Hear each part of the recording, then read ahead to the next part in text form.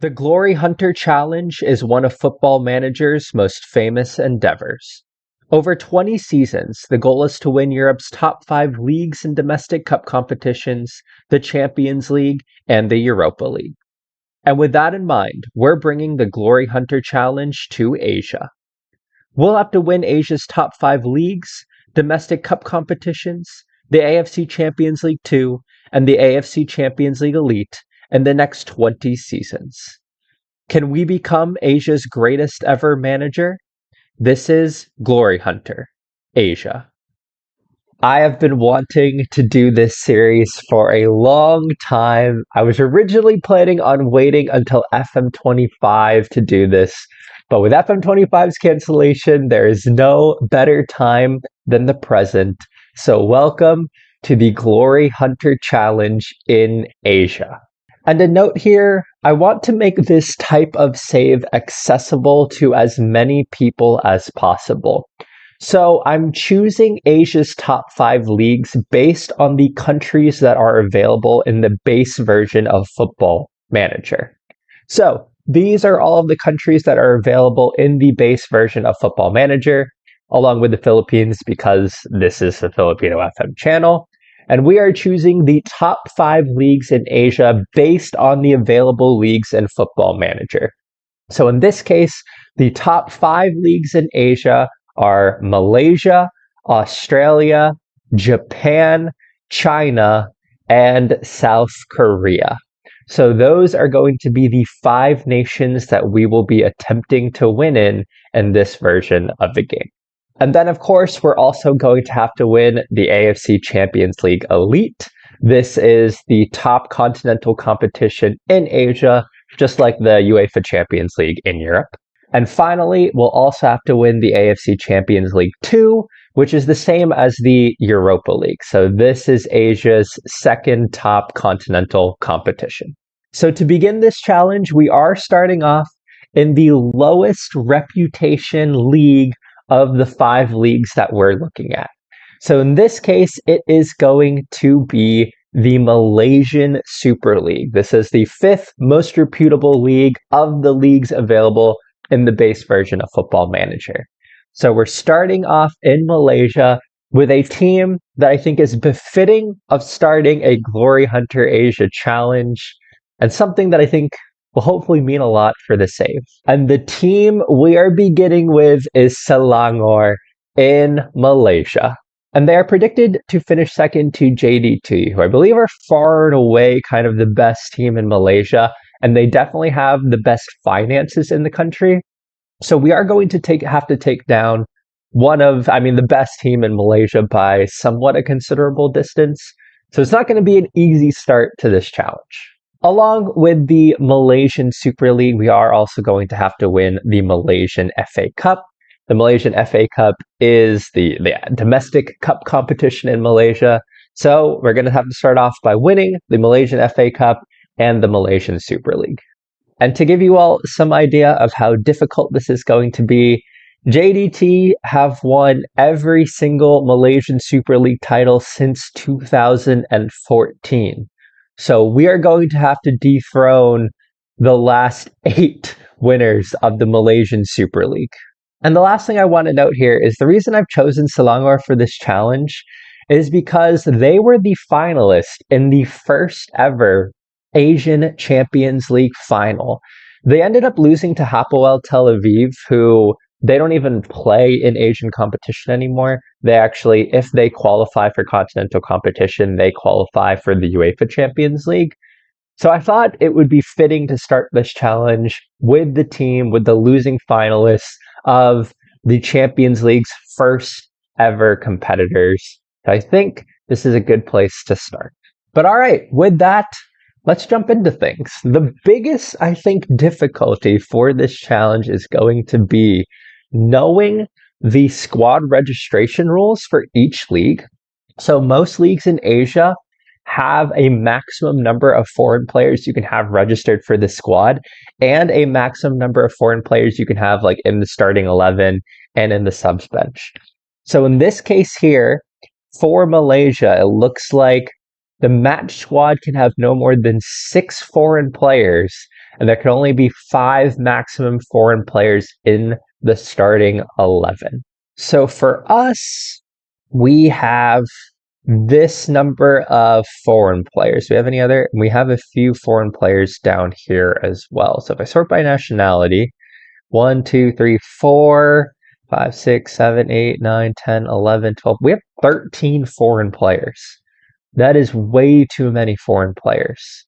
And how many of them? But a significant number of them are the best players on our team. So we're going to have to work around those squad registration rules. But looking down here, I mean, this guy we don't need. He's from Myanmar/Burma. I mean, he's not one of our best players. I think we can sell him. Sam Somerville. I mean, he's an English goalkeeper. We do not need an English goalkeeper. I mean, he's only 2 stars. He's not very good. So he's one we can leave. And this guy, Baharudin, he's okay. But again, 32 years old Singaporean, I think we can get rid of him. I think we should focus on maybe keeping around these foreign players who are among the better players on our side. And looking at him, I mean, looks like our best players are here. I've already set them up in a tactic. I'll show you that, guys, in a bit. But we have Orozco here. He's our best player, AML, solid looking player, very well rounded. After that, we have Eshmuradov, who is Uzbek, and very, very good central defender, good marking, heading, tackling, solid pace and jumping reach. So that's good there. And then our 2 forwards up top are definitely our best players here. Ronnie Fernandez here. This is a guy I'm excited about. At this level, 14 jumping reach is really good, and he's got 15 heading. So he is going to be a great target forward. And then we have Ali Olwan, who looks like he's got some potential on him. Again, pretty well-rounded physically. So I think he's going to be a good player. And looking at our team and looking at our attacking talent, I mean, I think the obvious formation here, 4-2-4. We've got 2 great forwards in Fernandez and Olwan. We have Orozco, who's a great AML. This guy here, Alvin Fortes, again, another foreign player, but he's our best winger. And we have Noah Lane and Al Rawabdi here, who I think I used this guy in the Mendiola save, but again, good pace on him. And then Noah Lane here, I think he's on loan, but fairly well-rounded. So there's going to be a lot that we need to do here. We're going to work with the 4-2-4 right now, and I think we're going to try to build around this. Obviously, we know this is good tactic in Football Manager. But as you guys can see here, 1, 2, 3, 4, 5, 6 players in the starting 11, currently looking at our best options. And I think we only have 5 in the starting 11.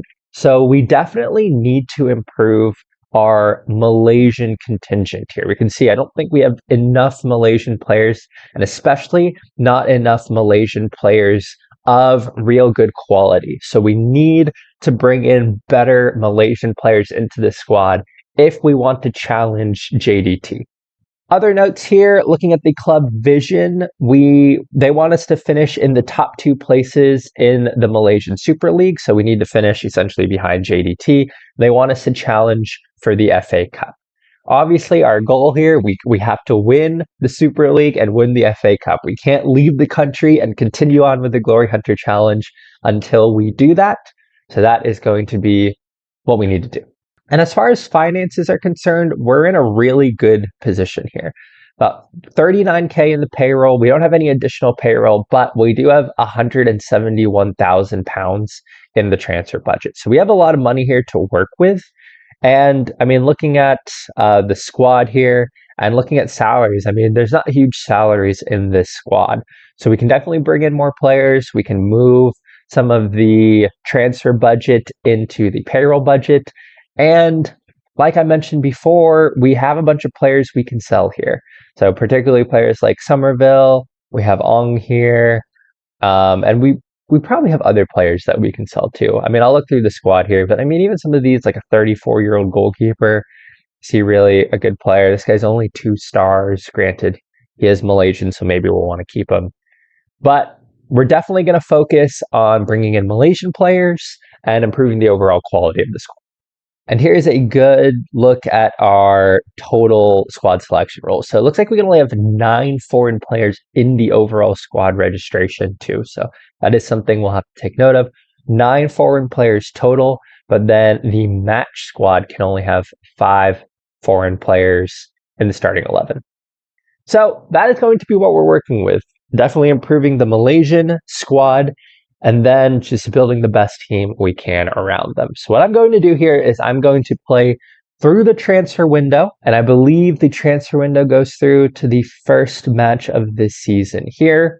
So we'll play until then. I'll give you guys an update on the squad, and then I'll play through the entire season, and we'll see where we end up. All right, I'm at the end of the transfer window, and I've splashed some serious cash here to help improve this team. I'll go to the finances real quick. As you guys can see here, we are well over the payroll budget. Not a whole lot left in the transfer budget. But I think we have a team now that can fight against JDT. So again, as part of what I was trying to do during this transfer window, it was to vastly improve the Malaysian squad, the Malaysian players in the squad. So I've brought in a lot of Malaysian players here. We've brought in Dominic Tan here, who's an okay center back. He's not brilliant, but he improves our depth at the position, which is something that we need. A player I'm really excited about, though, Muhammadu Sumare. This guy is an excellent winger and someone who fits into the 4-2-4 tactic brilliantly. The fact that he's a domestic player is absolutely amazing, but even better is the fact that he plays like AMR and he's brilliant physically. Really good pace for this level, great stamina, and good dribbling. I think he's going to be one of the best players in the squad. I'm really, really excited to have signed him. Other players that we've included here are Abdul Rahman here, just a player who can play on the left back position. It was just a position that we needed. We have Junior Eldstal here. Again, another player who provides us depth in the back. I actually think he's really good. I think he's maybe better than his star show here, but I think he has really, really good, like, again, heading, marking, tackling, good positioning, okay pace, and pretty good jumping reach for this level. So I'm excited to have him. We also have this guy here, Ahmad Mohammed. We needed some goalkeeping depth, so we've just brought that in. I think he's our backup goalkeeper, but we needed some more goalkeeping depth, so we brought him in. We brought in this guy, Zaini here, again, another central defender who just gives us a little bit more depth in the position. We have another central defender here, Shairul Saad. Again, good player, good pace, allows us to play a little bit higher line with that pace and adds depth to the position. And finally, Lavir Corbin Ong here. I think he is a phenomenal fullback. Very, very good. I mean, you can see the star ratings here are good, but good tackling, good marking, and he's good going forward with good crossing here. So we brought in a lot of really good depth as far as our Malaysian squad is concerned. We have, though, brought in one player who is a foreign player, and that is Christian Obiozar, who is a 29-year-old Nigerian. I brought in him just because I like his overall attributes. He's got a good holy trinity here, good dribbling, finishing, and first touch. He has good pace, good jumping reach, and good off the ball. I showed you guys before that 4-2-4. I think if someone like Ronnie Fernandez, who was that target forward from earlier, if he gets injured, Obiozar will be someone who can come in and play really well and get similar goal totals. So this is what our squad looks like overall, and I think the important thing is here, now we have some better Malaysian players who are in the higher ranks of our squad. And as you guys can see here, we have much better Malaysian depth than we used to. So I think that's really important. The other note that I want to say here, and this is something that I thought was really important, maybe it's more of just me playing the game than anything. As you guys can see, I signed a lot of Malaysian players from JDT. I signed 6 players from JDT here. The reason I did that is a lot of them were squad players at JDT. So I'm going to go to JDT here. A lot of them were squad players. So I signed a lot of these fringe players. They were kind of breakthrough prospects, things like that. And the reason I did this is because I wanted to weaken, knowing the squad registration rules and looking at how many players they originally had who were of different nationality. I mean, even down here, a lot of players. I felt like we could really weaken them because they're filling their squad with a lot of foreign players. If we could take some of their domestic players away from them, I felt like that would do a good job of really weakening their squad depth. So over the course of the season, hopefully our better squad depth will show. But anyways, with that in mind, this is essentially our starting lineup now. So we have essentially 4 foreign players in the starting lineup. There are other players we can bring in here, like Al Rawabde. He will probably come in to the central midfield position. But this is the lineup we played in our first game of the season. And it's a team that I really, really like. I think Fernandez and Alwyn up here are going to be really solid attacking strike force. Again, I love Ronnie Fernandez's physical attributes. I think it's brilliant. Ali Alwan here, and I think he's a player who can grow a little bit, but really good. Then we have Sumara and Fortes out on the widths. You're probably wondering what happened to Orozco. Well, in the first game of the season, Orozco got injured and he is out for 2 to 4 months. So that is unfortunate because we're losing one of our best foreign players. He's out for 2 to 4 months. But fortunately, we brought in Sumara and we have Alvin Fortes here, who's another good foreign player. So we have a lot of depth at these positions. It's one of the positions we have the most depth at. We also have Noah Lane. I didn't realize Noah Lane doesn't count as a foreign player. So for that reason, I had started him, but we'll probably play Al Rawabda next to him. Again, really good pace. And I think he can play kind of a central midfielder on support position really well. We have then a very Malaysian backline. Corbin Ong here. Eltstal. Quentin Cheng is someone who was with us originally, who's just a solid fullback. But you guys saw Eltstal and Corbin Ong earlier. And then we have Mohammed in goal. Another one of the players that we signed from JDT to hopefully weaken them.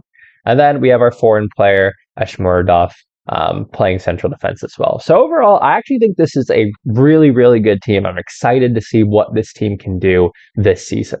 And with that, we started off the season really well. We started off with an 8-0 win at home. I don't know. Okay, so the team we played was Coaching there. If we look at the season preview, and they were just promoted, but their team was supposed to finish 5th. So the fact that we did very well against a team that's expected to finish 5th, I think that's a strong showing from us. And I feel very confident at how we're going to do for the rest of the season. As you all saw there in the season preview, we are still projected to finish 2nd, but I think we're a little bit closer to JDT than we were. Again, I feel strongly that we can do well here. That big win does put us in 1st place.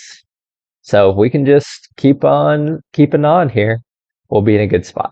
So hopefully with our added squad depth, we're going to have enough of a squad to be able to tackle both the Malaysian Super League and the Malaysian FA Cup. These are the 2 trophies that we need to win before we leave. And I think we are going to need to do that soon. Because I'm not going to lie, our team is old. We have a significant number of players over the age of 30, but more importantly, most of our best players are over the age of 30. You see here, Ashmuradov here, the Uzbeki, he's 31. We have Eltstal here, he's 32. Corbin Ong here, he's 32. Orozco here, he's 32. Fernandez is 33. So a lot of our best players are older. And looking at their contract situations, a lot of them are going to be expiring at the end of this season. I mean, especially those older players. So we need to do this sooner rather than later so that we can make the most of our best players. But all right, that is the end of the transfer window.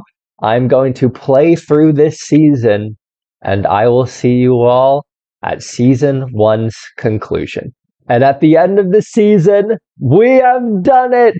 We are the champions of the Malaysian Super League. That crosses 1 trophy off of our list.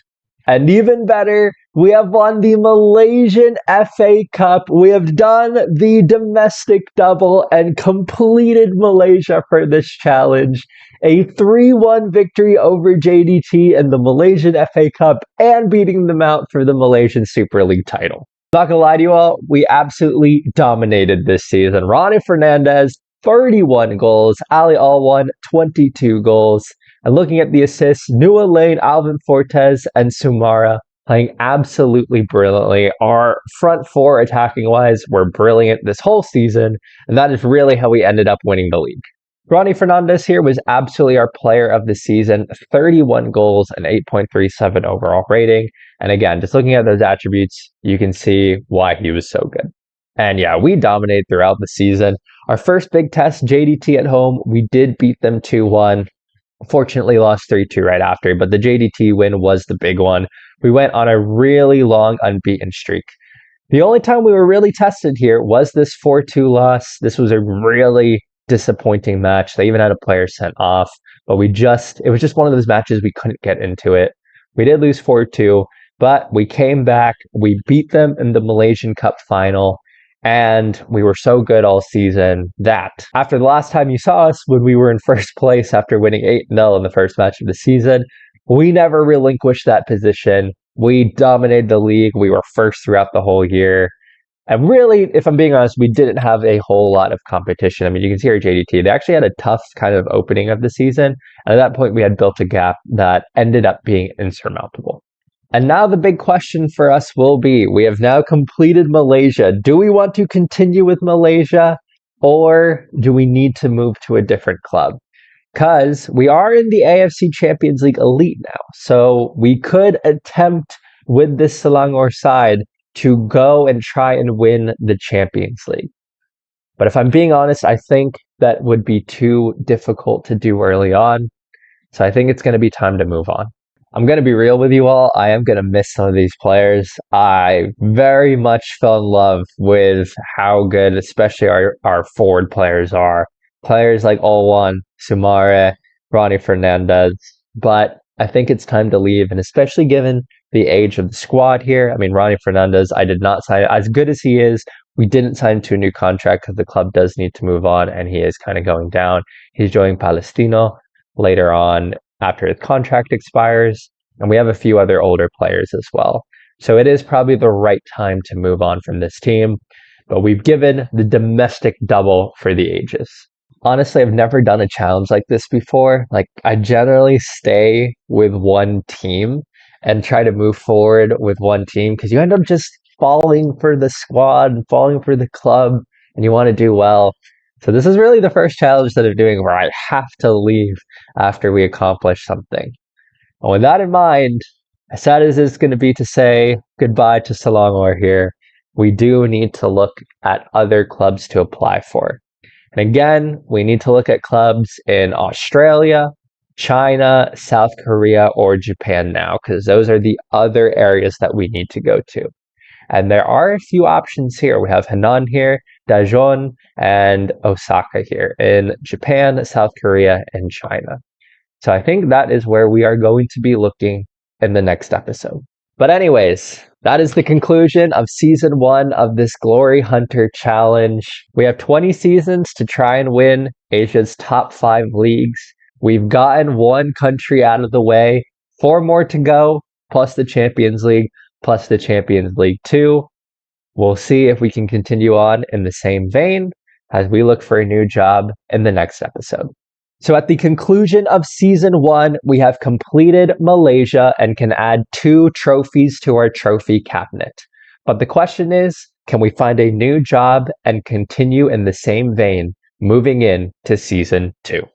This is Episode 2 of the Glory Hunter Challenge in Asia, where we are tasked with winning the league and domestic cup competitions in Asia's top 5 leagues in Football Manager, along with the Champions League Elite and Champions League Two. Last time out, we completed Malaysia. Can we continue on our path to becoming Asia's greatest ever manager?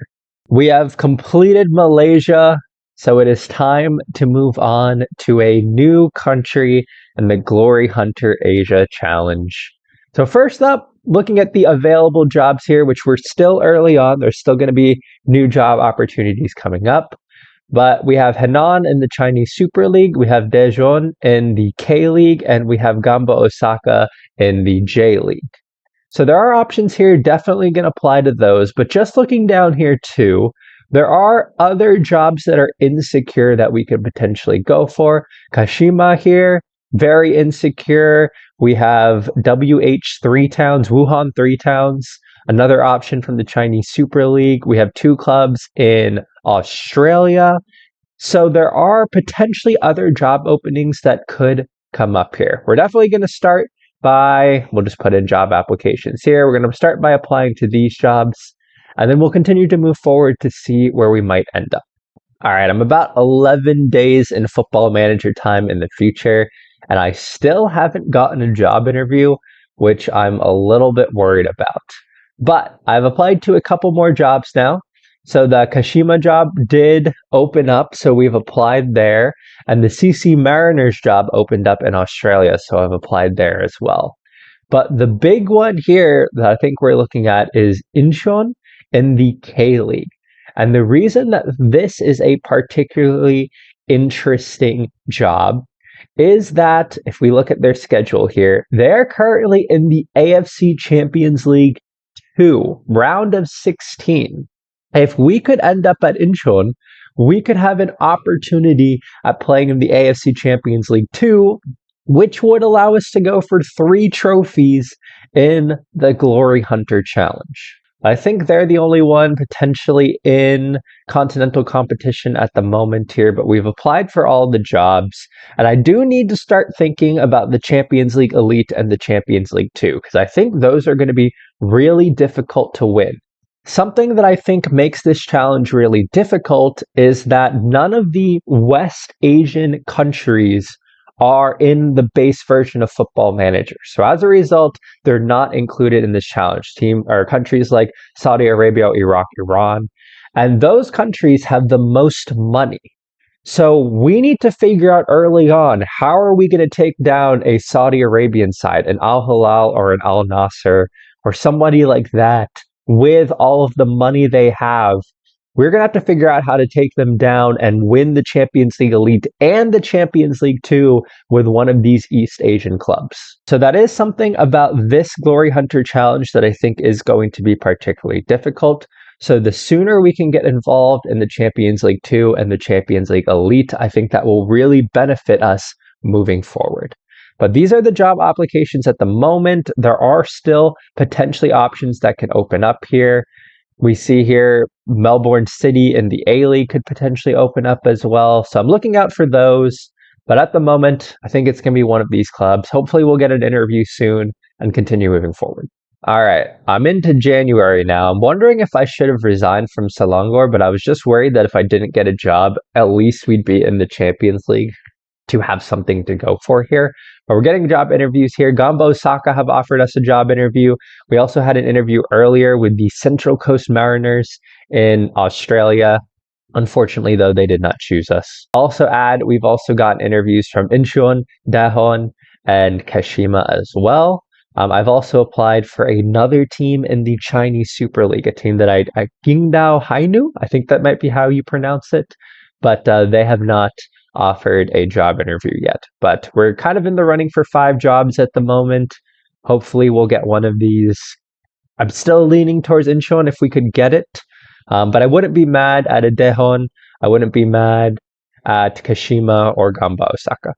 All right, we finally have a job offer. It's taken about a month, but Daejeon has given us a job offer and we are going to take it. We are going to South Korea for episode 2. I've got to say, we got a nice, much bigger transfer budget than we were working with. 2.2 million plus 82,000 pounds in the payroll.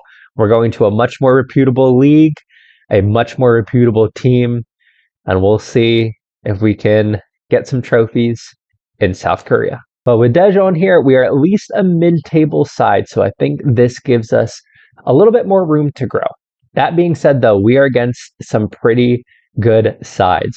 Jeonbuk and Ulsan in particular are 2 of not just Korea's, but also Asia's best teams.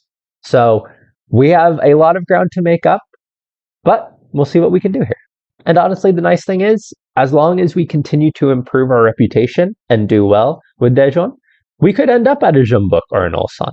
We can always move clubs. I need to remember that. Like when I go to a team in a new league, I just want to build them up and win the league with them. But for the purpose of this challenge, I need to keep looking at the job center and continue to work our way up. But hopefully, we can do this all with the team we're currently at. All right, first order of business though, we need to look at squad registration rules. So it looks like no more than 4 foreign players in the playing 11 and no more than 3 foreign players, not including Asian players. So that is a little bit more restrictive compared to Malaysia.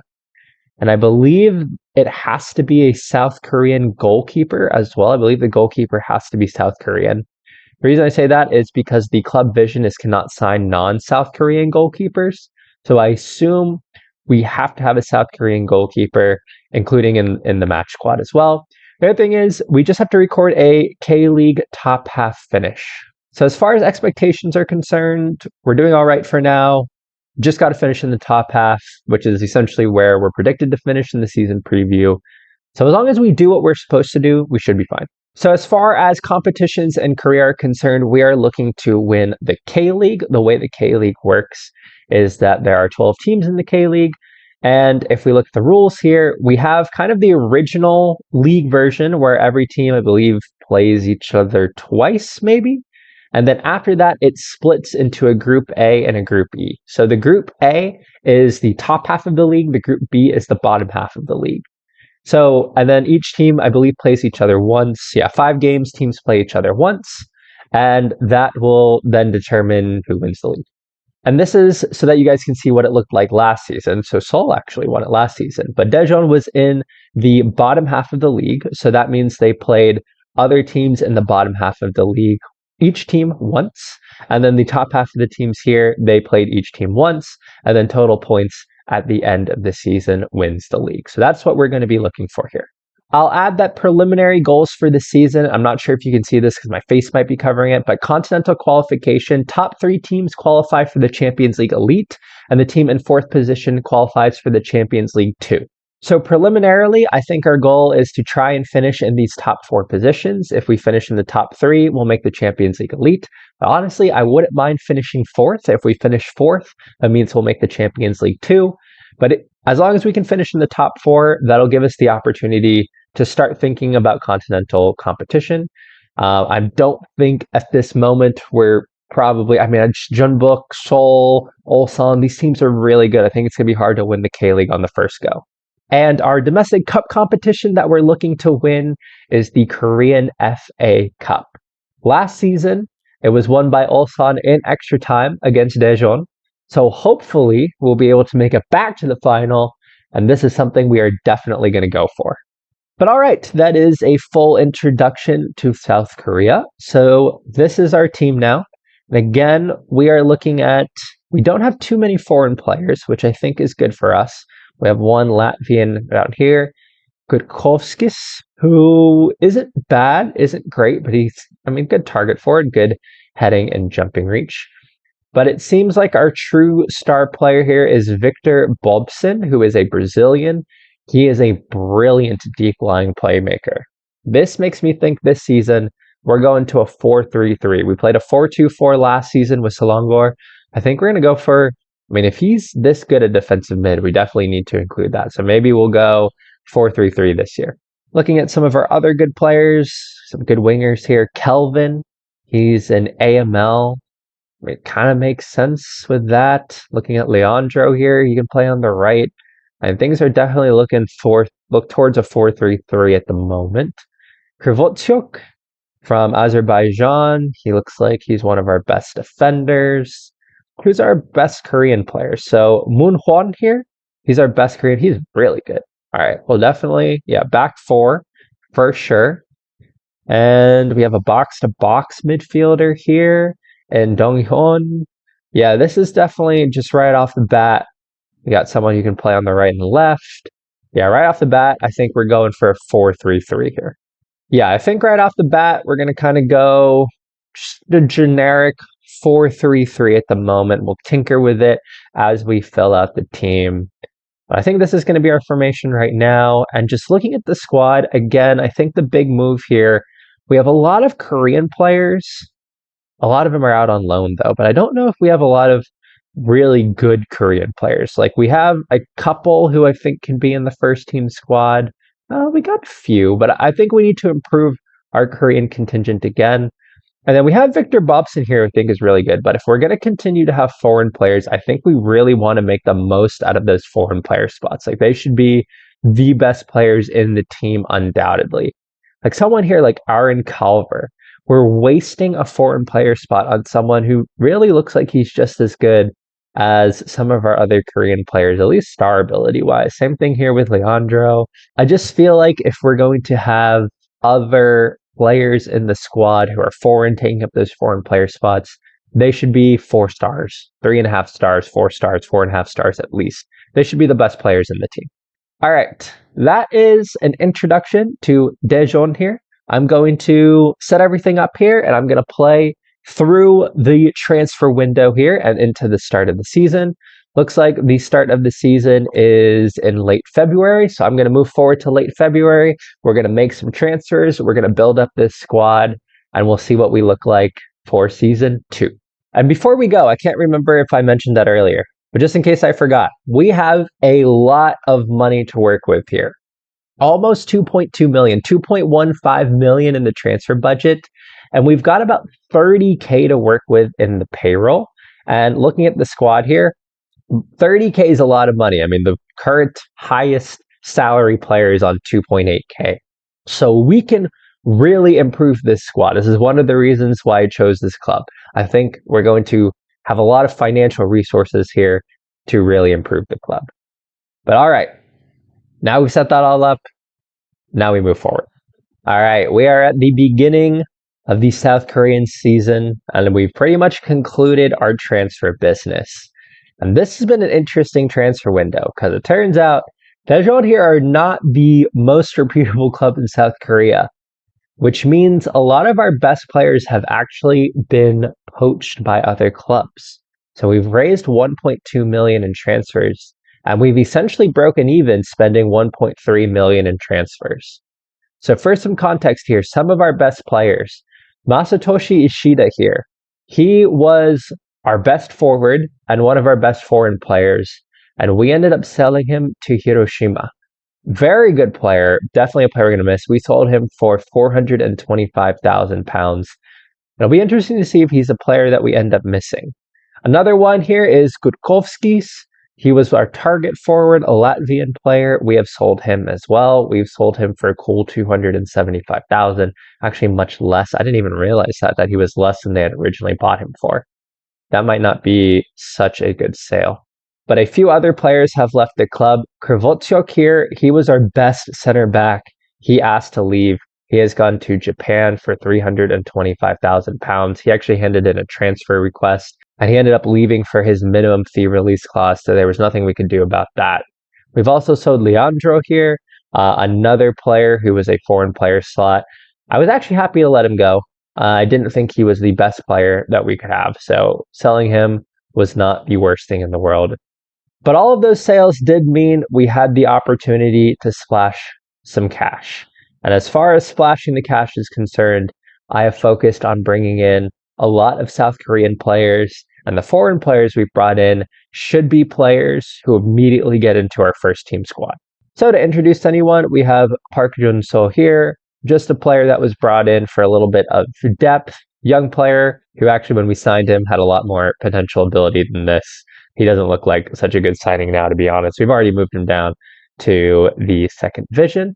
We have Dong-soo here. I think he's not bad. We needed a player who could play on the left-hand side. I think he's very well-rounded. He's not particularly great at anything, but I think he's not particularly bad at anything. We have Hondo here. Again, a solid center back, just good attributes all around, very well-rounded player. You're going to see here a lot of the players we've brought in for depth. Lee Sung-min here, player who can play in the central midfield, very well-rounded. Another player who comes in as kind of a depth option. Joo-hoon here, I think he is a player who can actually start. He's, again, very well-rounded, but he's a little bit better physically than a lot of the players we've seen. So I think Joo-hoon here could definitely start. We have Duje here. We got him from Suwon Blue Wings, I believe. And again, another player who's really good. I think he'll step into the central midfield position, maybe playing as a Carrilero or box to box. He's actually very good. Another player who I think could step in directly to the starting lineup. The two other Koreans we've signed are Lee Sung-min here. He's a young player who I think could be good in the future. He is one who we've signed as a young player and has actually maintained that potential ability. So he could become a really good player in the future if we end up staying at Daejeon for a long time. And the last player we brought in here is Kwon Yun. We needed a backup goalkeeper. He comes in and might start. I'm not totally sure yet. But where we've done our really good business, I think, is our foreign players. We had to get rid of quite a few foreign players, but I think we've brought in some good ones. The big one here, João Pedro, not the one at Brighton, but a different one. And he is a target forward, and he reminds me a little bit of the target forward we had at Selangor. So his finishing 12, heading 14, jumping reach 13, and pace 13. Those are excellent distribution of attributes, and especially those physical attributes, that I think could make João Pedro a star player for us and in this division. So I'm really looking forward to see how he ends up doing. Another player here is we've brought in Fesson on a free, 26-year-old Brazilian. I think he's better than his star rating shows. Very well-rounded, good pace, good dribbling, finishing, and first touch. I think he could pop up with goals here and there. He can play on the left side, and he's naturally left-footed. So I like his overall attribute distribution. But finally, the real star is Kezia Vindorp here. We needed a solid center back. He is the most well-rounded center back I could find. An excellent player. 12 heading, 11 marking, 12 tackling, good passing, good position, fairly well-rounded physically. I think he's someone who's going to be really solid for us in the back four. So overall, all of those signings here lead us to, we're going to continue with the 4-3-3 formation. We're essentially just playing an attacking style 4-3-3. I think we actually have some good players in here. Not even all of our new signings really get into the squad. This is just kind of one option here, but we can see Fesson comes in, João Pedro comes in. We have Victor Bobson, who I think is still our star player. I mean, he's a brilliant 25-year-old Brazilian, absolutely brilliant player. And the other star player is Moon Won here. We are fortunate because we have just signed him to a new contract for a lot of money. He was actually wanted by Jeonbuk and a few clubs in Japan. We have managed to keep him. As a South Korean, as a domestic player, those good Korean players are crucial to keep. So hopefully we'll be able to keep him here long term, or at least for the entire time that we stay here. So looking at the season preview, we have absolutely improved where the club should finish. We were down in 7th or 8th at the beginning of the season. We've moved up to 4th. And if we could finish 4th, I would be very happy to meet the season preview. Because if we could finish 4th, that would put us in the AFC Champions League Two, and that would be something to go for. But again, the goal for this season is just to finish in the top 4. If we can get into the top 4 and move into those continental places, we will be looking good moving into season 3. But all right, we're fighting on 2 domestic fronts, K-League, Korean FA Cup. We'll see what we can do. All right, I have played forward, and we are currently at the league split. This is not the end of the season. We now have to play the other 5 teams in the top half of the table. But I'm coming back here with good news and bad news. And the good news is we are top of the table at the league split. And given the distance between us and Seoul, essentially no matter what happens during the league split, we are confident that we are going to finish in the top 4. So Daejeon will definitely have continental football next season. However, the bad news for this season is that we were knocked out very early in the Korean FA Cup. We were knocked out in the 4th round to Seoul Ilon in the 2nd division. I mean, you guys can see here, they did not have 1 XG worth of chances, and we absolutely dominated the game. And our finishing was atrocious. Unfortunately, here you can see we had a good team out, but we had a little bit of a makeshift lineup because João Pedro was injured, and we just didn't have a player that could score goals. So that was really disappointing. However, that did seem to allow us to focus more on the league. And now we are moving into the last 5 matches of the season. It's a very tight race at the top. 1 point separates us from Suwon, and I would love to win the title, but honestly, at this point in the season, I'll just show you guys, it's been a topsy-turvy season. Past positions here. Yeah, we have been a little bit all over the place as far as being in the top 2 or 3 are concerned, but it's been a fun season. I expect us to again finish in the continental places.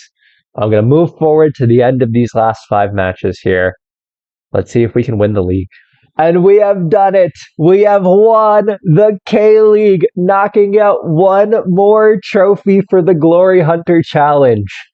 Suwon did not win a match in the last 5 matches after the split. So it ended up actually being somewhat comfortable for us.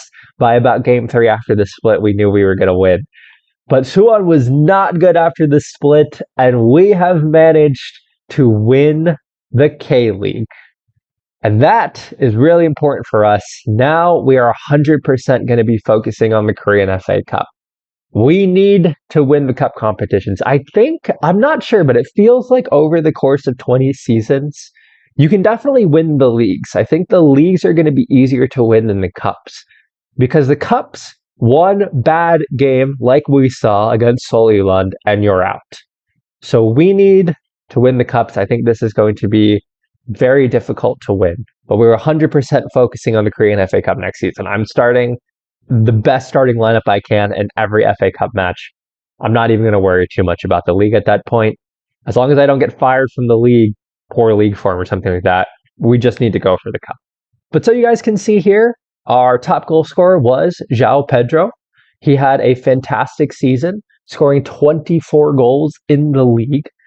Very, very good signing. But again, we had contributions from quite a few other players. Our youngster, Lee Sung-min, pitching in with 12 goals this season. He's actually improved pretty nicely, so I'm excited to see how he's going to end up looking. We've actually been playing him off the right-hand side here. Fesson here, one of our new signings again. I told you guys, I thought he was a well-rounded player. He dropped 17 assists and 8 goals, so he was one of the key performers for our team. But something else that happened that I think you guys might be interested in is we did sign a new striker who scored 4 goals and 2 assists for us towards the end of the season. And that is Ali Olwan. I don't know if you guys remember him, but he was somebody we had at Selangor, and he had really good potential ability. So I figured give him a go of signing him. I thought, liked his attributes, they were well-rounded.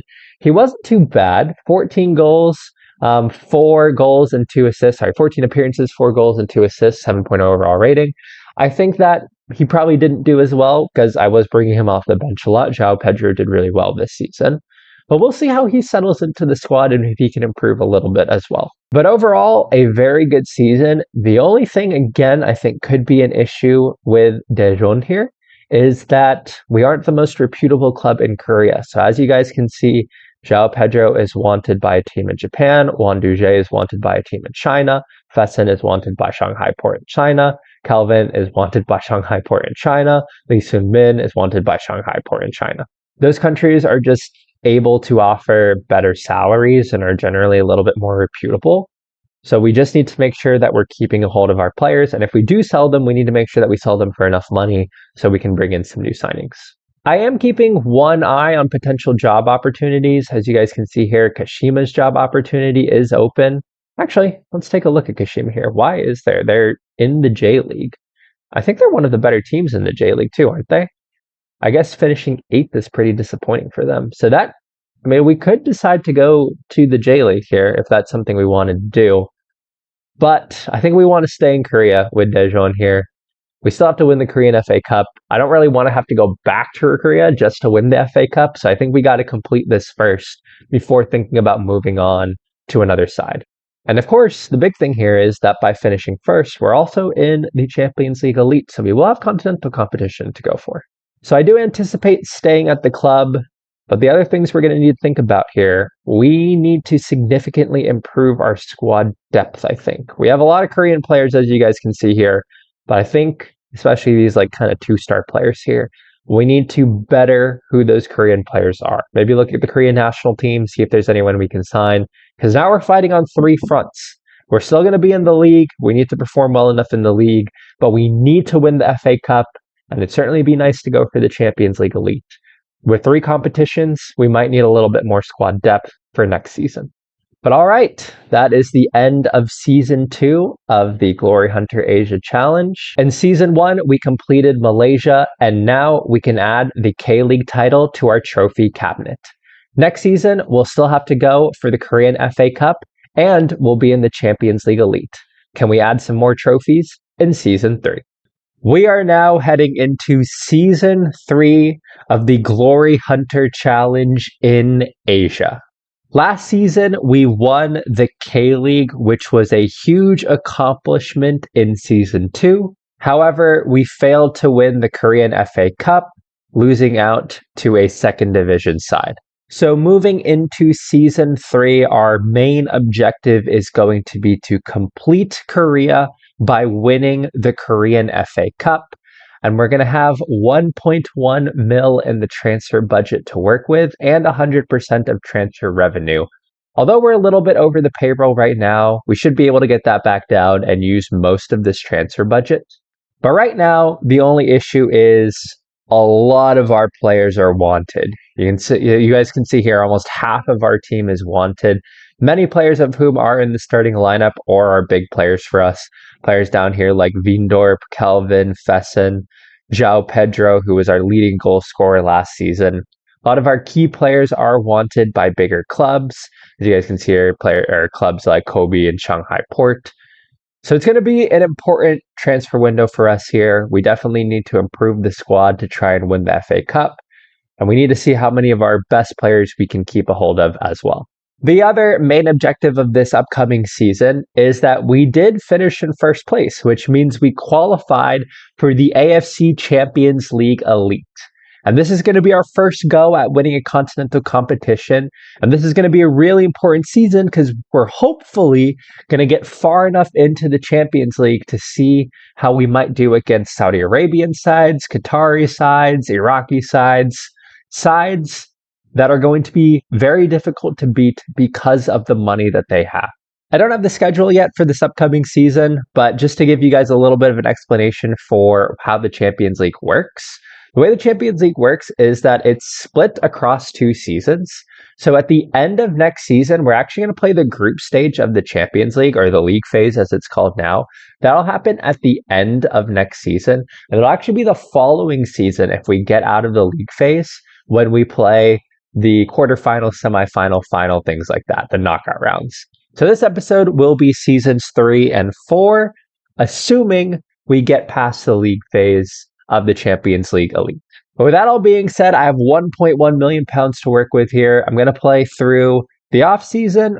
We're going to sign some players in the transfer window, and I'll catch up with you guys as we go to the beginning of season 3. All right, we are at the beginning of season 3.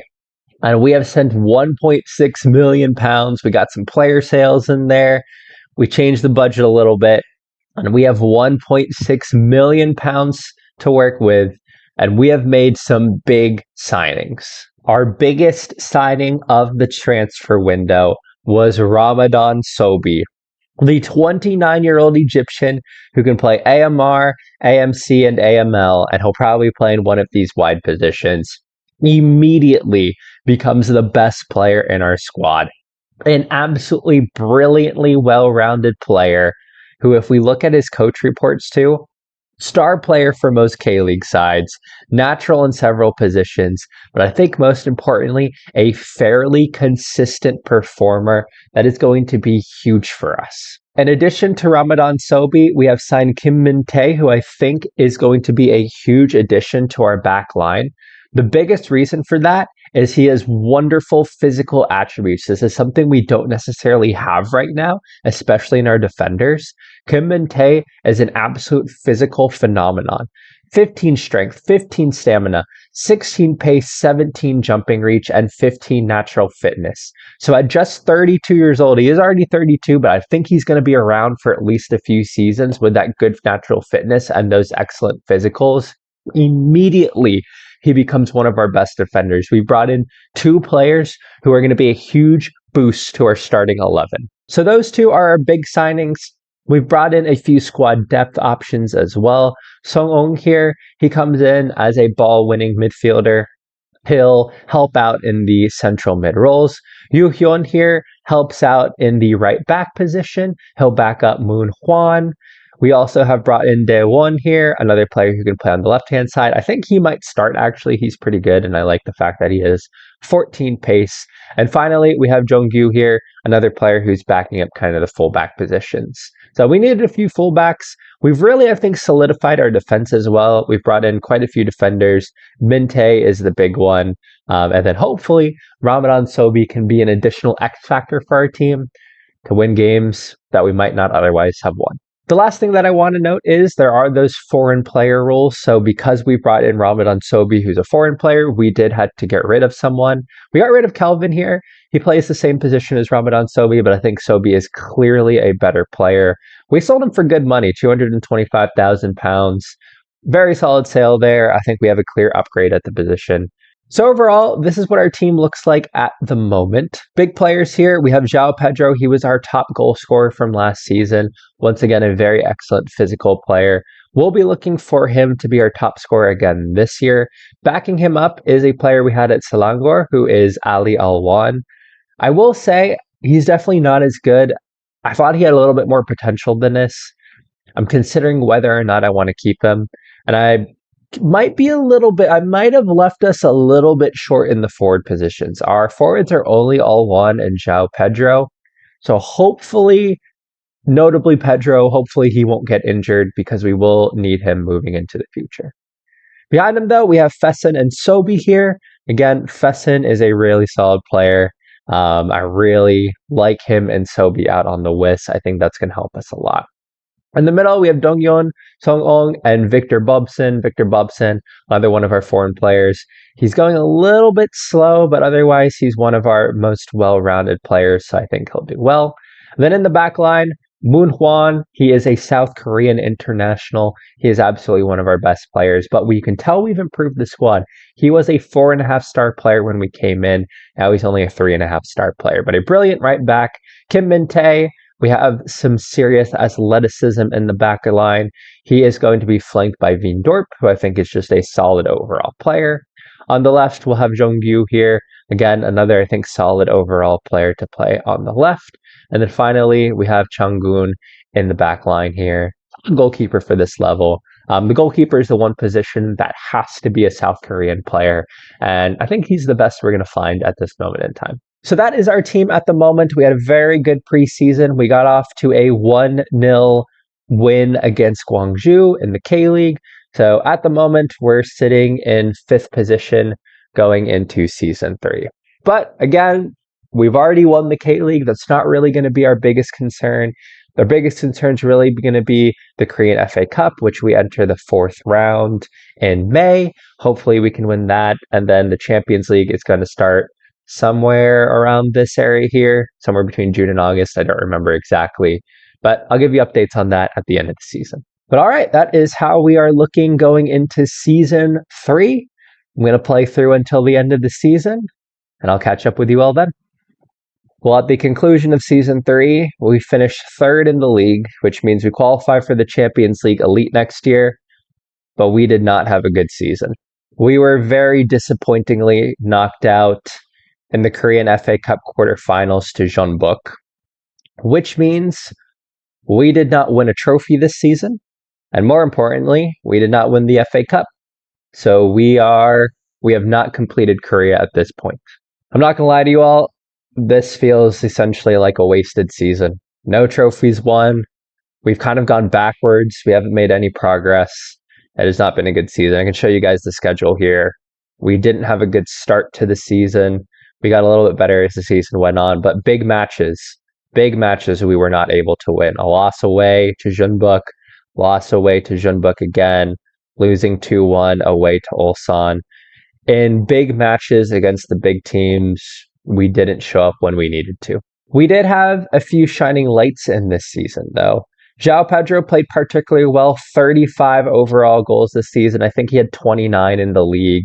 He was excellent this season. He won the Golden Boot. So João Pedro was a shining light. Ramadan Sobig was also very good, 17 goals and 12 assists overall, 13 goals and 11 assists in the league. He probably would have had more, but as you guys can see, he is injured for 3 to 5 weeks. So unfortunately, he's been out, but he had a very good season. The last one here, Lee Sung-min, who is a young South Korean winger who we're bringing up. He had a really, really good season, 11 goals and 9 assists. He is definitely one we're developing for the future. We can see he has a little bit more potential to move into. And as a domestic player, he really helps us out with those foreign player rules. But that all being said, the biggest disappointment of this season was Ali Olwan. As you guys can see here, 21 appearances, albeit most off the bench. I mean, we were bringing him on off the bench a lot. But just the one goal, 6.72 overall rating. He hasn't developed at all. You guys can see, fringe player. I think it's going to be time. We brought him in from Selangor, but it's going to be time to let him go. We need to move on. He's also taking up a foreign player spot. We need to do better. But that all being said, very poor domestic campaign, and honestly a bit of a wasted season. However, we have done well in the Champions League Elite. So for those of you who might be unfamiliar, the way that the Champions League works in Asia is there's a league phase, and the league phase is split between teams in the East and the West. So in the West, you have your Saudi Arabian clubs, your Qatari clubs, your Iraq and Iranian clubs. That's what we see here. And the issue is this is where a lot of the money is. So we have to go and beat teams, and we need to have the opportunity to beat teams like Al Hilal and Al Nasser to complete this challenge, which is going to be extremely difficult. And we need as many opportunities as we can to try and beat them. There's a lot of money in the West. The East has the clubs from Thailand, China, Korea, Australia, Japan. That's what we see in the East. So what happens is that there's a league phase in the East and a league phase in the West. The top 8 teams from each then go to the round of 16. The first place team in the East will play the 8th place team in the East, 2nd, 7th, so on and so forth, same in the West. That'll be the round of 16. And then once you move into the quarterfinals, all of the teams come together. So you can be drawn against a team from the East or West after that point. So right now, we had a very good Champions League phase campaign. We are currently in first. Shanghai Port are probably, they've played one less match than us. You play 8 matches. Shanghai Port are probably going to go above us, so we'll probably finish second in the league phase. But we've looked really good in the Champions League so far. So that being said, we are through to the knockout rounds, which you guys can see from the schedule here. The Champions League starts in August, and you complete the Champions League phase through December. And then the knockout rounds happen sort of towards the beginning and middle of next season. So what we're going to do here is after our very poor domestic campaign, we have not retained the K-League title, and we did not even get close to winning the FA Cup. We need to improve this team in the transfer window here, such that we essentially we need to be the best team in Korea by far. We need to guarantee that we're going to win the league and the cup. I need to improve this team massively. And hopefully, by improving this team massively in the transfer window, we'll also be good enough to make a run at the Champions League. Because as I mentioned, we're looking at the top 5 leagues in the base version of Football Manager, which means we don't have an opportunity to manage teams from Saudi Arabia or Qatar or Iraq, which means we're missing out on those brilliant finances. We have to take down teams with huge finances, and we need as many chances to do that as we can. This is going to be our first opportunity. We need to see how far we can get. Financially this season, with the Champions League money, we're working with a much nicer transfer budget, £2.2 million. And we have a little bit of payroll to work with here. So I'm excited to see what we can do. I think we're going to look to make some big moves in the transfer window, and hopefully that'll set us up for a much better season 4. Season 3 felt like a bit of a waste. Let's move into season 4 and see what we can do. I'm going to play through the transfer window. I'll see you all at the beginning of season 4. All right, welcome to the beginning of season 4. And I got to tell you guys, we have cooked this transfer window. We have spent £4 million. We have spent a lot of money. We got £900,000 out, and we have cooked. And I really believe we have the best team in Korea by far now. My absolute favorite signing of this transfer window is Alfredo Morelos. I love Alfredo Morelos in Football Manager. He is a physical phenom. 19 strength, good pace, excellent off the ball, and good finishing. Alfredo Morelos is going to be immediately becomes the best player in this team. I'm very excited to see. We have him.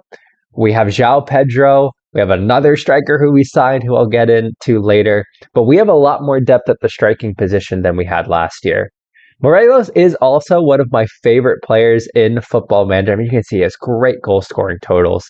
But I've actually played with him. I did a Rangers save many, many years ago, and I got the best out of Morelos. Like, I'm scoring like 30 goals, 30, 40 goals a season in Scotland. He's currently injured, but we're going to see if we can get the same kind of output out of him in this save. Backing up Morelos at the center forward position is Raniel here. And Raniel is good because he can play all across the front line.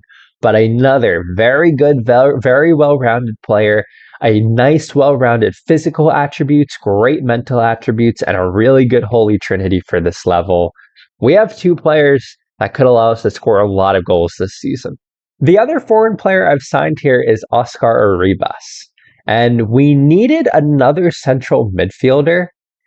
And I don't know, maybe I brought him just because of familiarity with him as a Filipino player.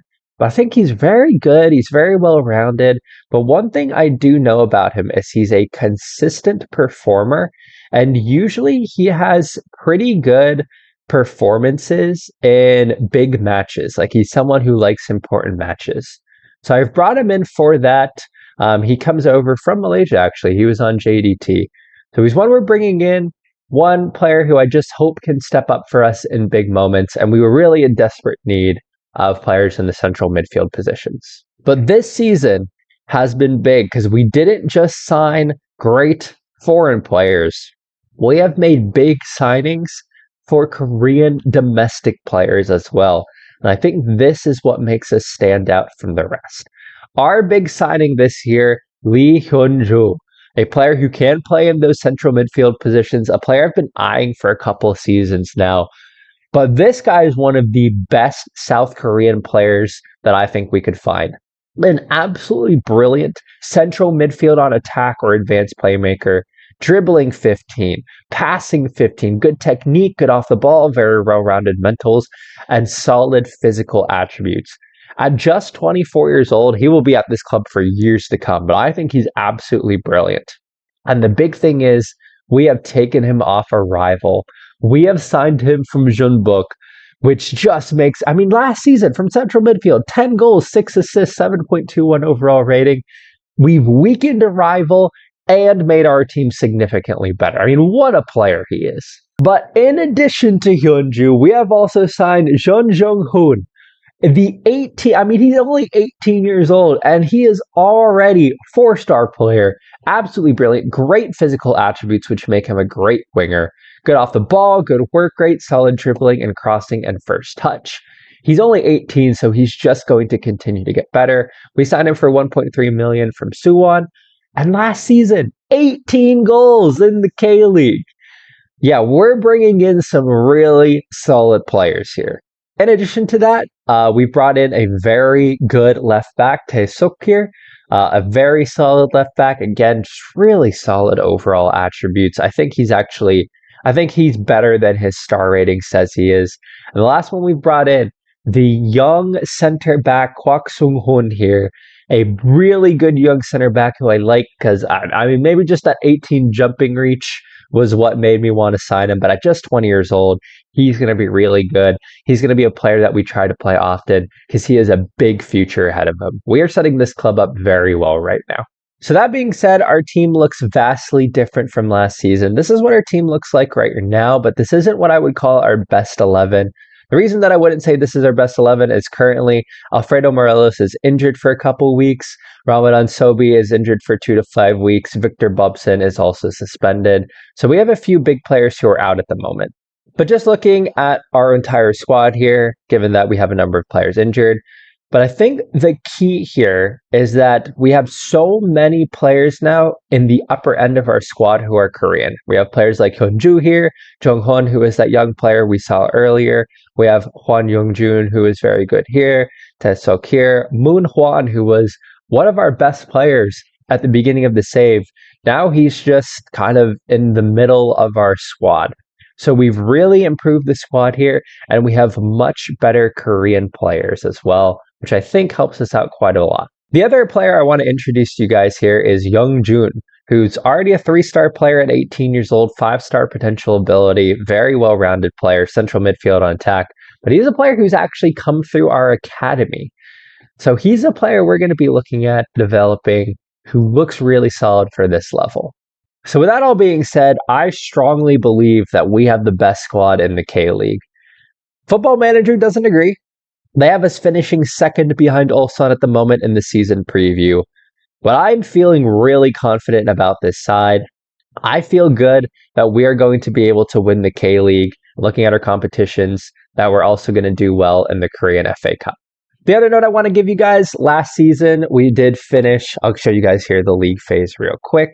I'll show you guys the East. We did end up finishing second. Shanghai Port drew their last match, but that took them over us so that they finished first. So now we enter the round of 16 where we are going to play Port. Port are from Thailand.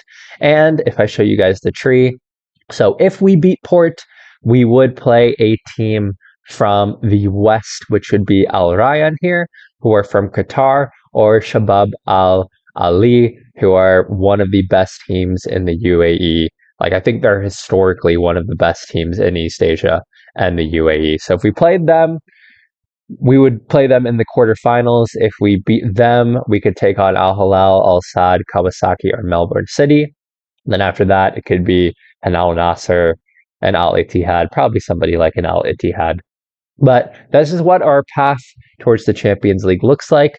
The Champions League will happen much earlier in the season. So the Champions League first round happens at the end of February. The next one happens at the end of March. And then I believe the quarterfinals, semifinals, and final would all be back to back, maybe around April or May. So I will come back to let you know how we did then. But all right, that's how everything is looking at the beginning of season 4. This is the competition we need to win, but a good run in the Champions League would be nice as well. So I'm going to go forward to the end of our Champions League campaign. I'll let you know how we did then.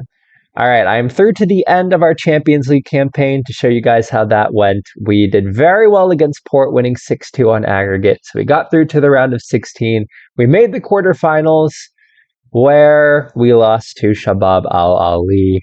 Something I didn't realize actually was that quarterfinals are played, the quarterfinal, semifinal, and final. This is something new in the Asian Champions League, but they are all played at one location, like a neutral site. So you can see this was played in Japan. It's played at a neutral site, and it's a one-legged tie, which I didn't actually realize at first. Unfortunately, we did lose 3-2 to Al Ali, so we were knocked out in the quarterfinals. But honestly, we made a good run. We played a very good game against a Western Asian side, so I think we actually did really well. But I'm sure you guys can guess who made the final. 2 Saudi Arabian sides, Al Ittihad and Al Hilal, and unsurprisingly, Al Hilal won the Champions League. I'm going to be honest with you guys, the biggest challenge I think in Glory Hunter Asia is going to be taking down a Saudi Arabian side. And we're going to need as many opportunities as we can to take down Al Hilal, Al Ittihad, Al Nasser. Those are going to be the biggest teams that we need to beat here. You can see here, 2 Saudi Arabian sides in the Champions League final. We're going to need as many shots as we can to beat these teams. Didn't happen this season. We knocked out in the quarterfinal, but that's where we're going to need to stand. As far as the rest of the season is concerned, though, we're doing quite well in the league. We're currently sitting in first. Gonna be honest, I feel like we're kind of the best team right now. and we did make the 4th round of the Korean FA Cup. So this is what the rest of the season looks like. I'm going to go through and play the rest of the season. I'll see you all at the end of Season 4. And at the end of Season 4, we have completed Korea finally. We have won the Korean FA Cup. We defeated Gwangju in the final. Two-legged final, which I completely forgot about, that it was a two-legged final.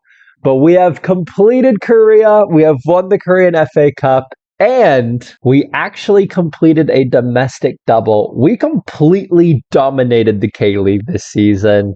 We finished in first by a pretty wide margin, 20 points. We were far and away the best team in the K-League. It really wasn't even close. We completely dominated. Our team was so good. We dominated domestic competition this year. You guys can see here, we got to first place very beginning of the season, and we just maintained that for the whole year. We were the best team by far. I think our signings this season made a big difference because last season we were so reliant on João Pedro to score goals. This season it was much more well-rounded. I'm going to be honest, I wanted more from Alfredo Morelos. I thought he would score more goals, but he was injured for a lot of the season. But 19 goals from him, but we also got 19 goals from Ramadan Sobi, 18 goals from Jung-hoon, 14 goals from Hyun-jun. Lee Sung-min scored 12 goals. So overall, it was a very good season for us. As you guys can see down here, I did not play João Pedro very often. He only played in 7 matches. I'm going to be honest, we just didn't need him this season. So we're probably going to get rid of him if we continue with Daejeon here. And speaking of that, the big question now is, we've completed Korea. We've won the FA Cup. We've won the league. We've actually won the league twice now in 3 seasons. But our question is, and I'll show you guys the finances at the moment. We've got 3.3 million to work with and an absolutely huge payroll budget to work with. Being in the Champions League has really upped the transfer budget and payroll. And as I mentioned, the kind of big thing with this save is going to be taking down a Saudi Arabian side in the Champions League. As you guys can see here, we haven't been as good in the Champions League as we've been previously. If I'm being honest, I spent a lot of time focusing on the FA Cup. So we weren't as good in the Champions League because honestly, I wasn't playing our best squad there because I wanted to complete the FA Cup. But we still are going to qualify for the Champions League Elite, and we're going to qualify for the round of 16, so on and so forth. So the question is, and this is such a good team. I mean, just look at this squad. This is a phenomenal squad. We have so many good players. We have 3.3 million pounds to work with. Do we, even though we finished Korea, do we put all our eggs in trying to win the Champions League, or at least making a run out of it? This is a team that can definitely do that. We need as many chances as we can get. We've already completed Korea and Malaysia. We still have 16 seasons, I believe, to win in China, Japan, and Australia. Because we've gotten off to such a good start domestically, I think we can take a season maybe to try and win in the Champions League. And I'm looking at the job center, and honestly, there's not a whole lot of jobs available at the moment. Granted, there are some insecure jobs, but I don't know, I think this might be a good time to stay at Daejeon and see what we can do in continental competition. But all right, Season 3 was a bit of a waste, but Season 4, we have come back. We built off a great transfer window to bring a dominant team into South Korea. We've won the league. We've won the FA Cup. We've completed Korea. Now the question is, do we stay 1 or 2 more seasons to go for the Champions League Elite? So at the conclusion of Season 4, we can add the Korean FA Cup to conclude Korea.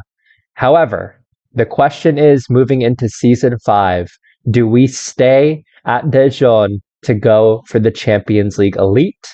Or do we move countries to start working in Australia, China, or Japan? We'll see you all in Season 5. We are moving into Season 5 of Glory Hunter Asia. And in Season 4, we completed South Korea. We've won the league. We've won the Korean FA Cup. But Can we win the Champions League with this team? At this point in time, at the end of season 4, there really aren't any job opportunities available. And there aren't even many insecure jobs. There's a few insecure jobs in Australia, but otherwise, nothing in Japan, nothing in China at this point. So, with a lack of available jobs, I think we can stick with Dejon here and we can try to go for the Champions League. I really feel like this squad is strong enough to make a run in the Champions League. And again, we're going to be going up against Saudi Arabian clubs and clubs from Iraq and Qatar. We need as many opportunities as we can to try and win the Champions League. So I think when you're with a club that's this good and has a real shot at it, I've got to go for it. Currently in the league phase, we've already qualified for the round of 16. So we're comfortable knowing that we're through past the league phase in the Champions League. So I think at the very least, we go one more season. We'll see if we can make a run at the Champions League for one more season. And if we don't get it in season 5, then we'll go back to the job center. We'll look at potential jobs and we'll see what we can go to. But we go one more season. We're only in season 5 at this point in time. So we have a season, we can go for the Champions League, and we can see what we can do. We also have some serious cash to spend for this transfer window. We've got a nice wage budget, but more importantly, £3.3 million to spend. That is going to allow us to improve this squad massively. And with that in mind, I'm going to play through the transfer window. We're going to try to improve this squad so that we can challenge for the Champions League Elite. We've only made it to the quarterfinals so far. Let's see if we can make a run at winning the competition, and hopefully we can get this done in season 5. So I'm going to move forward, and I'll see you all at the end of our transfer business. All right, our transfer business is concluded, and we have spent £7.75 million bringing players in. But it's been an interesting transfer window because we've also sold £6.25 million worth of players. Let's start with the sales. Our biggest sale, and honestly, I was devastated to lose him, is Alfredo Morelos. The player we brought in last time out, he was crucial in our FA Cup win, and honestly, a brilliant forward. But I have sold him to Al Fatah in Saudi Arabia. And as you guys can see, he's making a much, much bigger wage budget now. We just couldn't compete with the wages. He handed in a transfer request and wanted to go. We've sold him for £3.6 million, which was good money to bring in. But I was sad to see him go. To the same club, we've sold Victor Bobson, who was one of our star players, but I just think over time, he was less and less important to our team, especially with that pace of 10. He wasn't physically good enough, so he's a player who I think we've been able to improve upon. But again, a healthy £1.6 million we've brought him in for. One of the players who was crucial to us winning the league for the first time was João Pedro, a player who scored 29 goals for us, 24 goals for us. But we've gotten rid of him. He's gone to Japan, £375,000 worth of money brought in. And the last big player we've sold is Raniel. I don't think he made the impact that I was really looking for him to make. We've sold him to China, to the Songzhou Mighty Lions. And we got a cool £180,000 for him. We made a bit of a loss, but overall, I'm not too mad about that because these sales have allowed us to bring in some very good players. Our biggest signing was for £3 million, Kwon Hyuk-kyu, the South Korean. We signed him from Celtic for £3 million. And you're probably looking at this thinking, this isn't a £3 million player. But he fills a position. He's just as good as Victor Bobson. I think potentially even better physically. He fills that deep line playmaker position that was left behind from Victor Bobson.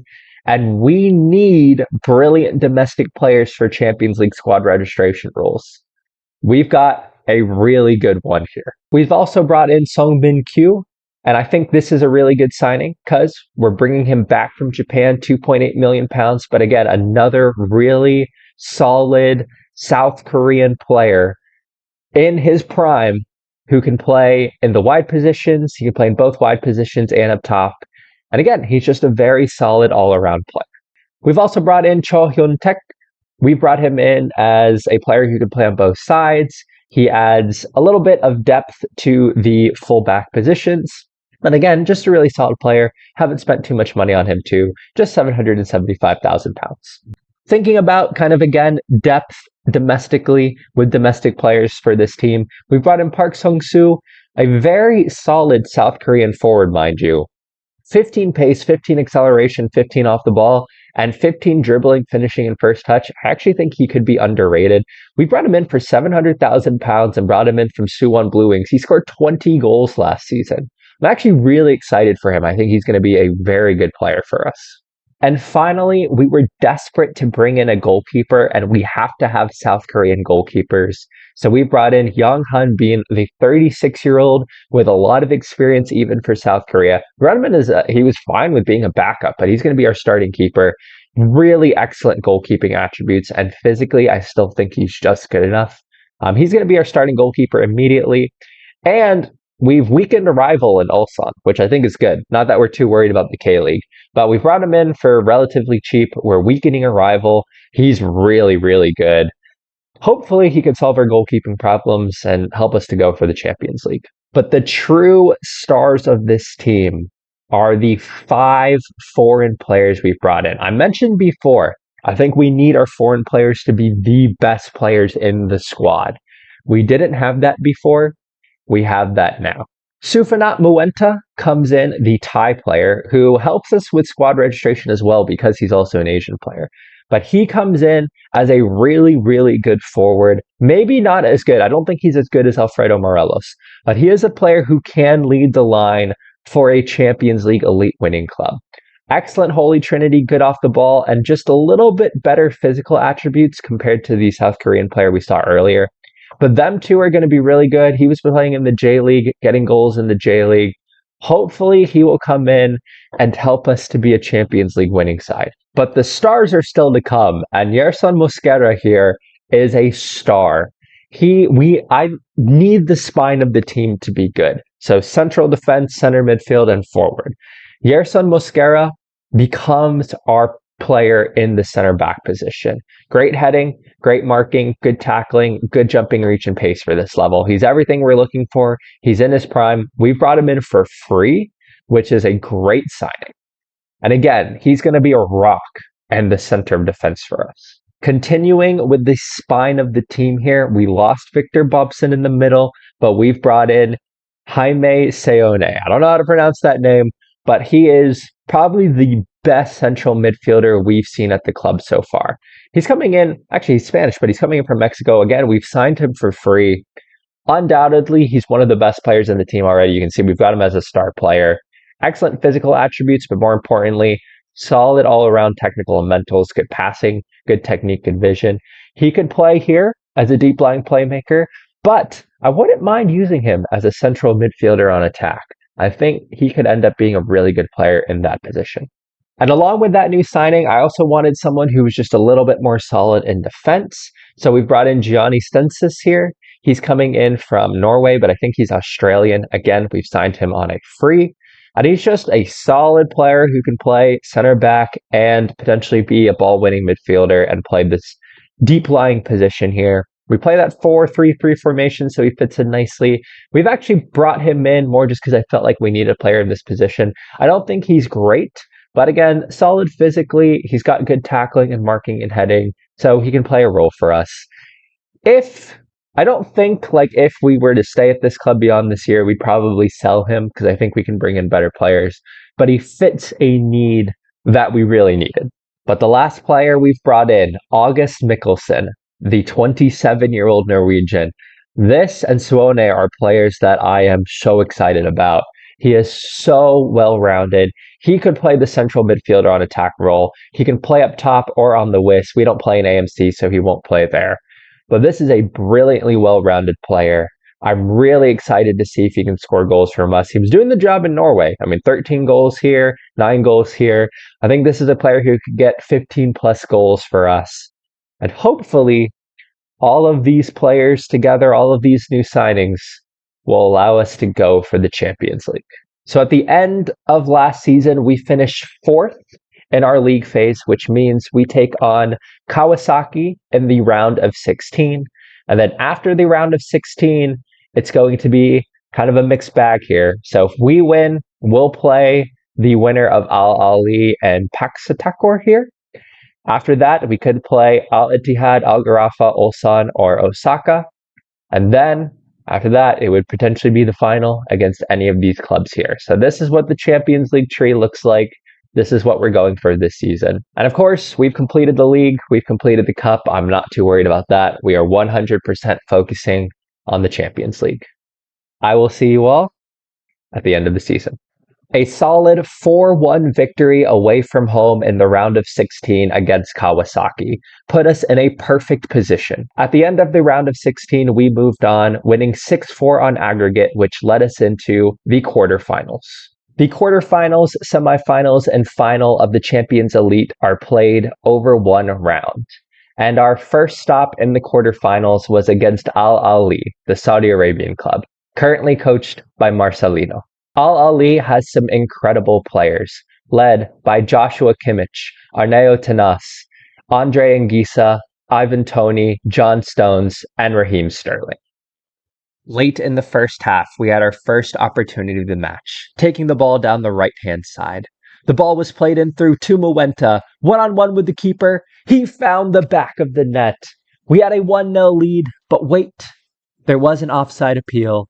But after checking VAR, the goal was given and we led 1-0. We now moved into the second half, where a throw-in on the left-hand side found its way to August Mikkelsen, and suddenly, in the Champions League Elite quarterfinals, we led 2-0. But Al Ahly were not going to go away without a fight, and they started to get a foothold into the match. As the ball was swung around, they had more possession and were beginning to dominate the second half. The ball came through here, but fortunately, Hanbin makes a save. The chances for Al Ahly continued to come. Down the right-hand side, Sterling to Toney, but another great save from Hanbin.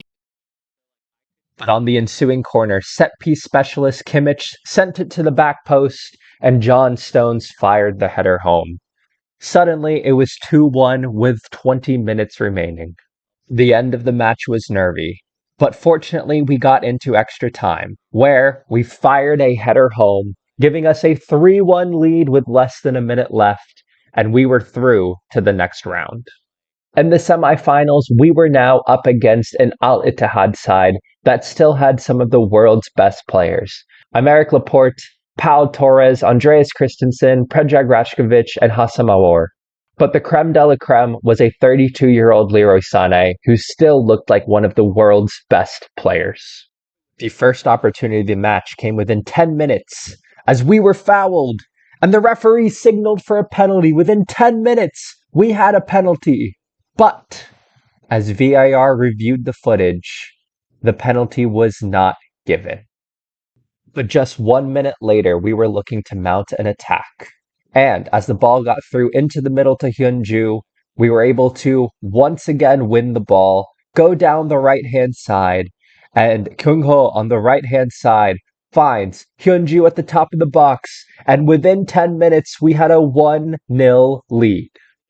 Moving forward in the match, we were dominating the first half, getting all of the chances. And at the end of the first half, the ball went into Muenta, he finished, and suddenly, we were leading 2-0 in the Champions League semifinals. Despite our 2-0 lead, things were still nervy. And a set piece at the end of the first half fell back to Hassam Aouar, and he cuts inside and shoots. And going to halftime, it would be 2-1. The second half was very nervy, and in the 74th minute, Al Ittihad, once again on a set piece, found the ball at the edge of the box. And as they worked it around, Leroy Sané finished, and suddenly it was 2-2 with 15 minutes to go. As we moved within the last 10 minutes of the match, we needed some source of inspiration. The players were dejected after having a 2-0 lead and surrendering it, and Al Ittihad were absolutely growing into the match. We needed some source of possession, some source of inspiration, but Muenta, found the goal with 10 minutes left, and that was enough for us to win. And then, incredibly, in the Champions League Elite Final, we were playing fellow South Korean side Jeonbuk, a team who we were better than in the league. And looking at their squad, I felt confident we would be raising the Champions League Elite title.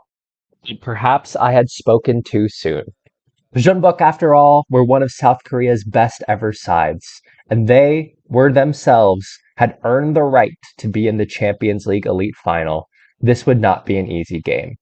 We were now 1 minute into the match, and a quick start for Jeonbuk let them in, and they scored. Suddenly, we were down 1-0 with 1 minute in. The match was a cagey affair with very few chances. We moved into the second half trying to find an equalizer, but unfortunately, it was just over. The match moved into the 90th minute. We were now well into injury time.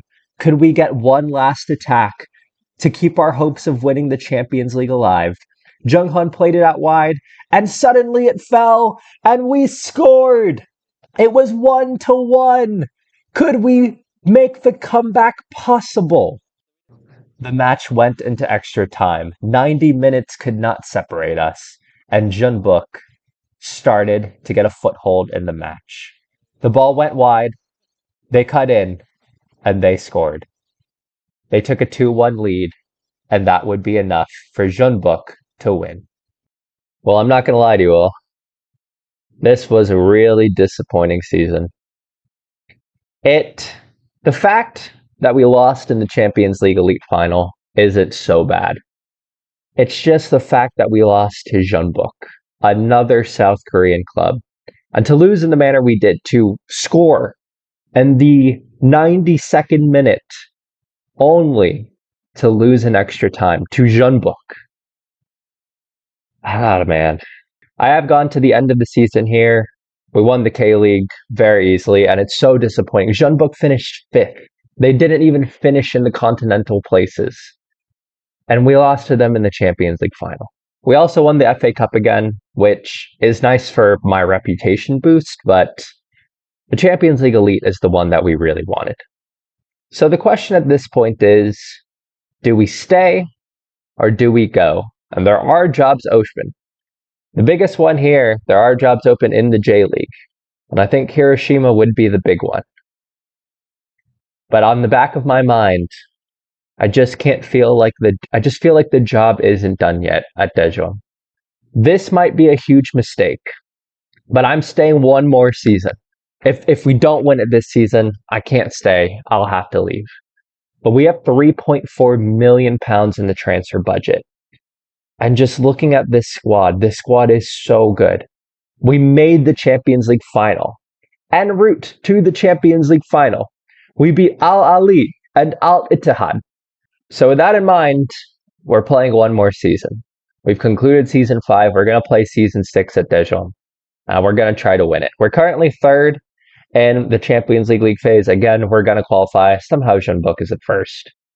I have no idea how. But we're going to see what we can do. We're going to attempt to win the Champions League Elite one more time. And if we don't do it this upcoming season, I just don't know if it'll ever happen. And we will move on. I'll resign. We'll move on. But I want one more shot at it. I'll see you all in season 6. All right, we are at the beginning of season 6. I have once again spent an inordinate amount of money, £9.25 million, but we've sold £5.25 million worth of players. I'll start with the sales again. But I'm going to start off. If this team does not win the Champions League Elite, I don't know if I'm ever going to win it. So we've made some huge sales, the biggest of which, August Mikkelsen. We signed him last season, but we've sold him to Al Riyadh in Saudi Arabia. We've sold him for a cool £2.5 million. Sad to lose him. He actually handed in a transfer request because, well, he's making way more money now. But I think we've made some transfers that make this not so bad. We've also sold Hwang Young-jun to Ulsan. He was a player that came up through our academy. We got £950,000 for him. I just felt like it was worth it. I mentioned last season that if we stayed another season, I thought we'd get rid of Gianni Stensness. It was time to get rid of him. He's really maybe not that greatest foreign player we could have brought in, but we got £800,000 for him. I think it was a good sale. And finally, Ramadan Sobhi, at one point the best player in our squad.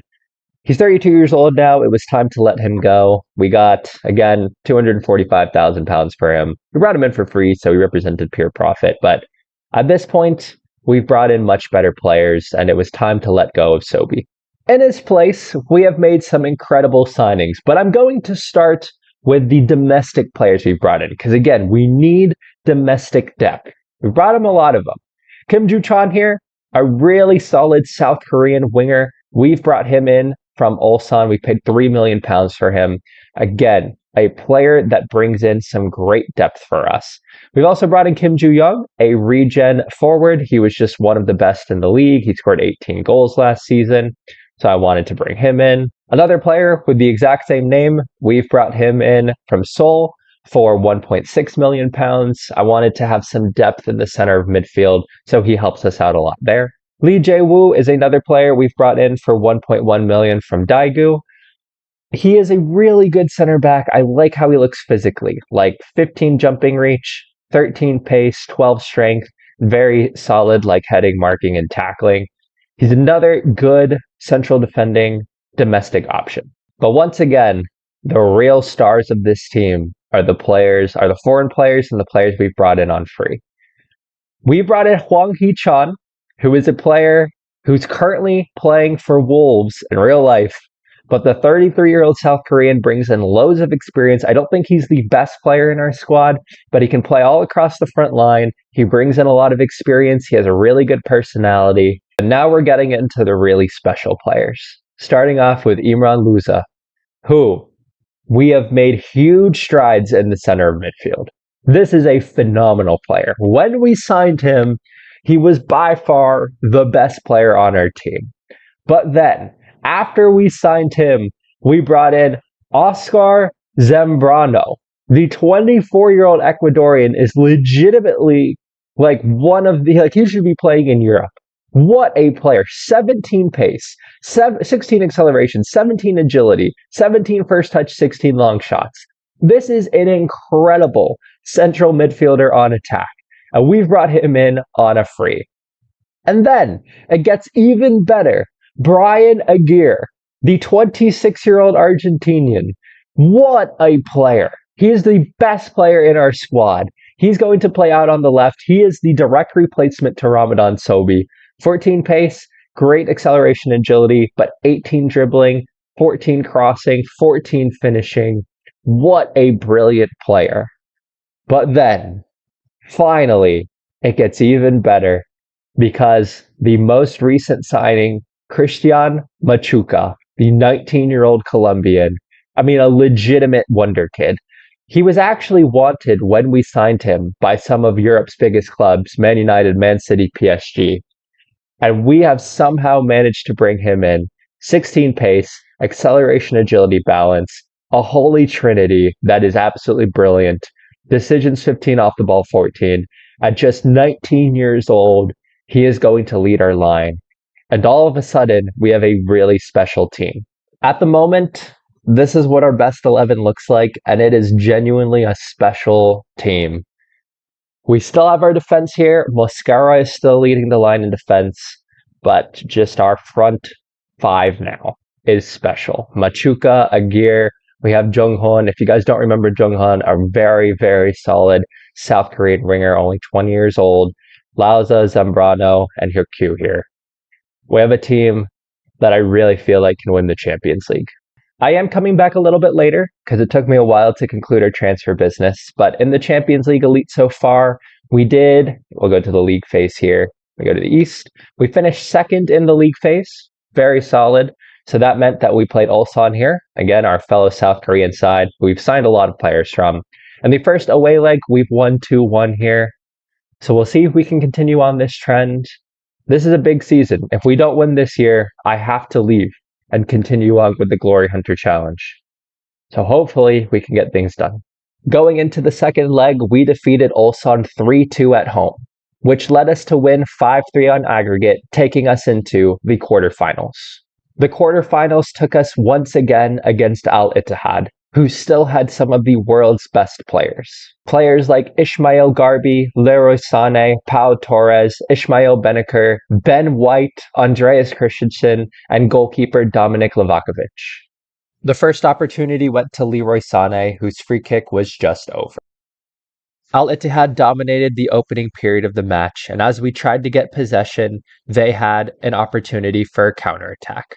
Al Ittihad went down the right-hand side, the ball was cut back to the edge of the box, and the shot was just wide. A cagey affair moved into the second half. 55 minutes in, we had a free kick at the edge of the box. New signing Aguirre took his time and was standing over it. Could we find the back of the net here? Aguirre curls it around the wall and it hits the bar, but the rebound goes to us and we took a 1-0 lead against Al Ittihad in the Champions League Elite quarterfinals. As we moved into the 89th minute, there was one last chance left in the match. Al Ittihad looked to counter to get themselves back in, and as the cross was cleared, it went back in and they hit the post. Victory took us into the Champions League Elite semifinals, where we were up against Al Nassr. If you thought Al Ittihad was good, Al Nassr had an even more star-studded squad. Players like Mo Salah, Luis Maximiano, Serginho Dest, Gabriel, Marquinhos, Calhanoglu, and Mateus Nunes. And in case you were wondering how good is 36-year-old Mo Salah, he's still one of the best in the world. The Champions League Elite semifinal was a match of few chances, but we were able to win the ball off of Serginho Dest, and as we moved into the 36th minute, we looked to mount an attack. The ball went out wide to Jung-hoon, he crossed it into Muenta, and we had a 1-0 lead over Al Nassr. And that lead remained all the way up to the 93rd minute of the match, where Al Nassr played the ball long, and Mo Salah was in. He found the cross, our keeper spilled it, and they had tied up the match. But wait, was he offsides? And after a VAR check, we ended up winning the match. The goal was disallowed, and we won the match 1-0. And that victory took us to the Champions League Elite Final once again, where we were up against United Arab Emirates side Al Ain. Al Ain had perhaps less recognizable names in their squad, but they were still just as good as anyone we had come up against.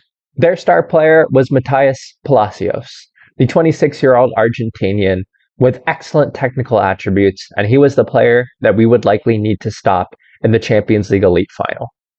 And just like that, the Champions League Elite Final was underway. Could we redeem ourselves after the disappointment of last season? That was the goal. We looked to make a fast start from the kickoff, Jung-hoon going in, but it was well cleared. But a great tackle allowed us to stay on the front foot.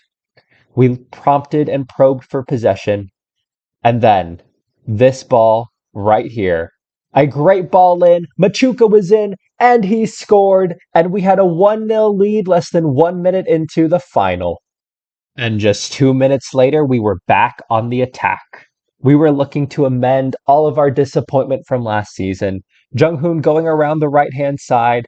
He was able to cut the ball back to Loza, and a brilliant ball in fell to Machuca once again, and a double led us to lead 2-0 in the Champions League Elite Final. The offsides was just a formality. We were winning 2-0. This was a match that we were dominant in. As we moved to the end of the first half, another ball into Jung-hoon allowed him to get around the outside. Machuca hit the post, but we got the rebound, and we were winning 3-0 and on our way to a Champions League Elite trophy. All we needed to do in the second half was keep things simple and make sure we didn't make a mistake. As we moved in possession, a poor pass allowed Al Ain to prompt a counterattack. They played the ball long, we missed the header, and a brilliant chipped finish made it 3-1, and they were back in the match. Just 2 minutes later, we were looking to build an attack and restore our 3-goal advantage. As the ball went down the right-hand side, we looked to switch the point of attack. Aguirre was in, he took the shot and he scored, and it was 4-1, and we were well on our way. With 10 minutes remaining, Alain did look for a consolation. A penalty kick for them, a surefire penalty, would be their last attack. They looked to step up to make it 4-2, and they did just that. But the match was over. We had won. We have finally done it. We have finally won the Champions League Elite. And what a run to take on 3 sides from the western half of the Champions League. I mean, quarterfinals, defeating Al Ittihad, then to go into the semifinals and beat Al Nasser, and then to finally to win the finals. I really felt like this team was good enough, and we've finally done it. And at this point, I am back in the beginning of May, just after the Champions League Elite Final, because there are job openings.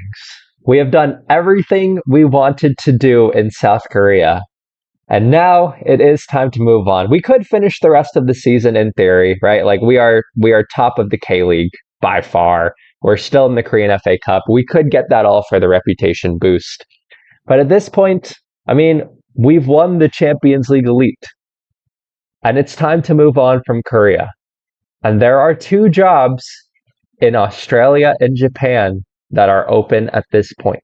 Hiroshima historically are one of the J-League's best sides. However, they're currently languishing in 18th place in the league. But at an early point of the season, and with the J-League having such a high competition reputation, it could be worth going for that. But at the same time, Sydney FC, who finished 5th in the A-League, they are at a point in the A-League semifinals, which means we could go to Sydney FC and potentially cross out the A-League in the next half of the season, complete the A-League, and then we'd only need to win the cup, and then we can move on from there too. So at this moment in time, we have some interesting job openings. If you guys look down here, Kashima and Tokyo V here are also open. So there is some potential to move here. And given that we have at this point finally completed South Korea, I think it might be time to resign and move on. But that is going to be for the next episode. Let's add the big one to our trophy cabinet. In Season 4, we completed South Korea. And although it took 2 more seasons, we can finally add the Champions League Elite to our trophy cabinet.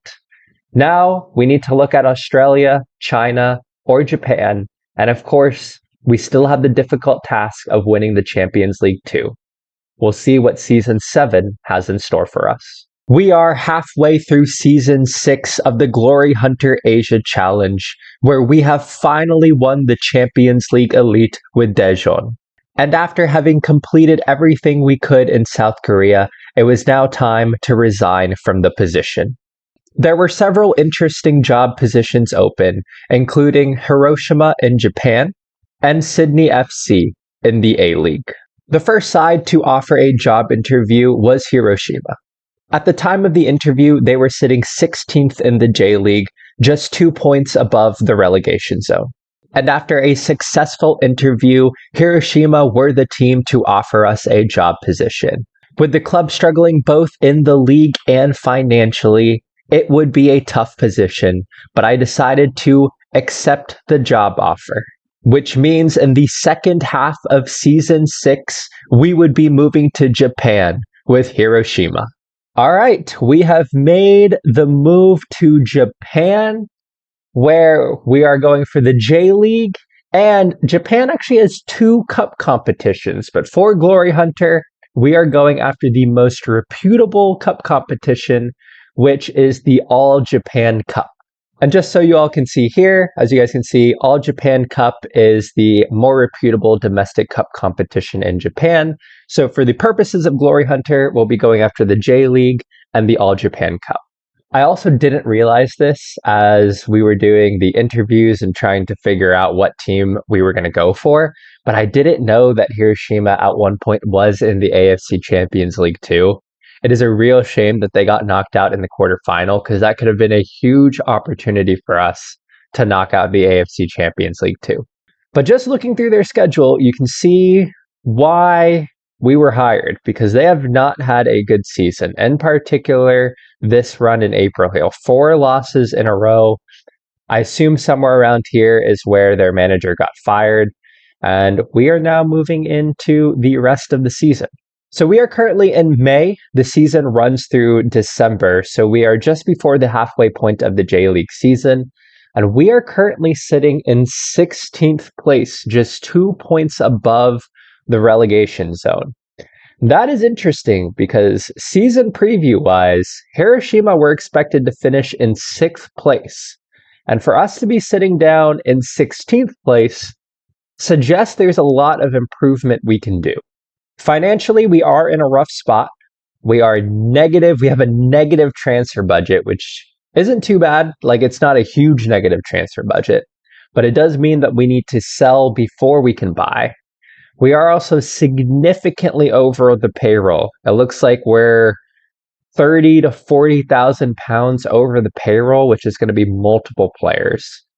And we are negative 2.7 million pounds in debt.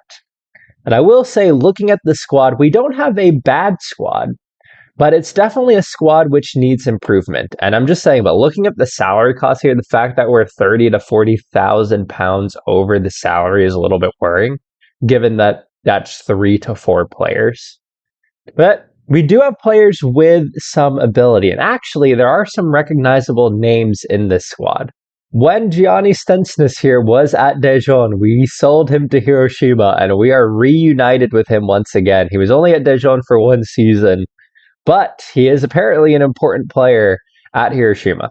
And then another player we had at Daejeon, João Pedro, is also at Hiroshima, and he is one of the advanced forwards that we had, and he was very good at Daejeon. We were really able to take advantage of those physical attributes. But he's 32 now. Yeah, 24 goals, 29 goals, and then 2 goals in 5 matches. But this season in 7 matches, he has 0 goals. So we are going to be in with a fight to turn that around. But sorting by ability, it looks like most of the best players on this squad are Japanese. So we have Arata Mitsui here, who is a really solid right back.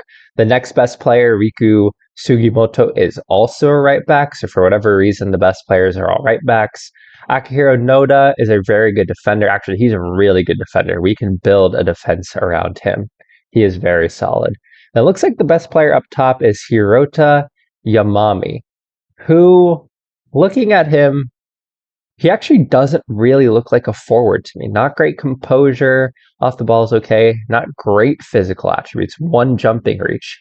I mean, he looks like a really solid attacking mid, but we might need him to play it forward, because as I'm looking through the rest of the team here, we don't have many forwards. It's him, João Pedro, and this guy, Ezekiel, and this guy is not good. 9 pace, 5. I mean, he's not going to score. I mean, does he? Yeah, you can see here. He's been here for a while, and he doesn't score goals. I mean, this guy's, and he's taking up a foreign player slot. Like, he's just not very good. I'm actually curious here. So foreign players, match squad must have no more than 5 foreign players. So it looks like we can register as many foreign players as we want, but only 5 foreign players can be in the match day squad. So again, this is just showing we need to bring in great foreign players, like players who really improve the squad. And right now, I mean, looking at the foreign players, none of them are particularly brilliant. Stensis here is okay, João Pedro's okay, but Ezekiel's pretty good, or pretty bad. And this guy, Van Lerberge, I mean, his pace is 9, and he's joining a different club. And our foreign players just aren't very good. We have this guy, Anjiman, from Korea. Again, he's just okay, but he doesn't strike me as a particularly great player. And then we have Salam Kanute here, who's, I mean, he's 19 years old. Maybe he's got potential, but we need players who are going to be really good right now. And none of the foreign players are really striking me as players who will contribute to the squad long term. So given that we're not doing well financially, I don't know how we're going to rebuild this squad yet. But in the meantime, I mean, we're not in a transfer window. So first order of business is going to be filling out our staff here. We definitely need to fill out the staff. And what I've decided to do here is, if we go to tactics, I think this is what we're going to be rolling with. So the best players in our squad seem to be central mids here. So Watai here, I mean, pretty good. I mean, he's pretty solid all around. We've got Nakai here, who again, very solid all-around player, like his dribbling, first touch passing technique, all looks really good. And then we have Hayakawa here, who's a young player, but again, he looks pretty solid. So given the amount of center mids who I have here, I think this is what we're going for. And I want to go 2 up top because I don't trust either Pedro or Yamami to be able to lead the line on our own. So we're going with kind of an asymmetrical 4-4-2/4-3-2-1, and we'll see how this does for the rest of the season. But in the meantime, I'm going to quickly fill out the staff, and I'll go a few weeks into the future just to see how we do to start off, and then I'll go to the end of the season. And we are 2 matches forward now, and we have filled out our staff, and we have played 2 matches, and we haven't done too bad in our first 2 matches, so I think our tactic is doing all right here, but we tied the first match 2-2 against Kyoto, who are solid mid-table. Looking at the results from this match, I think this is a good result because we dominated the match. I mean, 2.5 XG, 20 shots. We were by far the better team. João Pedro getting an assist. I really need these 2 guys to start scoring, though. But a 2-2 draw that I feel like we should have gotten more from, but I was happy with how we played. Subsequently, we had a 2-1 victory over FC Tokyo. João Pedro actually scoring here, so I'm really hoping he's a player we're going to be able to rely on throughout the season. That win and draw does move us up to 14th, which is a nice little boost. We're now 4 points away from the relegation zone. The club vision here is just to finish mid-table in the J-League, so as long as we can finish mid-table, we're going to be all right. And for reference, the All Japan Cup, which is the one we're going for again, starts in the middle of June. We're going to be going up against Shonan, who are an upper half team in the J-League. So that could be a tough game, but again, we kind of have a free hit here. I mean, we have the rest of the season as essentially a free hit. We're just going to test out the tactic, build out the squad. We've also filled out the staff here. So everything is all set for the rest of the season. But all right, this is how things have started. I mean, at this point, there's not really a whole lot we can do here until we can start to actually rebuild the side. But the staff are set up, training set up, tactic is set up. We'll see how we do for the rest of the season. I will catch you all at the end of the season. We are through to the end of Season 6, where we ended up finishing smack dab middle of the table, 10th out of 20th. We essentially did exactly what the board asked us to do, but 16 wins, 6 draws, 16 losses. We did have a positive goal differential, 54 points. So overall, not a bad way to end the season. The board is very mid on how we did, just a C rating. So I guess we can't complain at this point. That being said, it wasn't a great season. We did lose to Shonan in the All Japan Cup second round, so we did not get very far. That being said, shout out to Santi Rublico, who is a Filipino, who is the one who scored against us, so I guess I can't be super mad about that. We had a bit of a tough middle of the season, but we started to win games as we moved into the second half of the season, and as the team got more familiar with the tactic and everything. So that does give me a lot of confidence going into next season that we can do well, given that we ended the season on quite a high. Being real with you guys, the biggest issue in the squad is a lack of goals at the moment. So as you guys can see, Ezekiel was our top scorer. He ended up getting 11 goals this season. And the thing about him is that João Pedro did not score many goals, and Yamami did not score many goals. And that, for me, is a big worry, and that shows we really need to sign forwards and players who are going to score goals as we move into next season. Because as you guys can see here, just not a lot of goals on the side. The other issue we have in the side, honestly, is that all of our best players are wanted. So as you guys can see here, because of the position we're in compared to the position we were supposed to be, just everyone in our squad is wanted, which is an issue if we end up selling our best players. I've also decided to release a bunch of players here. So actually players like João Pedro, Their contracts are expiring at the end of the year. Ezekiel here, all of these guys are going. So from here up, all of these players are being released. That's going to open up a lot of salary for us. We are in significant debt at the moment, which means I'm going to have to sell players. But the board still has given us £3.3 million to work with. And we're pretty much at the payroll budget. We have a little bit to work with. We have about £8,000 to work with. So we at least have some room as far as the transfer and wage budget is concerned. And honestly, this is a Glory Hunter challenge. We're looking for success.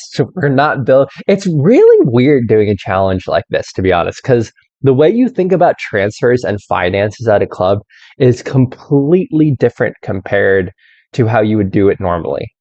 And I just have to keep remembering that. Like, ultimately, our goal at this club is to win the league and win the cup and do whatever we need to do to get there. So with that in mind, this is what we have to work with. We are overhauling the squad massively. And I'm going to play through the transfer window here. We're going to make some signings. And I will see you all at the conclusion of our transfer business. We are now at the beginning of season 7. And as you guys can see here, we've spent a lot of money. I'm going to be real with you guys. This £32.5 million we haven't spent this up front. A lot of this is guaranteed money over a few years so that we could sign more players and not totally destroy the club. But we needed to spend a lot of money, and we overhauled the squad massively, which also means we also overhauled the squad with a lot of player sales. Some of the big players we had last year, you guys might remember Hiroto Yamami, the player who I wasn't sure if he was really a forward or not. We got good money for him. £3.2 million we sold him to Beijing in China. We also sold some kind of random youngsters. Yusuke Asami here, we sold him for $1.1 million. We also sold players for $350,000, $325,000, $275,000, so on and so forth. So we were able to bring in £7 million, which did a lot for us as far as being able to sign players. Now, as you guys can see here, we've signed a lot of players.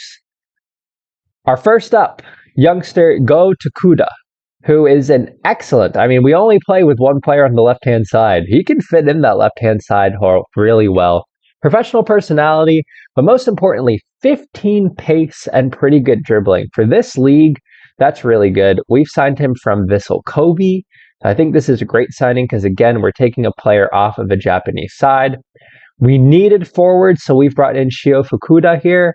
Again, kind of just a well-rounded player, but I think much better physically than Yamami. I like the holy trinity he has here, and naturally he plays at forward as well.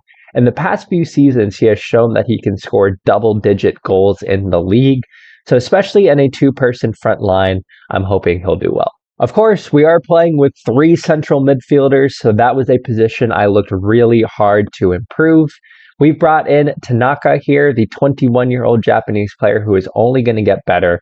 He is an excellent advanced playmaker / central midfielder on attack. Pretty good passing, good first touch, good physical attributes as well. Another player we've taken from another club in Japan, so I'm really hoping that helps us out. Adding to our central midfielders, we've brought in Eduard Benitez here, who is, 17 passing, 17 technique, really good work rate, okay physicals, not particularly pacey, but good stamina as well.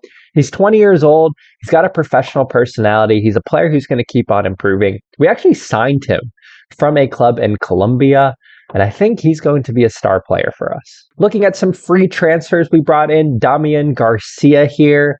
Again, we're looking to improve that central midfield position. I think he's a player who can be the more defensive-minded player in our 3 midfielders.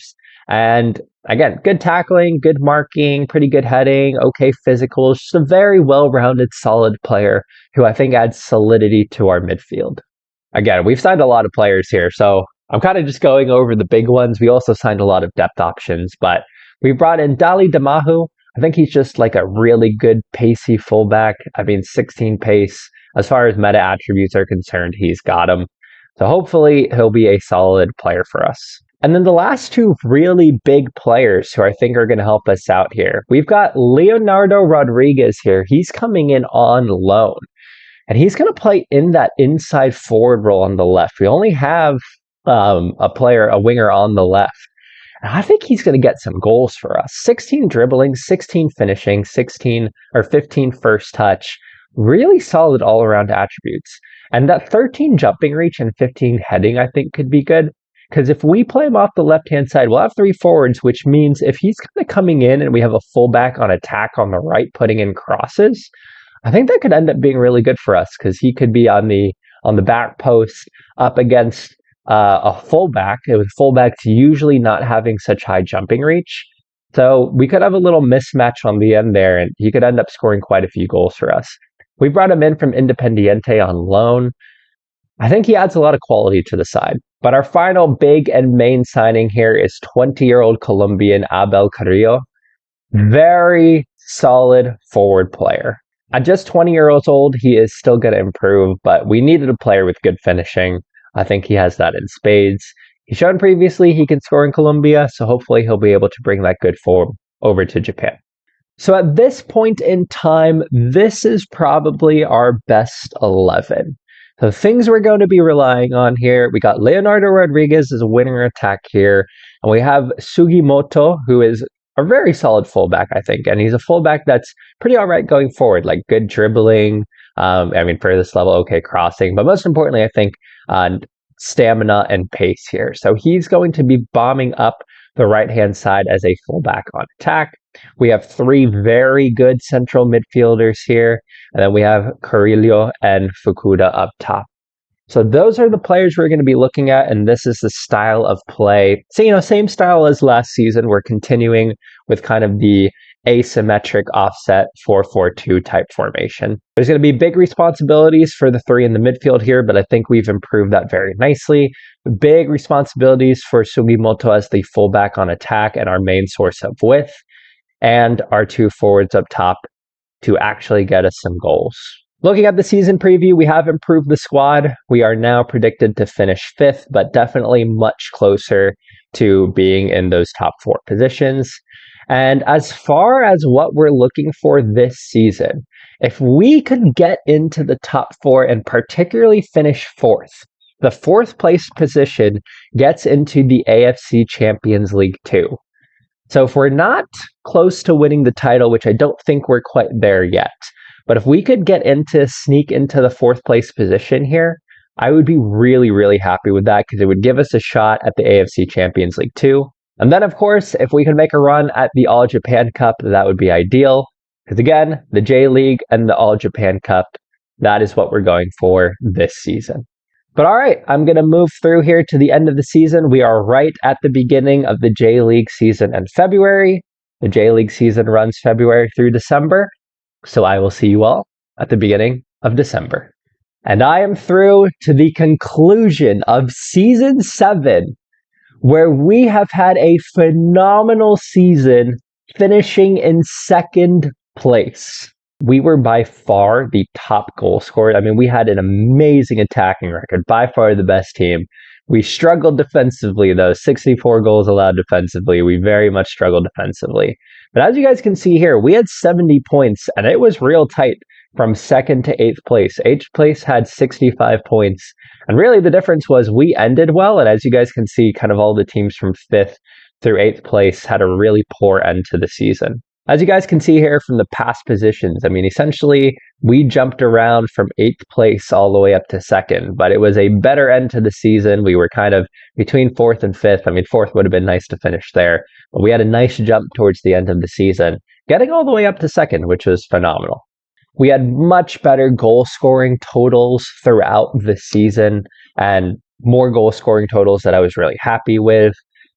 Our best player, absolutely, Abel Carrillo. 21 goals is something that we're delighted with in the league, 29 goals overall. Satoshi Amano came through really well for us. I wasn't expecting Amano to do so well. We signed him this season, but 19 goals in the league. He was really, really good. And as I mentioned to you all previously, Leonardo Rodriguez being a very important player, 22 goals and 13 assists overall. He was brilliant throughout the season, 12 goals in the league, 10 assists in the league, 7.5 average rating. He was absolutely phenomenal. And then again, some of our central midfielders doing really well here. Tanaka doing well. Fukuda had a pretty good end to the season. Damian Garcia getting a few goals. Edward Benitez doing well. And the big thing is here, our fullback on attack, Riku Sugimoto, he had the most assists of anyone this season. 16 assists overall. He was arguably one of our best players this season. 10 assists in the league. So overall, I'm really, really happy with how our squad did. But the big thing here I haven't shared with you all yet, and the reason we're back at this point in time at the end of the season, is we have made the All Japan Cup final. This is the competition we're going for, and we are going up against Cerezo Osaka, who are currently 10th in the league. So we are going up against a mid-table side who we arguably did better than.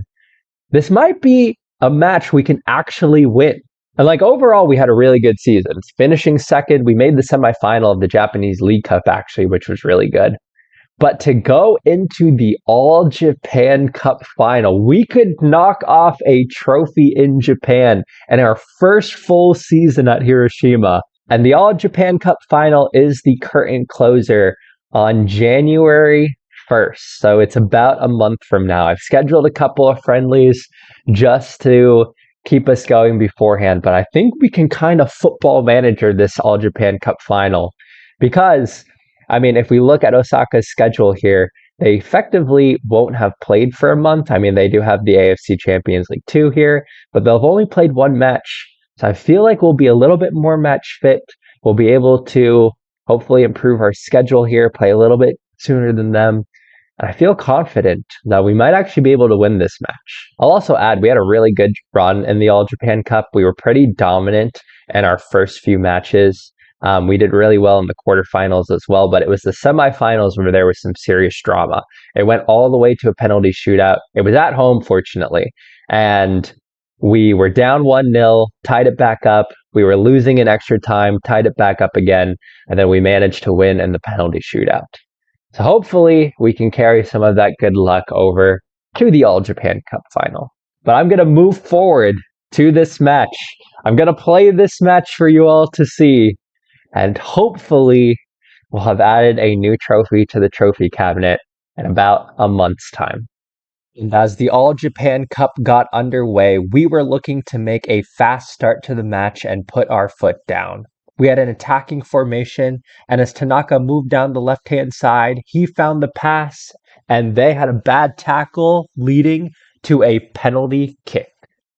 After a quick VAR check, the penalty was confirmed.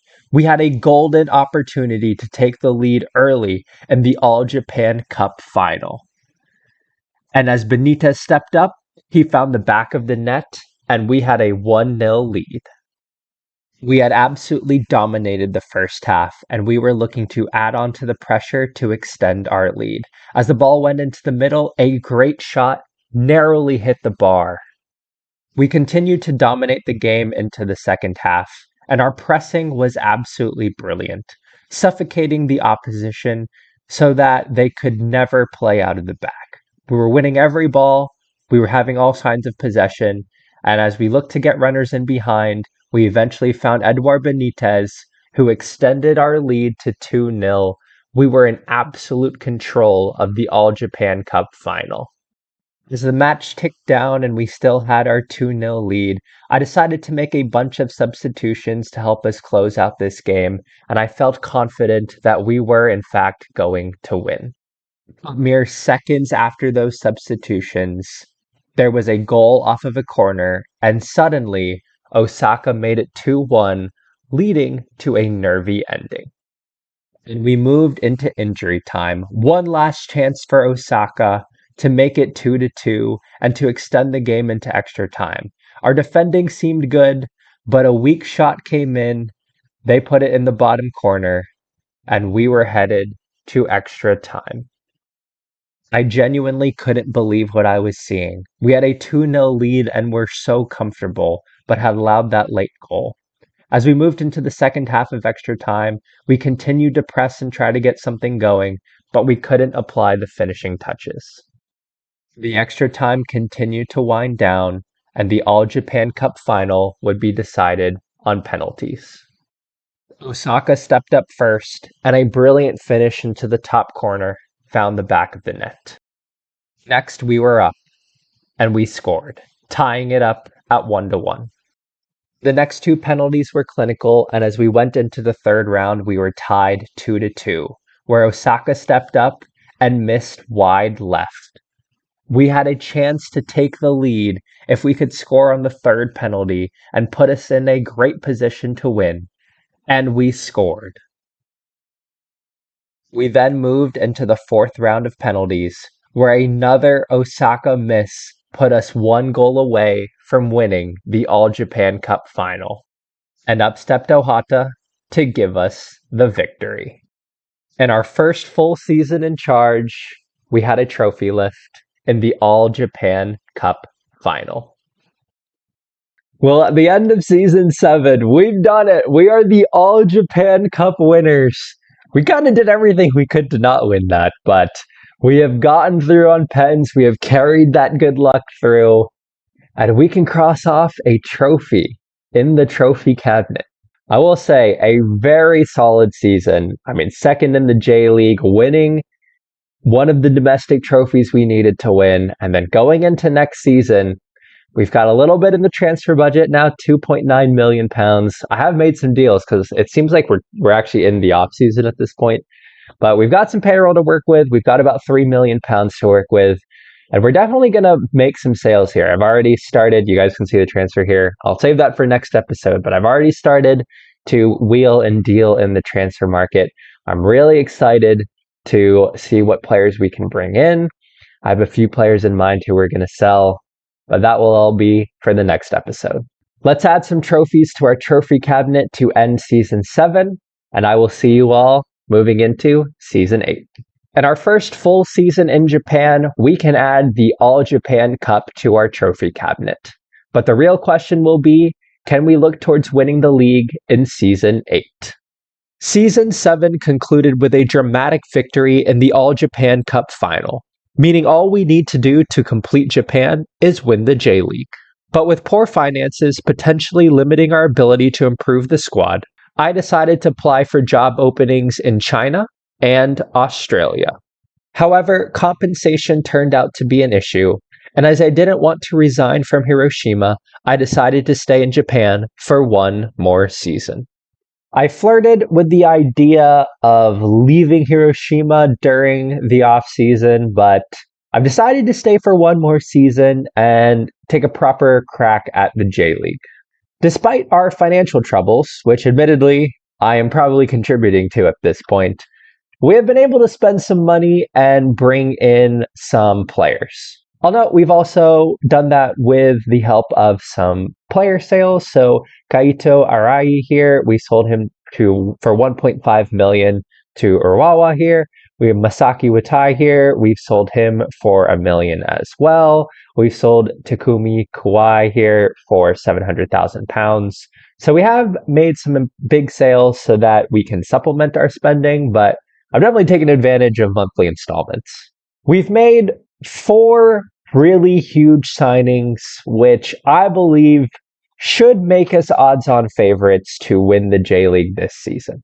The least impressive of our 4 signings is Masayuki Yokoyama, a very solid center back, and at just 19 years old, I don't know if we're going to be around to see him at his best, but he's a very good player for 19 years old. Even at this level, he's already a really solid center back. I like the fact that he has physical attributes that are going to come in. And perhaps the most important thing here is we have taken him away from a direct rival. Urawa were, I think, our biggest competitors to winning the league. So the fact that we've taken a good player away from a direct rival, I think is really important for us. But our 3 big signings of the transfer window are Daiki Nakamura here. The 19-year-old forward is phenomenal. There are a few things I look for in a striker, but one of the big things I look for is the combination of finishing, composure off the ball, and pace. The combination of pace and off the ball, I think, is absolutely deadly in Football Manager.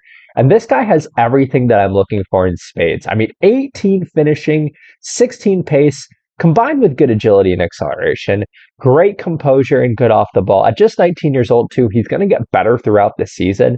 And last season, he scored 15 goals in the league. I'm expecting to see a higher goal total this season. Partnering him up top will be Shuhei Azuma, who I think is even better. He has 18 off the ball, 16 pace, great acceleration agility, finishing 17, composure 14. These two and our two forward formation are going to be absolutely deadly. He's gotten double digits for the past 3 seasons. I think the two of them both individually can be a 20 plus goal a season striker. But finally, the signing I am most excited about, Oscar Zambrano. And if you recognize the name, it is because he was part of our Champions League elite winning side at Daejeon, and we have brought him to Hiroshima for just £2.6 million.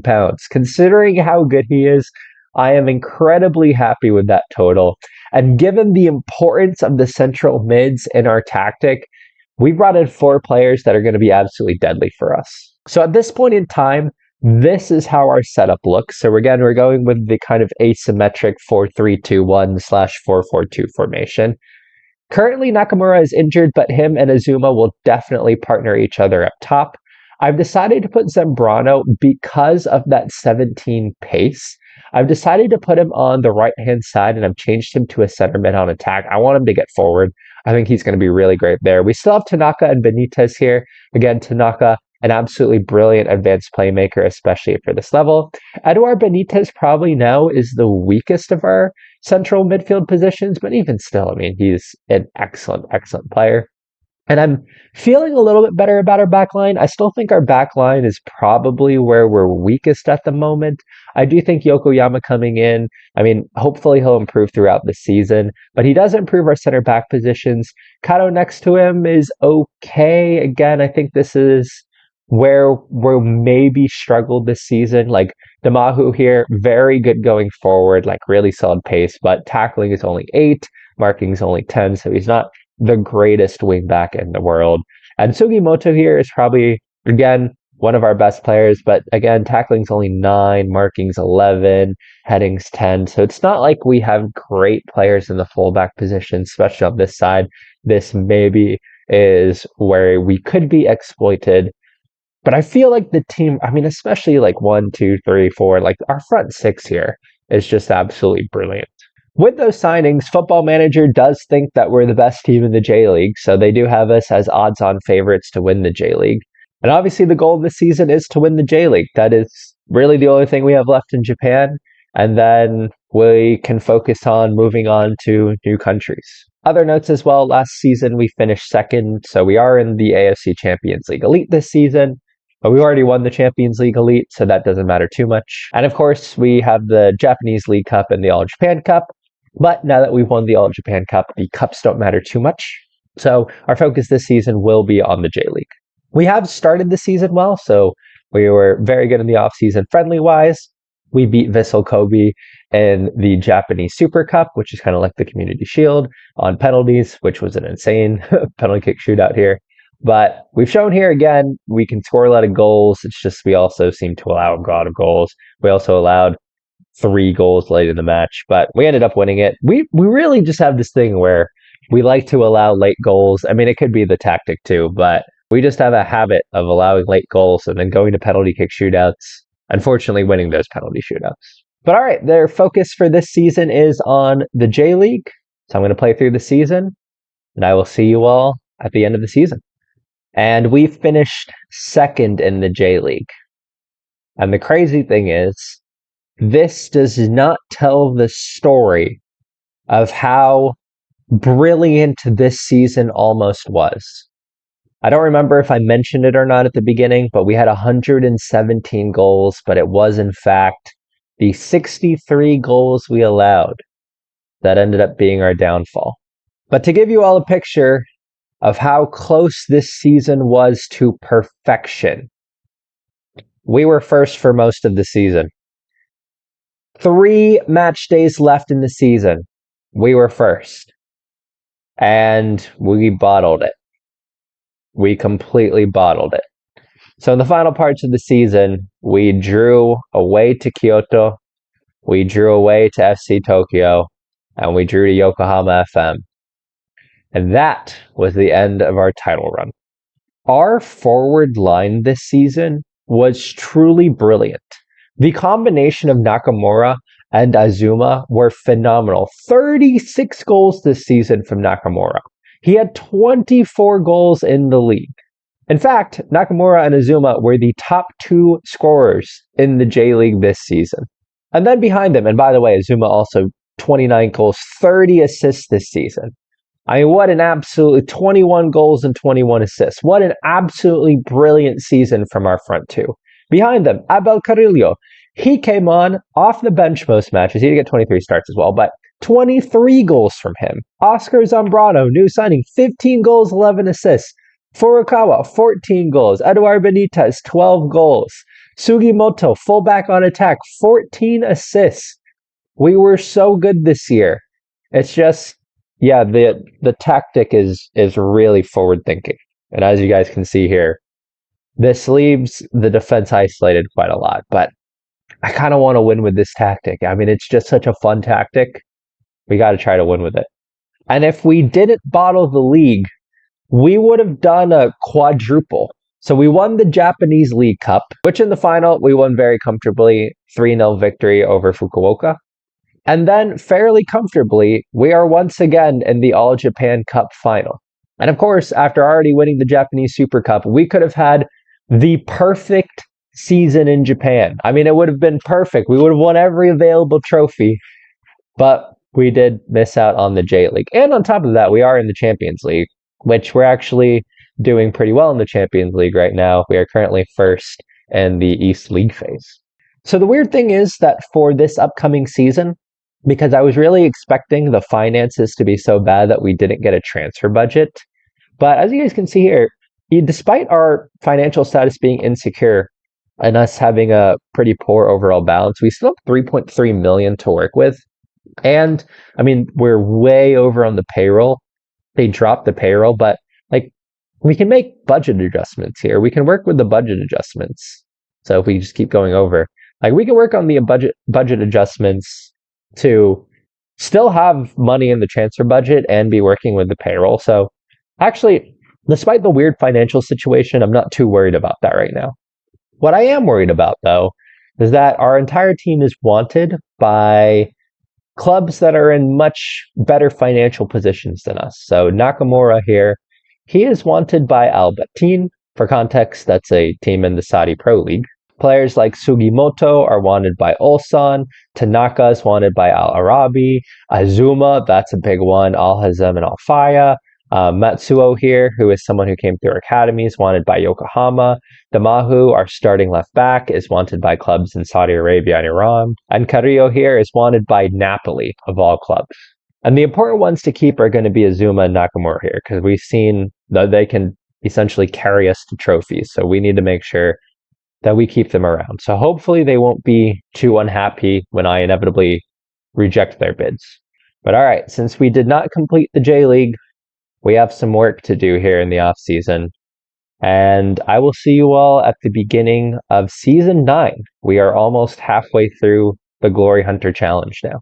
The last thing we had to do for this season was to play the All Japan Cup final.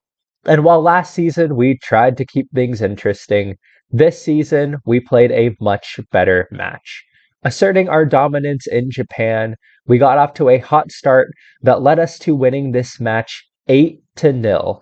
Hopefully, this dominance would be a sign of things to come for next season, as we had the attack going strong and we had the defense working well.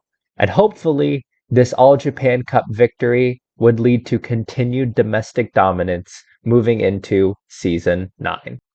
Alright, we are at the beginning of Season 9 now, and at this point, I've depleted the transfer budget. We are doing well with the payroll. And we've done everything we can to win the J-League this season. And as part of this process, we have made a few key signings. And I think those are going to be the signings that lead us to glory. I have made a point of making sure I shore up the defense. And Futoshi Sato here is going to be an upgrade in the goalkeeping position. He's a young player, so he will improve as well throughout the season, and he has a good personality. But he is an upgrade in the goalkeeping position. We have taken him off arrival, and we should see that this helps out our defense a lot. But I think the most important position I needed to improve was the center back position. And we've signed two big center backs. First, Diego Quintero here. He is a much better physical defender, good strength, good pace, good jumping reach for this level. And he actually has good defensive technical attributes with his heading, marking, and tackling, which we haven't necessarily had. Just 21 years old, and with a professional personality, he will continue to get better, but he is going to immediately slot in to the starting center back role. Alongside him, I have signed an Irishman, Nathan Hurst, because he is an excellent ball-playing defender with phenomenal physical attributes. 17 jumping reach, 14 pace, 16 strength. Again, good defensive technical attributes and good positioning as well. But perhaps most importantly, he also has really good passing and vision. So this is going to allow us to be able to play out of the back a little bit better, while also just being physically amazing. I think he's a very solid signing in the back. So those two were our main signings that I think actually helped to improve the squad. And then I've signed two more players predominantly for squad depth. First off, on a free, I've signed Ketir Mendez here, the 22-year-old Colombian. I've signed him predominantly because you can never have too many forwards, in my opinion. And just in case one of our two brilliant Japanese forwards gets injured, or if halfway through the season another club comes calling and they end up leaving, we have a player with good finishing, good composure, good pace, and good off the ball here. And I think he could immediately step in and be a 20-goal-a-season forward. And finally, in case either of those players leaves, we do need good Japanese forwards to meet squad registration rules. And Daijiro Shiga here is the best other forward in the J-League. And we have signed him from last season's J-League winners. So we have a proven forward who has shown that he gets double-digit goals in the J-League each season. I have no doubt that we'll be fine. It is important to note here that both Nakamura and Azuma, who were our two star forwards from last season, have asked to leave the club, and we have had bids in place for them. But something that I found that really works well in the game is to say that the price that was offered isn't good enough. And what we've done is just negotiate a price that always seems to be higher than clubs are willing to pay for them. And no club has gone in for the asking price. So Azuma is a 12 million asking price. Nakamura is a 4.4 million asking price. That's what we negotiated. Clubs have not made a bid that large yet, so I just keep rejecting the bids. And as long as those bids don't come in, they're going to stay. I'm just worried that a bid will come in. I'm going to have to accept it. But again, we have those other players who, if I end up selling either of these players because one of those bids comes in, we should still be fine as far as getting goals is concerned. So this is what our team looks like at this point. It is significantly improved. We have a much better spine here. So we have Sato in goal now, and Quintero and Hurst in the center of defense positions. We still have our brilliant central midfield three here, flanked by Zambrana, who's the real star. And we still have Azuma and Nakamura up top. But just like I mentioned before, we do have players waiting in the wings. We still have Ketir Mendez who can come in if either of those players go. We have Daijiro Shiga here if either of those players go. And we still have a player who's been with us this whole time, Abel Carrillo, who is another player who surprisingly no clubs have actually come in and bid for yet, but we have set a 5 million asking price for him. But again, 21 goals and 11 goals. So we have players who can hopefully win us the league if either of those guys leave. We are once again expected to win the league, so we are 8 to 11 odds to win the league. I think the important thing here is we signed Urawa's best player, so I think that helps a lot. And looking at the Media Dream 11, we have all but two of the players in the Media Dream 11. So we should be by far the best team in the J-League. And we've had a brilliant start. We won the Super Cup 4-1. I mean, we were completely dominant against our arguably closest rivals.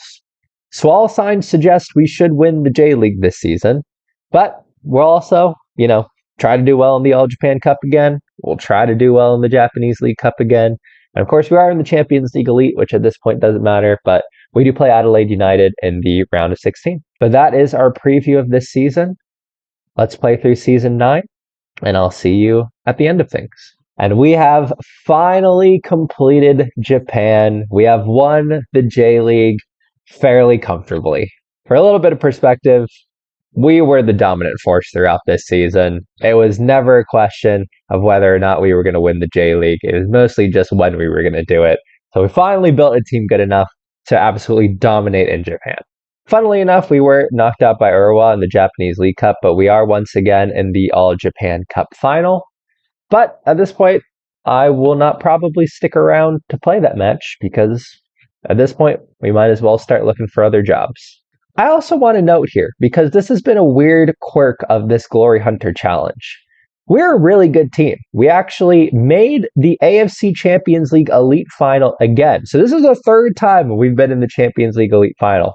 Beating Daejeon along the way, by the way, which was one of the teams that we managed formerly. But we once again lost in the Champions League Elite Final to a club within our own league. So I just want to note some interesting things about the Champions League Elite at this point. So we have been in 3 Champions League finals. The first was with Daejeon, and we lost to Jeonbuk, a team in our own league. Then we went back and won the Champions League Elite. And then we once again have made the Champions League Elite Final and lost to Vissel Kobe. Like, these are, maybe I just am not being, like, maybe I'm just complacent in these matches because I feel like we're beating better teams en route to the final. But if I had a penny for every single time that we made the Champions League Elite Final and lost to a team in our own division worse than us, I would only have 2 pennies, but it's still weird. I don't know, man. But it doesn't matter. We've already won the Champions League Elite. It's just one of those that would be nice for our reputations and help us in getting a better job. However, again, we've won the J-League. That's the important thing. And our squad en route to winning the J-League was a lot of fun. Once again, Azuma coming up with big goals. Daijiro Shiga, the new signing, coming up with big goals. Nakamura coming up with big goals. Zambrano doing well. Mendez doing well. Eduard Benitez doing well. Nathan Hurst with his great jumping reach. Scored quite a few times from corners. So overall, yeah, this is a really good squad. I don't think it's quite as good of a squad as the team we had at Daejeon, but Azuma, Nakamura, and our front line were absolutely brilliant. But alas, it will be time to move on. We are almost halfway through, so we're 9 seasons through now. This is the end of season 9, and we'll be moving into a 10th season. And we've completed just over half of the trophies for this challenge. We've now completed 3 of the 5 countries. So we just need now China, which there's a job opening there, as well as Australia. And we've won the Champions League Elite. But now that we're moving towards the second half of the Glory Hunter Asia Challenge, I do need to start thinking about the AFC Champions League 2. Because this is the one that is going to be the most difficult to win. This is sort of like trying to win the Europa League in Europe, and the Europa League is considered the hardest competition to win in the regular Glory Hunter Challenge. As you guys can see here, the AFC Champions League 2 is dominated by those teams in the kind of wealthier countries, so to speak. As you guys can see here, like a lot of Saudi Arabian clubs win it. So even though we got past those clubs in the Champions League Elite, I don't know, it might be harder to do it in the Champions League 2 because once you're good enough to beat those clubs, you're in the Champions League Elite. So at some point, I think I need to start being intentional about going to a club in the AFC Champions League 2 and trying to win that competition. And that could ultimately also take us outside of the kind of big 5 leagues that we're going for. If that's what we're going to have to do to win the Champions League 2, we might have to do that. And that could lead us to going back to Malaysia. We could end up going to the Philippines or Singapore or Malaysia again. Like, there are definitely options for winning the AFC Champions League 2 outside of our big 5 leagues here.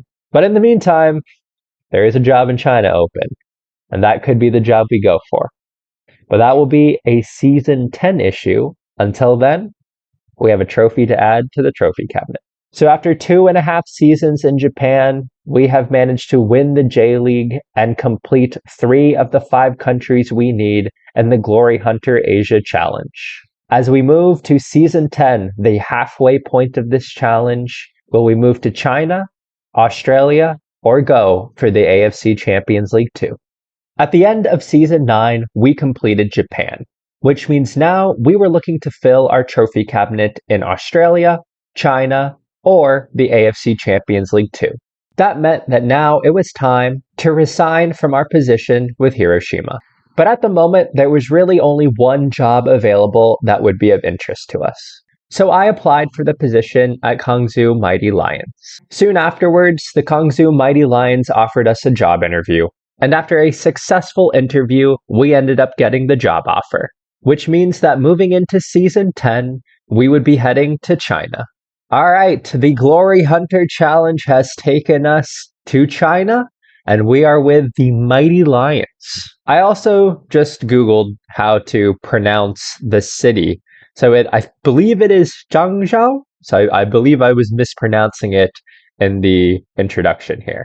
But I'm probably just going to go with the Mighty Lions because I'm not 100% sure of that pronunciation, and I don't want to completely butcher it throughout this whole episode. So I'm going with the Mighty Lions. So this was the table at the end of last season. So we finished in 5th last season and did not make any sort of continental competition. So we don't have any shot at even going at the Champions League 2 at this point. But looking at the season preview, they were actually expected to finish 7th. Why did they fire their head coach? Yeah, their head coach was fired at the end of the season in November. I don't really understand that. He did well, did he not? They must have had significantly higher ambitions, but they look like they had a pretty decent season. And then the Chinese Super League runs from April, the middle of April through the beginning of November. So it's a pretty short season from the looks of it, which means we have a really long off season to work through here. Well, the first order of business is going to be looking at the squad here. And actually, let's go to the competitions and look at the foreign player rule. So squad must have no more than 5 foreign players. I wonder if that's with the squad registration too. Looks like here are 5. Yeah, here's our 5 foreign players. So it must be including the squad registration that we have 5 foreign players. But overall, our foreign players are heavily centered around the center of defense. So we have an attacking mid here, Oscar Barrios. And we have left mid in Mateo Gonzalez, who this guy does not, well, he could be meta. He might have great physicals and he could be meta, but he might be a player that we look to replace. But we have a lot of center backs. Antonio Cesa here, he's a Chilean. He's a bit slow here. I don't really know if we need Antonio Cesa. Marcel Ratnick, this is a player. Yeah, I tried to sign him while he was in Slovenia. This was a player I looked at for maybe Hiroshima. I think it was Hiroshima. But he is pretty good, actually, for this level. For this level, he's going to be a very good center back. One we definitely want to keep. But Dmitry Spasic here, he's also very good. Maybe better, less well-rounded than Ratnick, but definitely better as far as just the defending attributes are concerned. He's a little bit younger as well. But it looks like Oscar, he's listed. Why is Oscar Barrios? He is listed. So he is, I don't understand, why is he listed for £1 million? We're going to immediately, hold on, we're going to transfer status, no status set that, confirm. Yeah, his value immediate, why is he listed? He's so good. For this, dribbling, first touch, technique, vision, he's going to be attacking mid or an advanced playmaker. I mean, we are absolutely, this is the guy we're going to build around this season.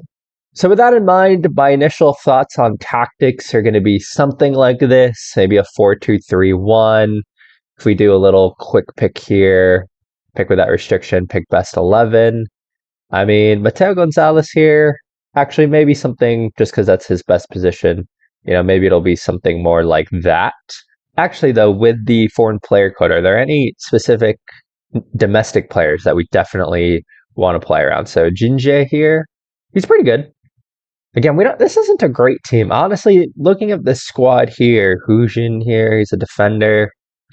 Okay, we definitely want to improve this team. There's going to be a lot of work done in the offseason here.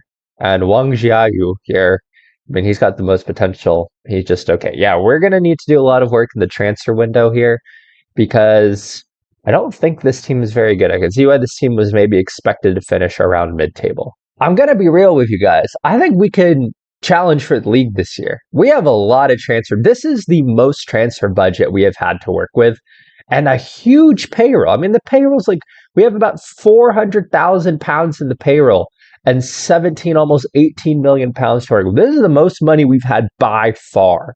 And the way that I think most of the chair people are in the Chinese Super League, like they're just going to keep funneling money into the club. So we should be able to spend to our heart's content.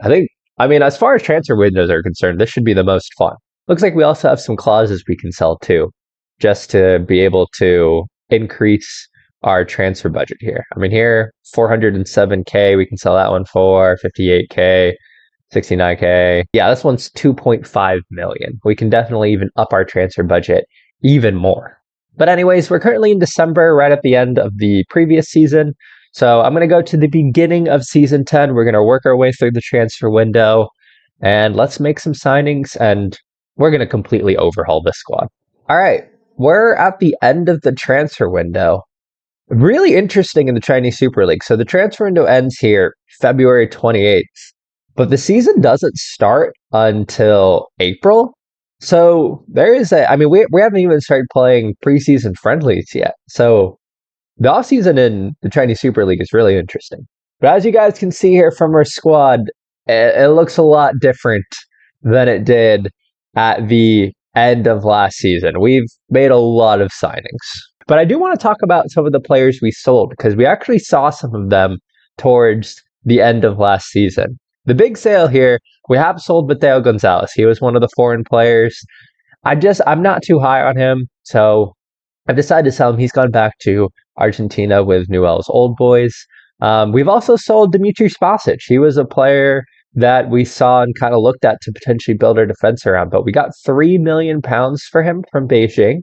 And I wanted to sell him because it opened up another foreign player spot for us. In my continuing effort to get rid of the foreign players and overhaul that, we've sold Antonio Sessa here, also to Beijing, so Beijing could end up having a pretty good defense. But I just didn't like his pace was only 10. Wasn't a huge fan of that, so felt like we could get rid of him. We've also sold some of our Chinese players as well. Like we sold Zhao Lijun here for £1.9 million, which I thought was an absolute coup.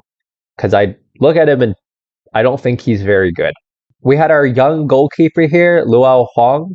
And again, I mean, do you guys look at him and think he's a good goalkeeper? Maybe just because he's Chinese, but we got $4.3 million for him. I just don't think he's a very good player.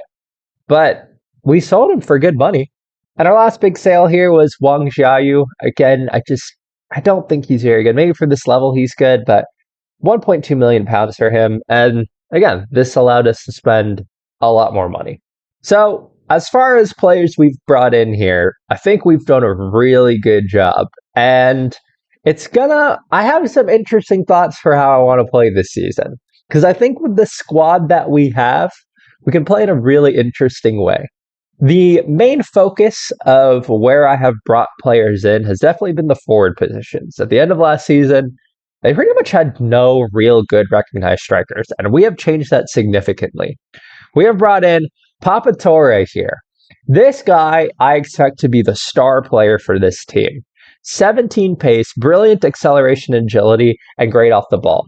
The combination of acceleration, pace, and agility is going to be deadly for this team. And then we have good dribbling, finishing, first touch, a solid holy trinity there. I expect Pape Torre to be the top goal scorer in the Chinese Super League, and for it to not even really be that close. But alongside him, we have Luis Enriquez, an absolutely wonderful forward. Dribbling, first touch, and finishing are brilliant. Good composure, but again, 15 pace, 15 acceleration, 14 off the ball, which for this level is excellent. We have two really phenomenal strikers at our club. And playing alongside those other two could be a player Zhang Jie here. So he's a young 19-year-old Chinese forward who, when we look at his coach report here, they think he's going to improve quite a bit. And last season, he was at Beijing, didn't play a whole lot, didn't score a lot of goals, but I think we can change that. I think he has some of the pieces here to be a really good player, especially considering we've got 15 jumping reach, 13 finishing, and if we can just improve his heading at this level, I think those attributes are really good. So I think we can get him in a number of mismatches as far as jumping reach is concerned, and he's a player who could score quite a few goals for us. So with those three forwards in mind, we're going with essentially an all-out attack formation this season. We're going three forwards up top, and we're going to play a 4-3-3, a very narrow 4-3-3 with two fullbacks on attack getting up and down, two center mids on attack getting in behind, and we're essentially, and then just a ball-winning midfielder on defend here, we're essentially going with an all-out attack formation, and I think we have a good enough team to be able to make this work. In addition to these three forwards, who I think are going to score goals in spades, I mean, these three forwards are brilliant. Enriquez in particular and Torre in particular are just absolutely brilliant. But I did say we wanted to build around Barrios, but we're not playing him as an advanced playmaker anymore. He's going to go into a central midfield on attack role. He's going to play in center mid, and I think it'll work really well. Alongside him, we have Li Chao here, who is a 24-year-old Chinese player who we've brought domestically, but I think he's going to be a really good center mid on attack. He's got okay pace for this level, but good vision, good passing, so I think he'll do well going forward. We did need a defensive player, so Zhang Juefeng here is the best defensive player that I could find. Honestly, the main reason why I like him, good pace and pretty good stamina for this level. So even though he doesn't have much else, he should be able to get around the pitch very well. There will be a lot of pressure on our fullbacks to provide width and also be a source of attack. But fortunately, Hu Xin here has good stamina, good tackling, and for this level, honestly, that's pretty good crossing. And then on the opposite side, Lu Qingru here also has really good stamina.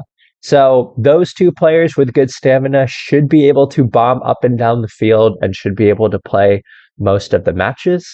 And then, given that we have so many players on an attacking duty, we need two real good center backs. So they are Marcel Ratnik, who we saw earlier, who for this level is amazing. And then we have signed Dimitar Ivanov, who I think is a good replacement for players like Cesa and Spacetrum earlier. I think he's a much better player, good jumping reach, pretty good pace and strength for this level. I think his all-around attributes are a little bit better than the foreign players we saw before. So that is going to be the squad for this season. We're going with a little bit of a crazier tactic. It's definitely an all-out attack type tactic. It's going to be really going for just, we're going to score more goals than you type stuff. But I think our squad is so good. I think we've overhauled the squad really well. And I think between 1, 2, 3, 4, 5 foreign players here, they're all going to start. They're all within the spine of the team. I mean, we essentially only have a spine of the team. But I think this is going to be a good tactic for us. As far as the trophies we're going for in this Glory Hunter Challenge, it's going to be the Chinese Super League and the Chinese FA Cup. And to be honest, the expectations aren't too high. We're just looking for a top half finish in the league. We just have to reach the quarterfinal of the Chinese FA Cup. And looking at our squad, I think we're definitely going to be able to do that. All right. But we are at the end of the transfer window. I'm going to play through the preseason. I'm going to play through the season. And we will come back sometime in November to see how we did. And we are at the conclusion of Season 10. And we absolutely dominated the Chinese Super League this year. 27 wins, 1 draw, 2 losses in just 30 matches. And we are far and away the team to win the title. Honestly, it was never really close. We were the dominant force. And we won the title fairly easily. Unfortunately, though, we could not complete China this year for the Glory Hunter Challenge. We absolutely destroyed in the Chinese Super League. but we got knocked out in the semifinal of the Chinese FA Cup. So we did manage to lose at home. Again, we play a very attacking tactic, so we did allow a lot of goals. And unfortunately, this time we couldn't score enough, but we lost to Zhejiang 5-2 in the semifinal, but it happens. Honestly, I'm delighted with how this season went, and there were some really interesting things to happen this season. Notably, Luis Enrique's only had 14 goals this season, but Papa Torre, 30 goals in the Chinese Super League, and our young Chinese forward Zhang Jie, 25 goals. So Luis Enriquez was injured for parts of the season, but he didn't play brilliantly. But I think that was down to the tactic and him being in the center of the three. So as you can see here, he got 14 goals, which is still a really good total. But it just seemed like with the tactic, Zhang Jie and Papa Torre were just consistently the ones getting the chances. And as you guys can see here, 31 goals in 30 matches for Torre and 28 goals in 31 matches for Zhang Jie. Just a really good season from our front three. Other players who did really well, Oscar Barrios had a good season, 9 goals and 11 assists there. Li Jipeng here, 16 assists. He ended up being the one to play most of our matches from left back, so that fullback on attack role just seemed to be working really well. On the other side, Hushin, 13 assists again as that fullback on attack. So that fullback on attack role is working really, really well in this tactic. So we definitely have a lot to look forward to moving into next season here. As you guys can see, everything just seemed to be working really well. And I do feel like, we obviously lost in the FA Cup, but I just feel like with how good this team is and as we continue to improve the squad, this should be inevitable at some point. But moving into next season, so we just concluded season 10. We are now into the second half of the Glory Hunter Challenge, moving into season 11.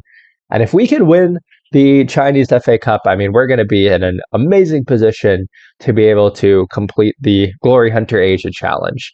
And for next season, we have £300,000 in the payroll, and we've got £10 million in transfer budget to spend. We're going to be able to improve the squad even more. I really do feel like it's inevitable that we're going to win the Chinese FA Cup, and then we'll be able to move on to Australia and the Asian Champions League Two. Yeah, again, we're on November 1st at the moment, so I've got to play through the off season, which is quite long. They have a lot. It's almost like it's like 5 months the off season is. So I'm going to play through the transfer window here. Once the transfer window gets going, we're going to make some signings. We're going to improve this squad massively. And then I'll see you all at the beginning of next season. So I'm only about 2 months forward at this point. We're only in January. We are still 3 months away from the beginning of next season. And we're still a little over a month away from the end of the Chinese Super League transfer window. And at this point, I've only really made one major signing, and it is Randy Manti. I think that's his name. But the 24-year-old Ghanaian center back is absolutely amazing. He's a huge upgrade in the center back position, but 17 jumping reach, 16 heading, and 16 tackling. These are the kind of players we are looking to upgrade our squad with. And we currently have a bid in the works as well. If you guys remember, Eduard Benitez, he was a player that we signed at Hiroshima. And I'm looking to bring him to the Chinese Super League as well to play in that central midfield role because I think he's actually better than Oscar Barrios. He's also a model professional, which I think is great for the team.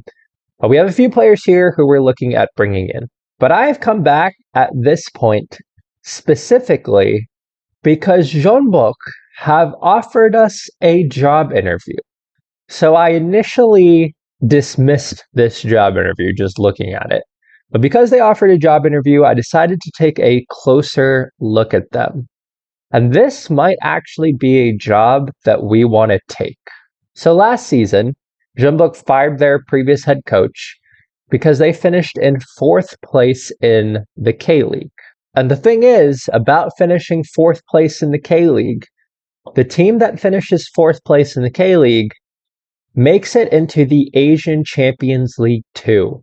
So being with Jeonbuk, the Asian Champions League 2 is going to be the most difficult trophy for us to try and achieve. This could be our chance to win the Asian Champions League Two. Now, the problem is, I'm actually not 100% certain, though, that Jeonbuk are in the Asian Champions League Two. So when I go to their competition screen here, they're in the K-League and the AFC Super Cup. When I go look at their general, they do not currently have a continental competition on here.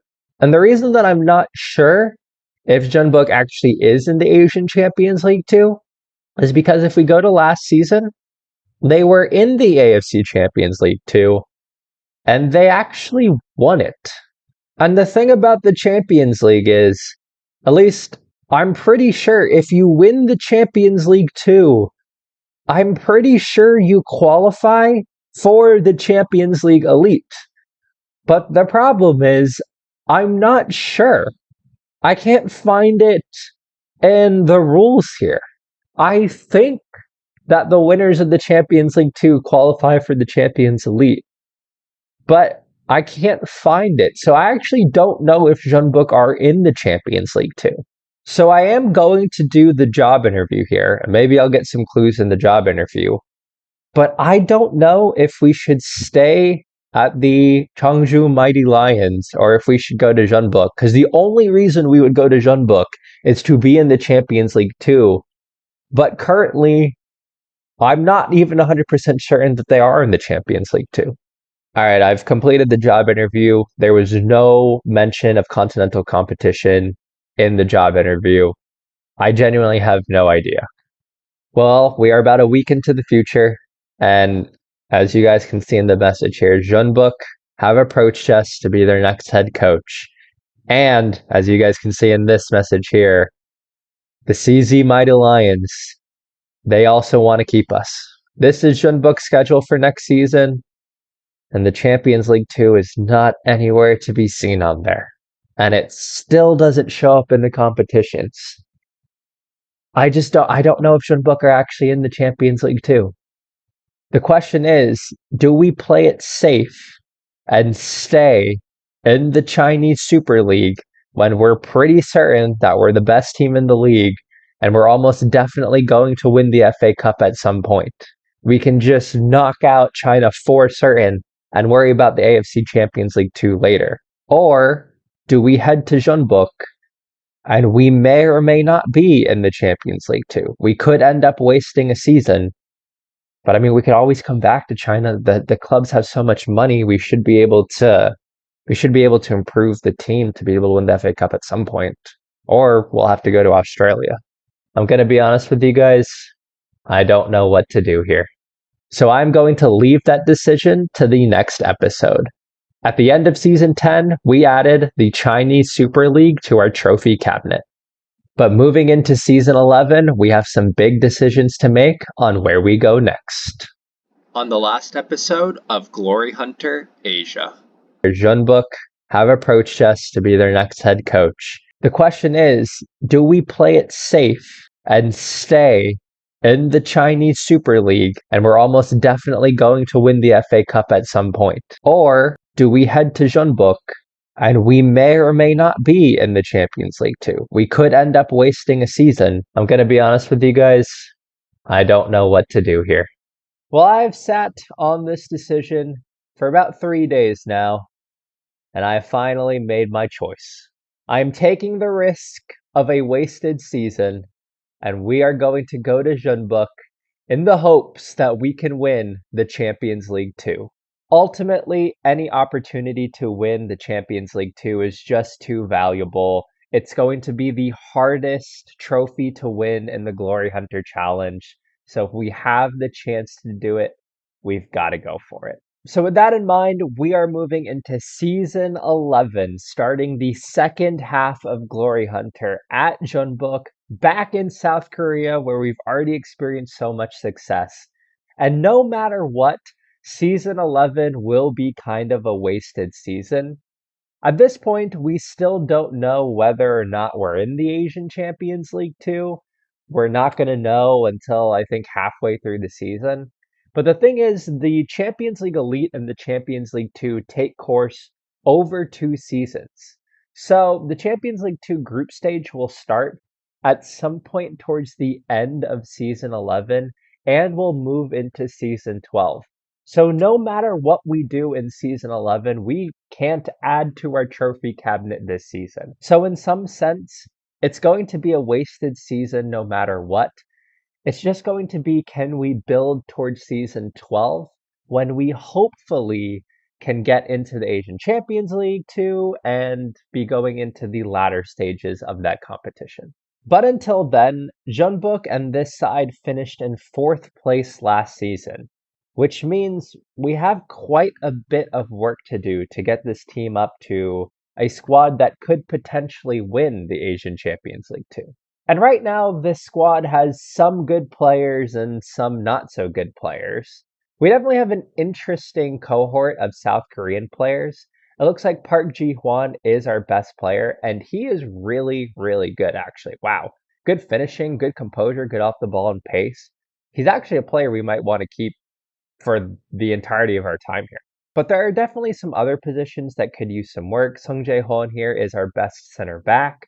And he's a good center back, but for being our best defensive player, this is something we definitely need to improve on. The other area where I think we're struggling is in the foreign players. So here we have Sun Jun, who's a Chinese player.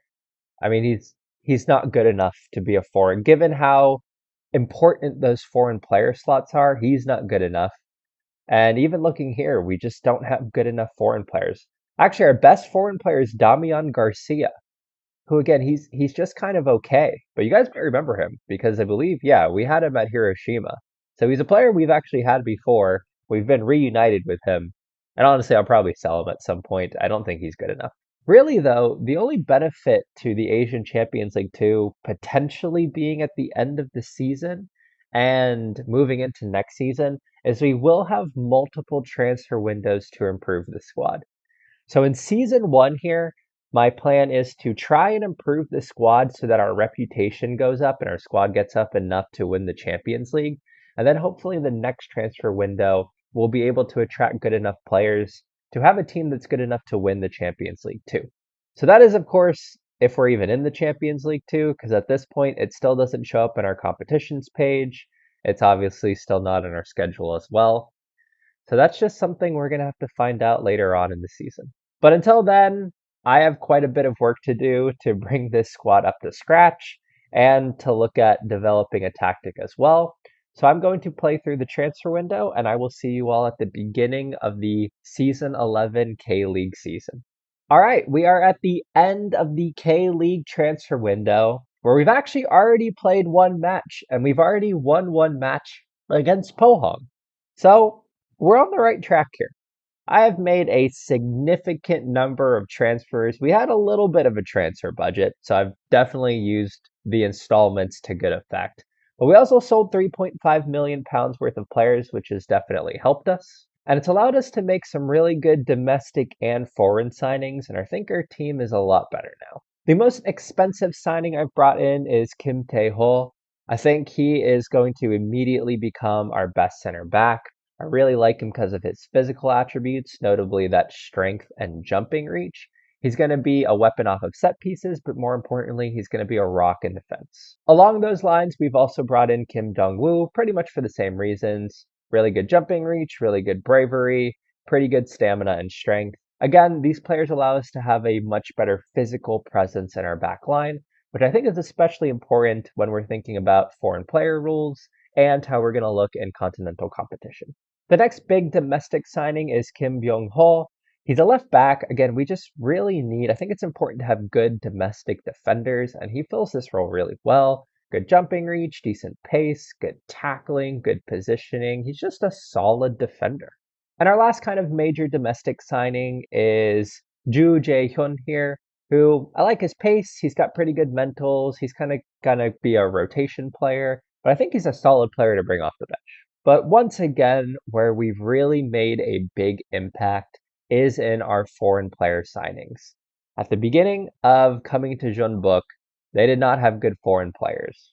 We have changed that significantly. Perhaps my favorite signing of this transfer window is a player we have signed from former club Hiroshima, who we actually brought to Hiroshima, Eduard Benitez. a brilliant central midfielder, good passing, good technique, good vision. He's going to be a wonderful playmaker for us in the center of midfield. I needed reinforcements at right back. I don't know how much this guy's actually going to play, but we've also brought in Ove Olsen here, who's a Norwegian fullback. He's kind of mid, but I just needed a player for a season. Honestly, we'll probably look to sell him next season. Javier Rivera, the 23-year-old Chilean, is a player I'm really excited about. He's just such a well-rounded player. He can play up top or in the central midfield. I'm thinking he might be a really good central midfielder on attack, but he's just super well-rounded, and he's got really good jumping reach. So no matter where we put him, I think he's going to get goals for us. We were in desperate need for a really good attacking winger, and Som Tsuehu here, the 23-year-old South African, is just a meta player in Football Manager who I think is going to do really well for us. Pace, stamina, natural fitness, balance, agility, and acceleration. He's got those in spades. Combine that with pretty good dribbling and crossing, and he's the perfect winger for this level. I actually think he's going to be one of our best players this season. And finally, I needed a goal scorer, and I was actually having trouble finding one. So I've settled for the 21-year-old Algerian Karim Louar. And again, if we're going to be at Jeonbuk, and if we are in fact in the Asian Champions League Two, we're going to have this for 2 seasons. And at 21 years old, he's got the attributes to develop well, right? Like good pace, agility, balance, and acceleration. I think these can develop over the course of this season. And hopefully moving into next season, he'll be a real star player and we'll be able to win the Asian Champions League 2 with these guys. So that is currently what our squad looks like. As you can see at the top end of our squad, we now have all of this foreign players, but we also have a really nice mix of South Korean players as well, which hopefully will make us a really good side. As far as this season is concerned, it doesn't matter. What only matters is if we're in the Asian Champions League 2, which is still not on our schedule and we still haven't figured that out yet. As you guys can see, it is nowhere to be seen on our schedule. And if we look at the AFC Champions League 2, it's still for last season. Like when I said it goes over 2 seasons, this is last season's. So currently, they're in the quarterfinals. So I'm not going to know until much later in the season if we're actually in this competition. So no matter what here, we're not winning anything important in season 11. So no matter what, it is a wasted season. The real question is, how much of a wasted season will it be? Will we actually be in the Asian Champions League 2 and make progress towards that? Or have I just made a move that means absolutely nothing? I'm going to play through season 11 and we'll find out together. Well, I am through to the end of season 11, and we in fact put a team that was good enough to win the K-League. The bad thing though is that we were so good that we qualified for the Champions League Elite, which means we've missed out on a spot in the Champions League 2. So in a sense, this season was a bit wasted. But it doesn't matter because we were in fact in the AFC Champions League 2. And we are qualifying from the group stage to make it into the knockout rounds. So it actually took all the way to July, but we did eventually get into the AFC Champions League 2. The group stages were drawn, and we were in fact in the group stages for the Asian Champions League 2, which we've actually been a bit mixed in. I do think we need to improve the squad in the transfer window here because I don't think we're quite good enough to win the Champions League 2 at this point. We had a good start, but we did lose to Beijing here at home. We had a tough match here against Al Ain. And moving into the final group match here, we do take Al Ain at home in the final group match. We're currently level on points with Beijing. We have qualified, but we do obviously want to qualify in first because that will help us get a better draw in the knockout rounds. However, we're sort of an interesting spot. So the first tiebreaker is results between teams, and Jeonbuk and Beijing here. We have had the exact same results between teams, a win and a loss with the same goal difference as well between those two matches. So it is going to come down to just our regular goal difference at this point, which is currently a 4-goal swing here. But in theory, if we lost like 2-0 to Al Ain and Beijing are playing the worst team in our group. They could easily win that match like 4-0. So not only do we need to win this match, but we need to make sure we win decently well enough to where Beijing can't come back from it. As I mentioned, we do need to improve our squad moving into next season to try and win the Champions League Two. But I will say, we've got some pieces to build around. I was really excited about Park Ji-hwan.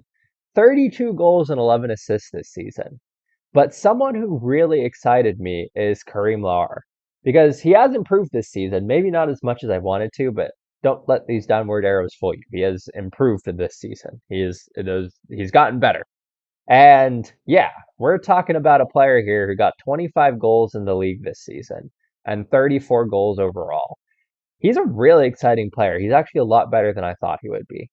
The other player who's done well is Som Sewu, the South African player who's been devastatingly good on the right wing. I actually can't even remember. Did I show you guys my tactic? I don't remember if I showed you guys the tactic before, but we're playing a 4-2-4. We've gone back to our original tactic that we started this Glory Hunter save with.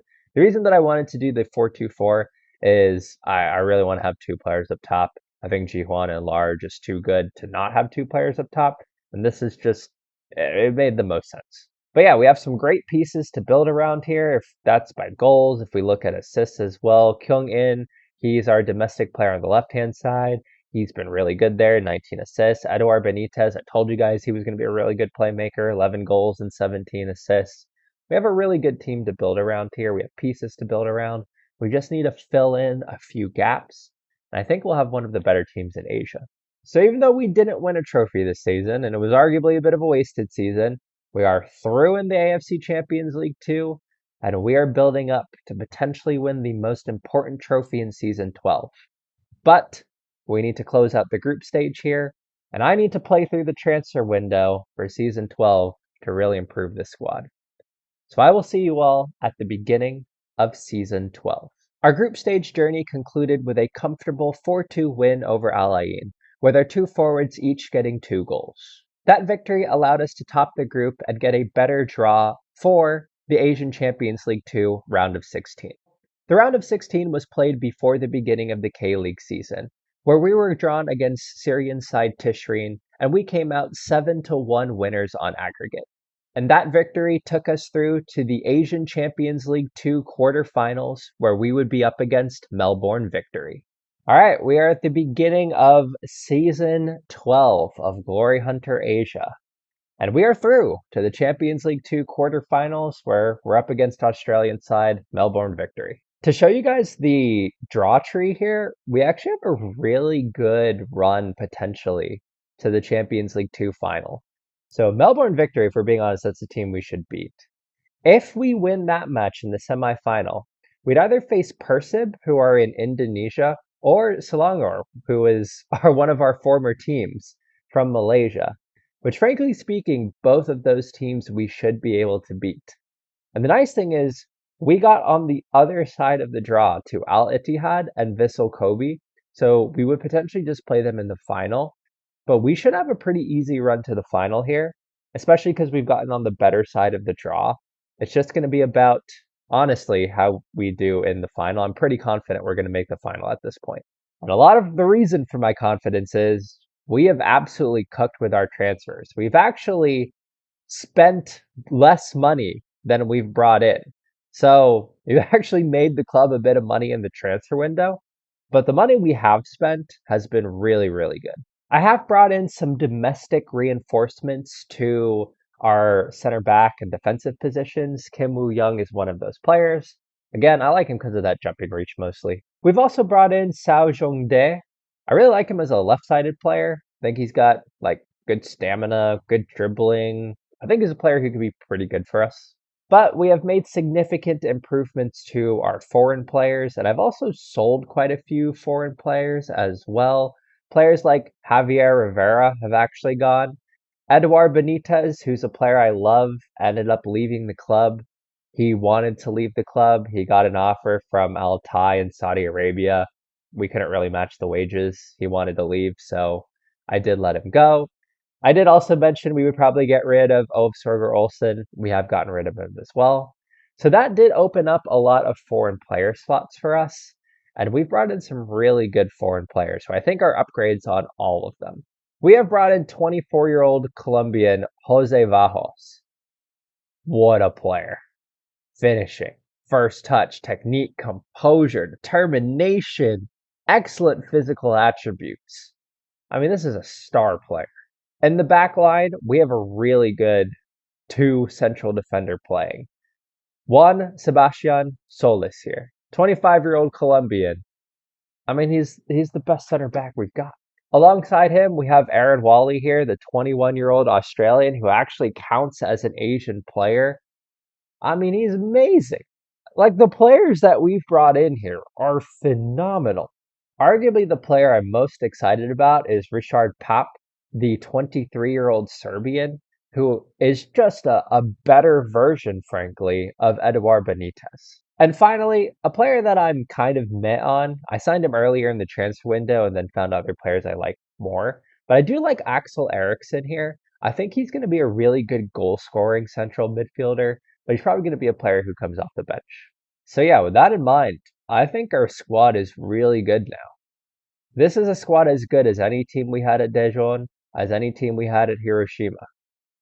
I think this is a squad that might be good enough to win the AFC Champions League Two. We are going to be sticking with the 4-2-4, but it looks a little bit different now. We have someone like Wally in the midfield here. We have Kim Tae-ho in the back line, but Vajos and Papa are in the midfield, and we still have the combination of Ji-hwan and Loire up top. I did want to sign a striker, but I didn't just see anyone who was good enough to do that. Certainly no one better than these two. So hopefully these two will be really good for us. Looking at our schedule, up next, Champions League 2 quarterfinal, and we'll move on from there.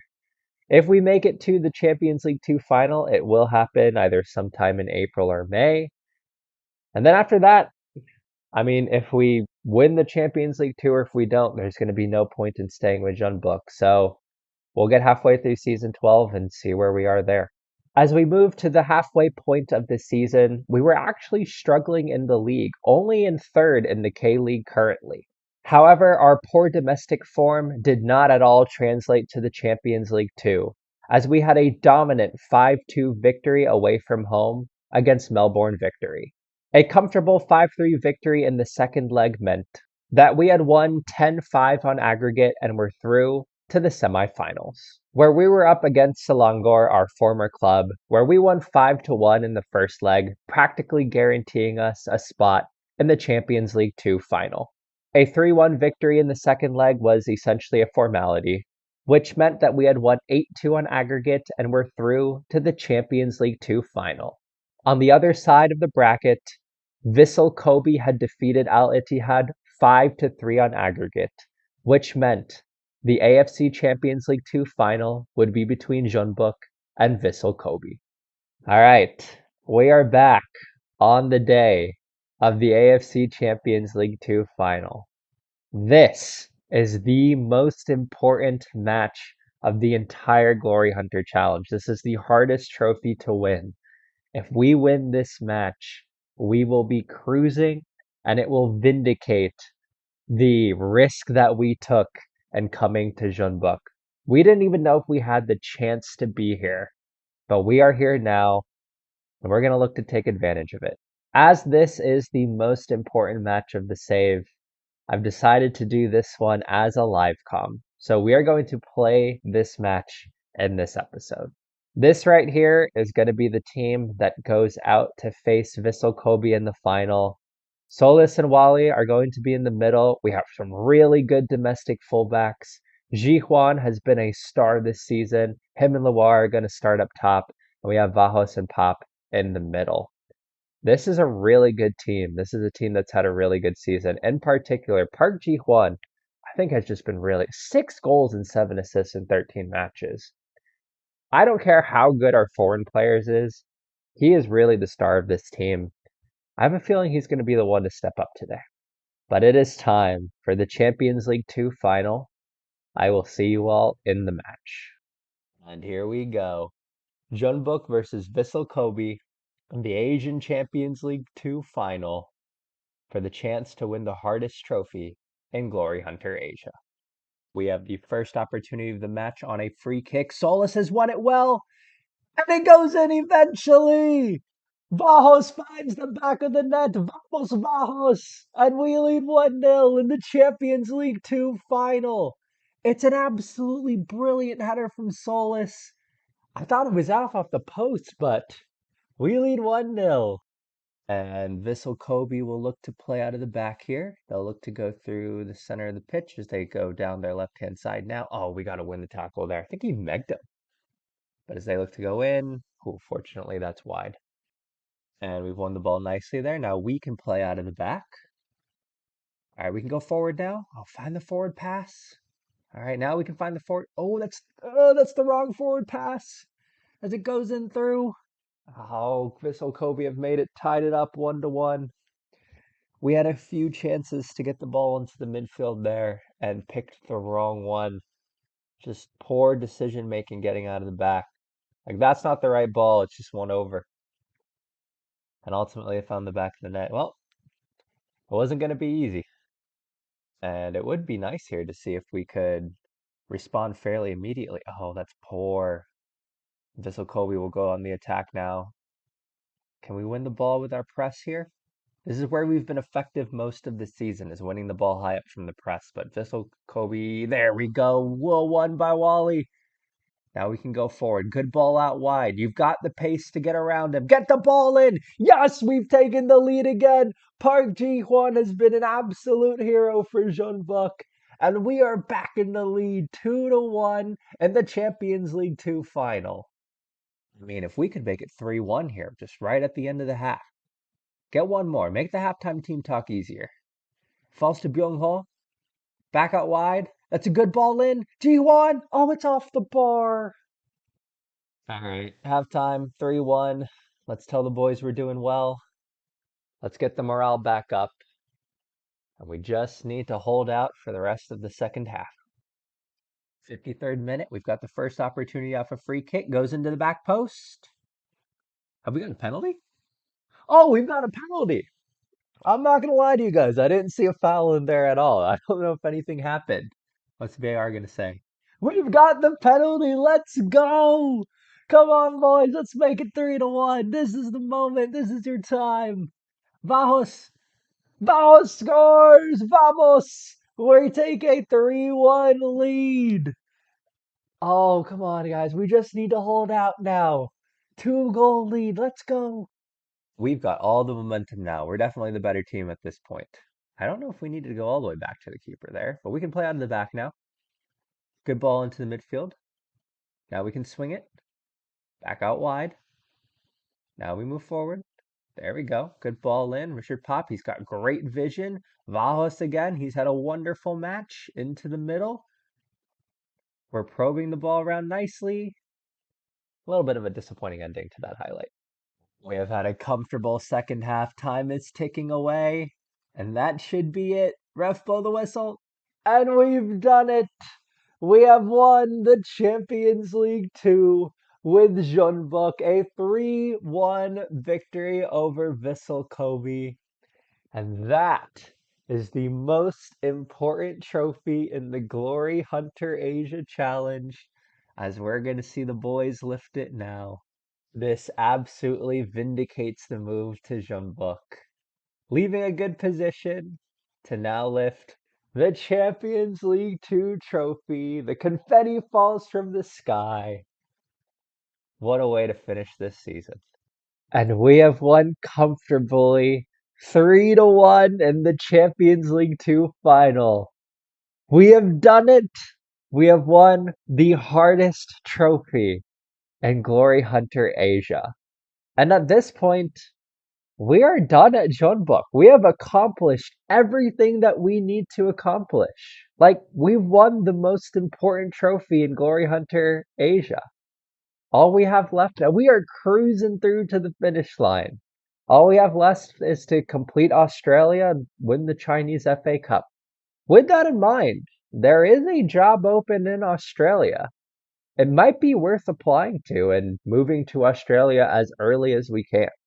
Western United FC here aren't very good, and they're at the end of the season, so we'd essentially just be playing through to the start of season 13 now, but I don't know, it might be worth a go.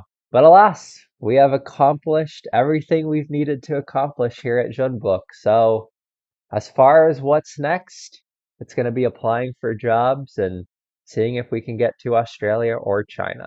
And as a quick aside, depending on how quickly we're able to get through the rest of the club trophies, there might be a special international trophy as well that's part of this Glory Hunter challenge, but that will depend on a few things. Until then, let's add a trophy to the trophy cabinet. We took a huge risk in coming to Jeonbuk, but that risk paid off as we can add the AFC Champions League Two to our trophy cabinet. We are now just 3 trophies away from completing Glory Hunter Asia. After crossing off Glory Hunter Asia's most difficult trophy, it was time to resign as manager of Jeonbuk. With only China and Australia remaining in the Glory Hunter Asia Challenge, the only job that would be relevant to us was the Western United FC job, which we promptly applied for. It didn't take long afterwards for Western United FC to offer us a job interview. And after a successful interview, we were offered a 2-year contract by Western United FC, which meant that for season 13, we would be heading down under. So I have never managed in the A-League before, and the first thing I see when accepting the job is this inbox message here, A-League contract and registration information. And this is reminding me a little bit of the MLS. So there are designated contracts that the board is going to determine if a player is of sufficient quality to warrant designated status. And we have 2 designated slots. There's also a salary cap, but we can't have players on scholarship contracts if they're under 23 and Australian. There's a guest player contract, which I have no idea what this means. We can also have a salary cap allowance, £2,000 per week on homegrown players. I am so confused at what all of this means. I'm looking at the squad here, and it looks like we have full-time contracts, youth contract scholarships, and we only have 1 designated. I think they said we could have 2 designated players, so we have another spot to fill there. Looking at the rules, so scholarship players don't need to be registered, guest players don't need to be registered. I feel like this is just going to be a situation when I'm going to get to the squad registration and have no idea what's going on and just hope I've done everything correctly. Funnily enough, we're not in a bad position. We have room in the payroll here. I don't know how the payroll works though, since there's a salary cap, so that'll be interesting to see. And we've got £1 million in the transfer budget, so we actually have room to work with. And I might end up moving that transfer budget into the payroll. I'll look at our squad. Most of them are Australian, unsurprisingly. But our best player is our goalkeeper, which isn't great. We have a young winger here, Uros Popovic. He looks pretty decent. He's got good physicals. I don't really know much about the level currently of Australia, though. Let's actually look at to see where is our team comparatively. So in the season preview, we're kind of a mid-table side, but last season, we finished down in 11th. So this is a team that really struggled last season. Honestly, though, I think it's a squad better than 11th. Ali Al-Mali here, like 16 finishing, 16 dribbling, good composure and off the ball. He looks pretty decent. I mean, there's definitely spots here that we can improve, but I think this is a better team than a team that finished second to last place. So the competitions in Australia are going to be the A-League and the Australian Cup. And the way that the A-League works is you play the regular season, and then the top 6 teams in the regular season qualify for the final series, which is then the grand championship, so to speak, of the Australian League. So as you guys can see here, this is last season's table. So the top 6 qualified for the championship series. And they literally, the final game is called the grand final. And CC Mariners were the winners of the grand final. So for this challenge, we need to win the grand final. The other competition that we need to win for this challenge is the Australia Cup, and it looks like the Australia Cup is played at the beginning of each season. So if we look at last season's schedule, they were knocked out in early August in the Australian Cup first round. So it looks like this is almost a preseason tournament. It would be really lovely if we could play it early and win it early. Like, if we could knock that out of the way.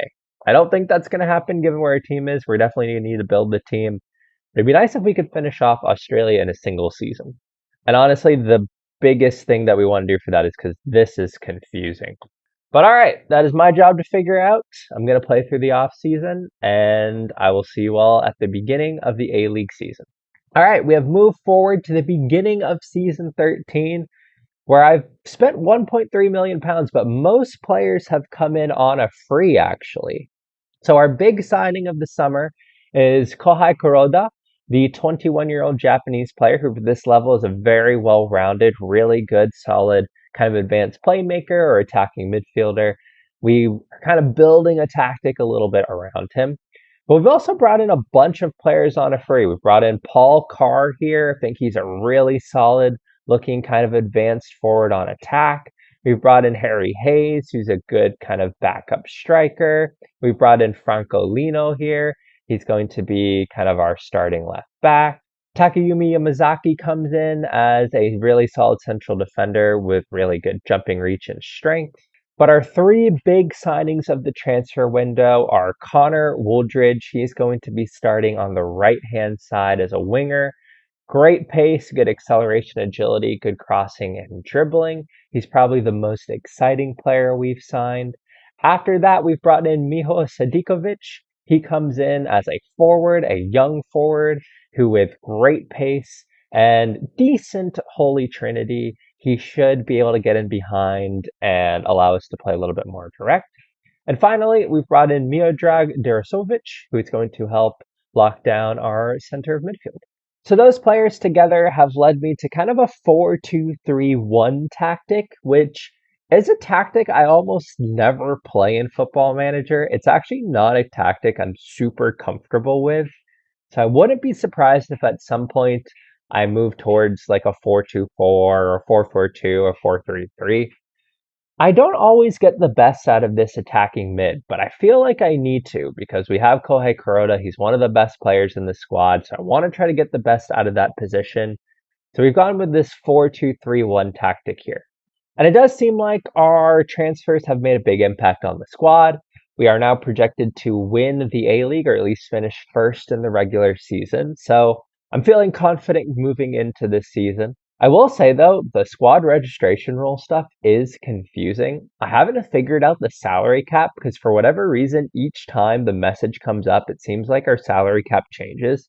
But one thing I do like about Australia is that if I go to the transfers here and transfer history, so the players who have left here, like Lewis Reed, he actually just left the club on a free transfer. So if they're not registered for the league, like if you can't find a registration spot, you just get rid of them. They just leave by mutual termination. So here's actually an example of that. So Oscar Riddle here was just released. His contract was just terminated because I couldn't find a spot for him in our squad registration, which is nice because I feel like it helps against unhappy players, which when you're trying to like overhaul the squad, like we're doing a lot of these like Glory Hunter teams, it's kind of just to be able to like out of sight, out of mind a player. But anyways, we've had a really good preseason and we are moving into the A-League season. The only thing I'm very confused about at the moment was that last season, the Australian Cup was played around this time and we haven't played any Australian Cup matches, which I'm very confused about. And if we look at the Australian Cup, it is going on. Like there are matches played on 8-4, 8-9, 8-10, and 8-14. And the Australian Cup was completely finished. Like the final was played and we just weren't in it. I have no idea why we were not in the competition. I assume it has something to do with us finishing 11th in the league last season, so maybe we didn't qualify for it. But like there are second division teams in the Australian Cup, so I don't know why we didn't get in. So hopefully next season that isn't something that is an issue for us. But that all being said, we're at the beginning of the season. Our team is looking pretty strong. I think players who are going to be important are Sadikovic, Kuroda, Durasovic, and one player who I'm really excited who we had previously was Ali Al-Mali. I think he's actually going to start up top for us, or at least he's going to rotate a lot with Sadikovic. We're at the beginning of the season. I'm going to play through the season, and I will see you at the end of things. Our season got off to a difficult start, losing in the opening match 1-0.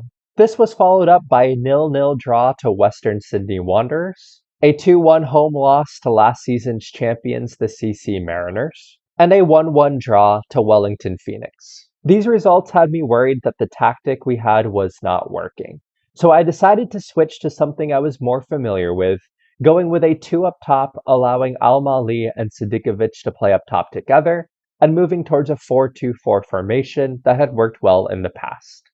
That change in tactic gave us the momentum we needed to finish the season top of the A-League table, meaning that we were into the championship semifinals where we would play Wellington Phoenix. The first leg of the semifinals was at Wellington Phoenix, and it ended 1-1 in a tight affair. But in the second leg, an 8th-minute goal from Sadikovic sent us through to the A-League Finals Grand Final, where we would be taking on Perth Glory.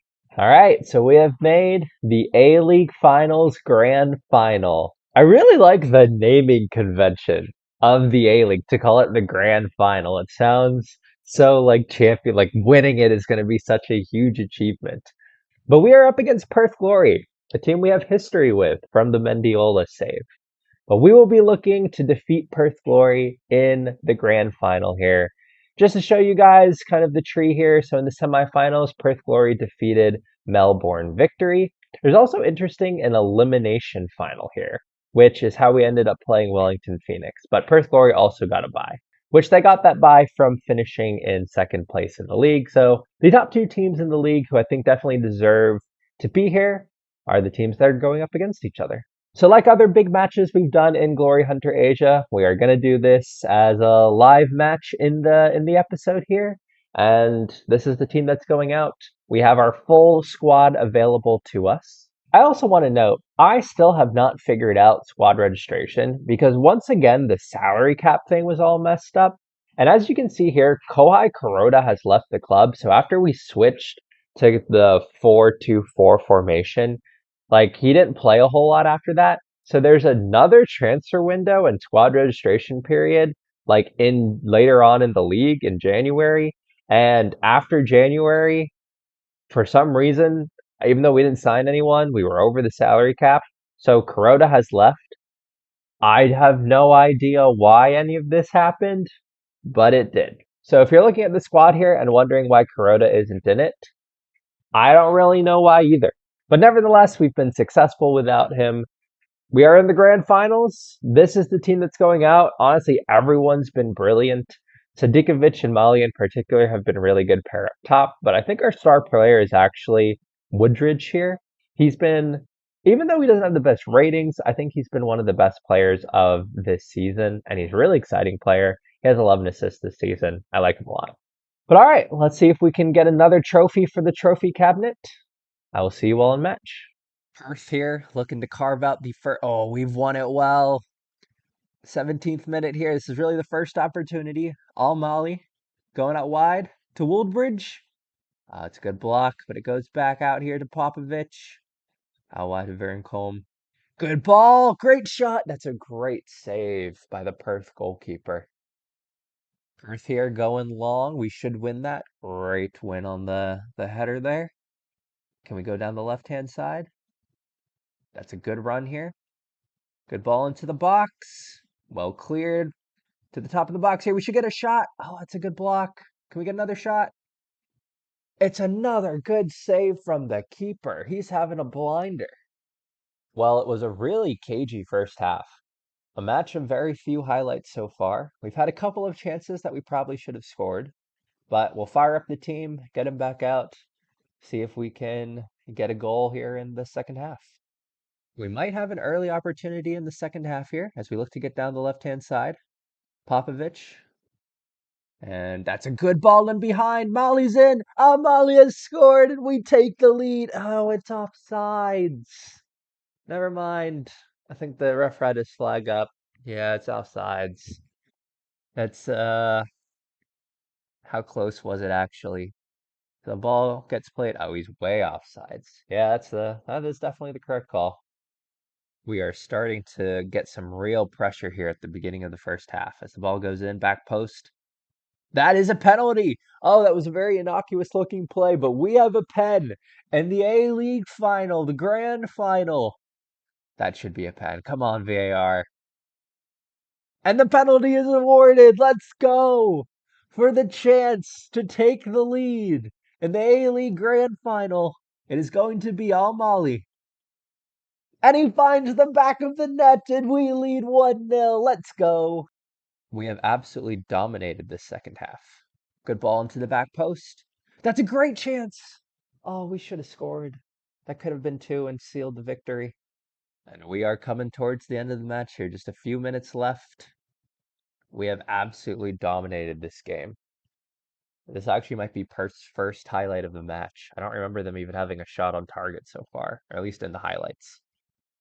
But it's cleared there. Ooh, it could be our chance here. Can we get a counter? One more goal would definitely seal the win here, but until then, Perth obviously still have the opportunity. It's a great ball in, and it's bounced over their right back. Can we get it to the edge of the box? This is a good shooting opportunity. Another good save from their keeper. And we are over allotted time. The match should be over. Come on, ref, blow the whistle. There it is. And we have won the A-League Grand Final. We dominated this match, really. Perth did not have many opportunities. We have comfortably won in the A-League Grand Final. And we are going to get a trophy lift in Australia. And we will see us lift the trophy here. Another trophy lift. We'll get green confetti falling down from the skies. And we have one more trophy to win in Australia. Well, we can cross the A-League off of the Glory Hunter Asia Trophy cabinet. A 1-0 win over Porth Glory. And we're in a pretty good position here. So this is how our squad did over the course of the season. And I have to say, I really like how our squad is looking. In particular, our front four of Almali, Sadikovic, Popovic, and Woolbridge here. I don't think, given the salary cap rules, I don't think we need to make any signings in the offseason. We have £2.7 million in the transfer budget, and we have extra payroll here. But to be honest, I don't think we need to sign anyone. We'll move into season 14 here, but we had a good season, a really good end to the season. And the thing is, the Australian Cup is played at the beginning of the season. So as long as we're in the Australia Cup, which I would expect us to, I don't want to make a whole lot of signings because right now we have great team cohesion and a great club atmosphere. And I don't want to ruin that by signing players who might then need to gel with the squad. And all of a sudden, we're not playing as well in the Australia Cup. So as far as transfers are concerned, I think I'm pretty much just going to keep things as is, and I'm going to keep the squad as is. But anyways, I'm going to move forward to season 14, and hopefully we're on the Australia Cup. The beginning of season 14 came, and we were in fact in the Australia Cup first round, where our first match was against Acacia Ridge. But as the Australia Cup would be played throughout the months of August and October, we also had to contend with being in the Champions League Elite League phase. During this time, I also decided to make no signings as no players came in and no players went out. And this seemed to be a good idea as we won our first match in the Australia Cup 12-0. That victory took us through to the second round where we won 3-2 over Brisbane Roar in a match that we dominated. Victory in the second round meant that we had qualified for the quarterfinals. And with all the games during this period, I decided to prioritize the Australia Cup. And in the Champions League Elite, I was completely rotating the side so that I could start our best team in the Australian Cup. And this paid dividends as we won 2-0 over Adelaide United in the quarterfinals. We played Dijon, one of our former clubs, 2 days before the Australian Cup semi-final. And once again, I played a completely backup side that ended up losing 4-0.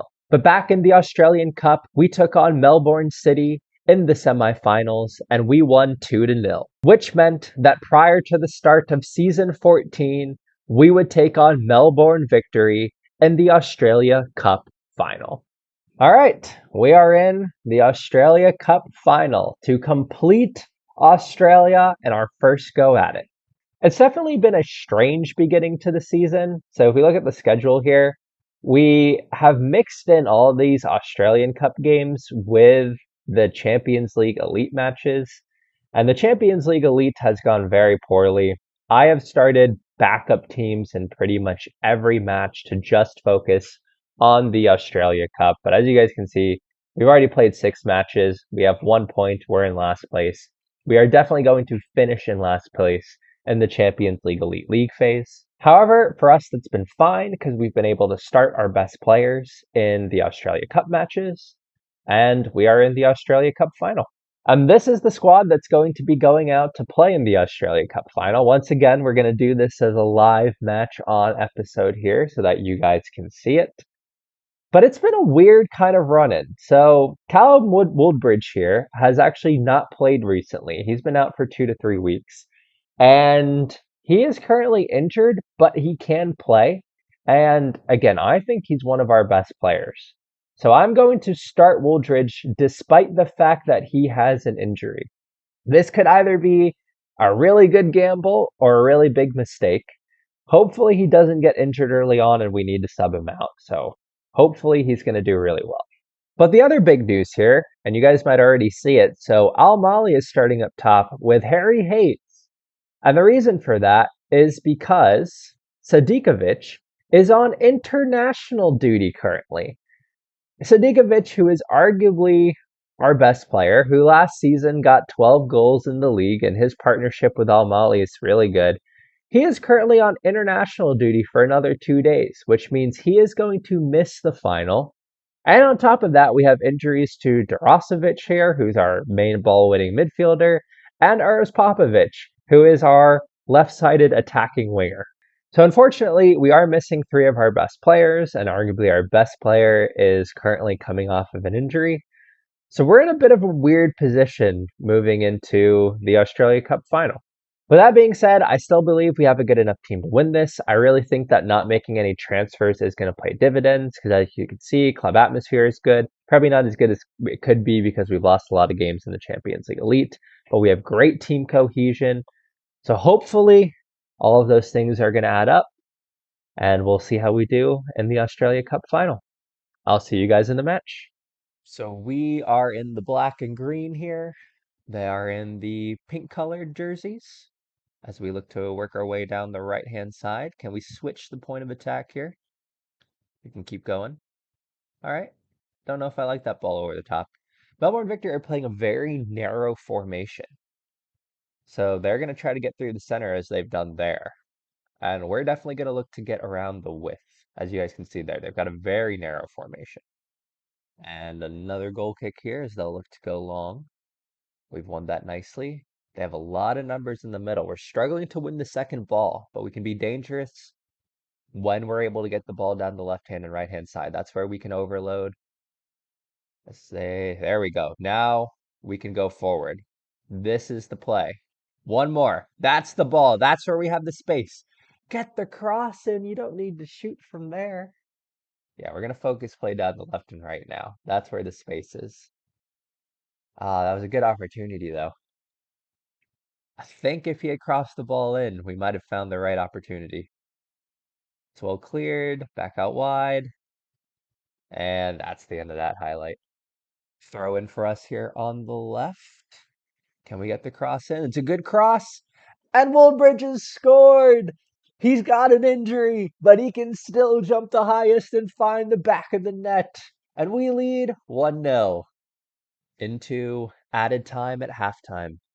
Can we find one more right before the end of the first half?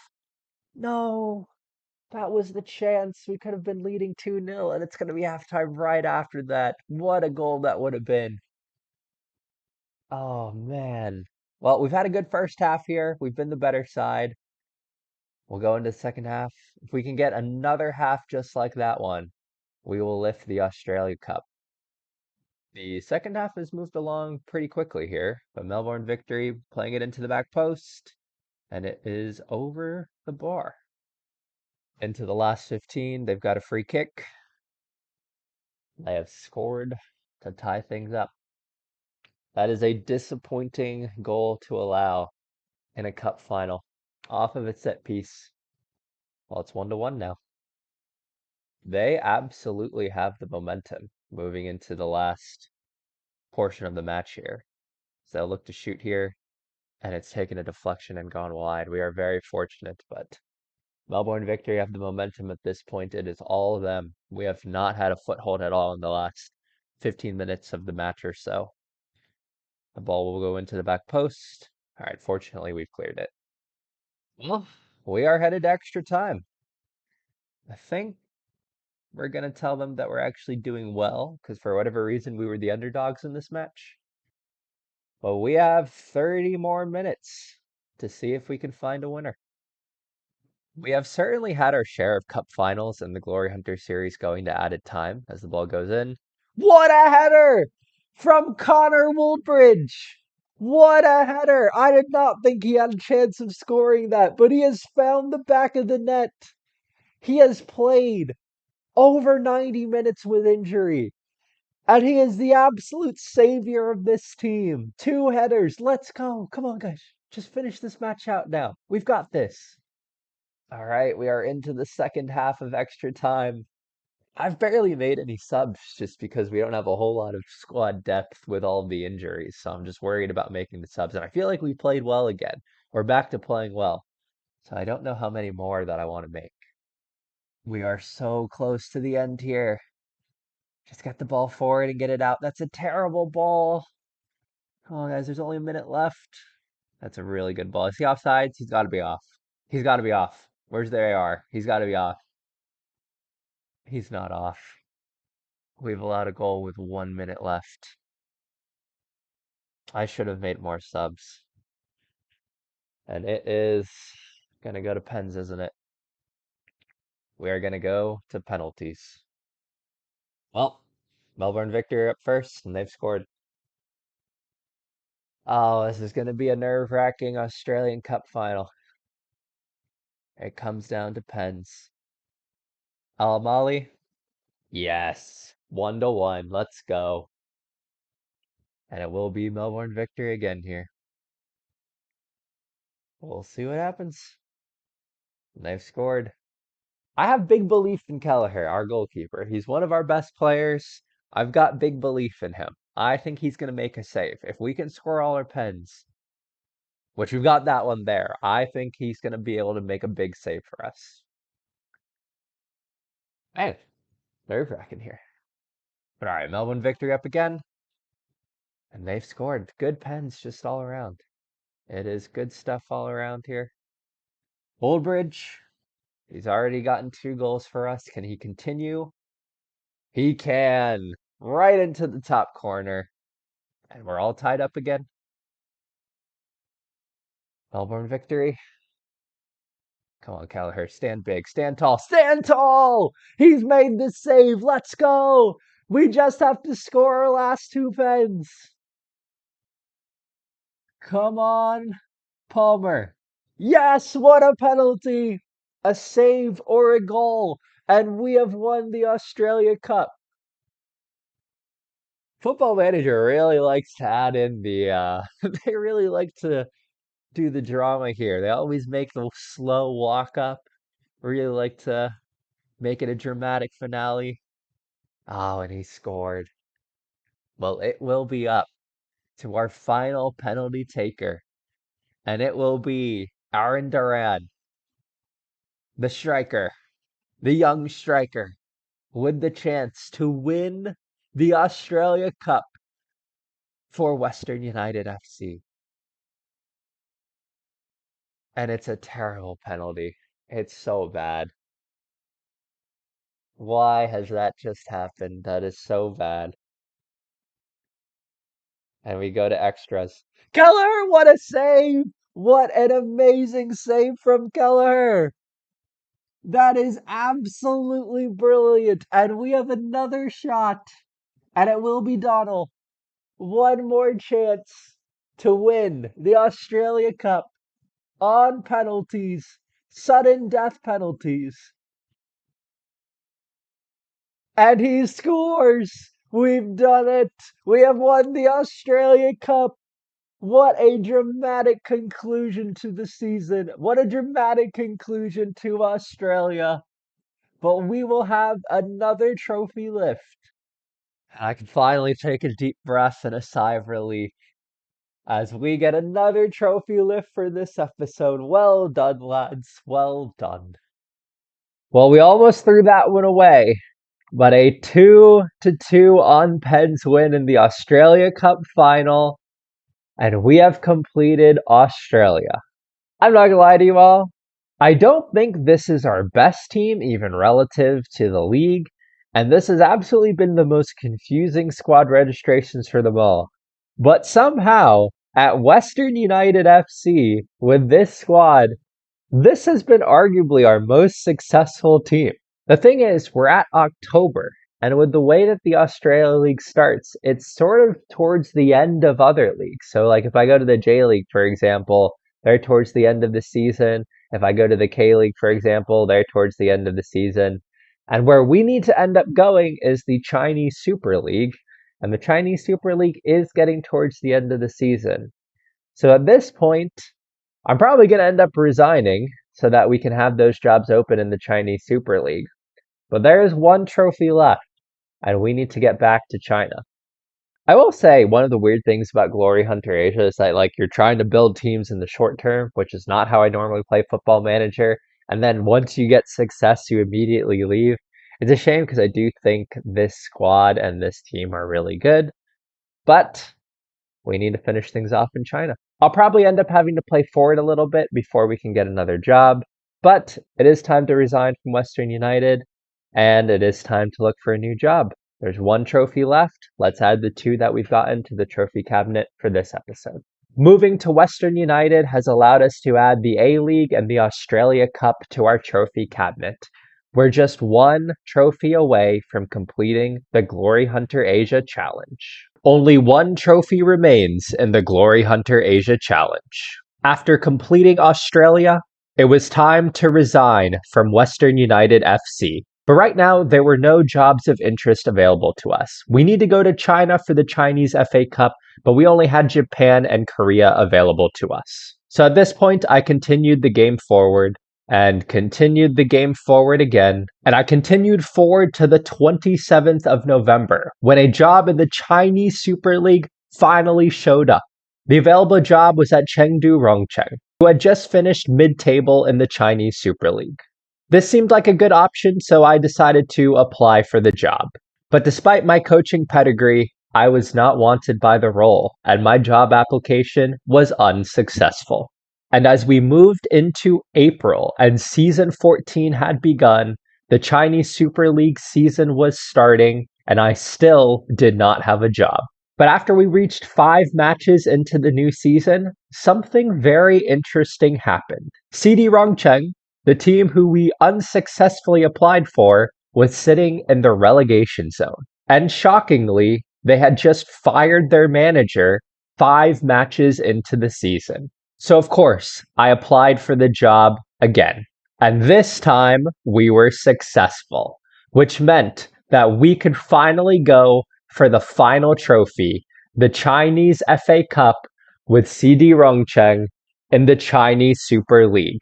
Can we complete the Glory Hunter Challenge? So we have joined CD Rongcheng here, 6 matches into the new season, where they've only gotten 4 points so far, so we are joining at a really interesting time. Our first season at the club looks pretty simple. We just have to avoid relegation, and we can't use any of the budget at this point in time, but it looks like we're going to have some good money on hand. £38 million new transfer budget. We'll absolutely take that. This is what the team looks like, just according to the Quick Pick Best 11. I think we'll just go with the tried and true 4-2-4. We know this formation works. We just need to make sure we don't get relegated. We can get a little bit more creative after this season, I think, and after we've had some time to mold the squad to our liking. But at this moment in time, I think we just go with what we know works. Unfortunately, though, this is just going to be an experimental season. They've already lost the match before we joined the club, or two matches before we joined the club. They lost in the Chinese FA Cup fourth round. So as far as this season is concerned, we can't win the Chinese FA Cup. The Glory Hunter Challenge isn't going to end at this season. So let's use this season to build up the squad. Let's see what works. Keep them in the Chinese Super League, and we can really attack the challenge next season. That all being said, there are some players we look like we might be able to build around, notably Katsuhiro Murata here looks like a really solid wingback.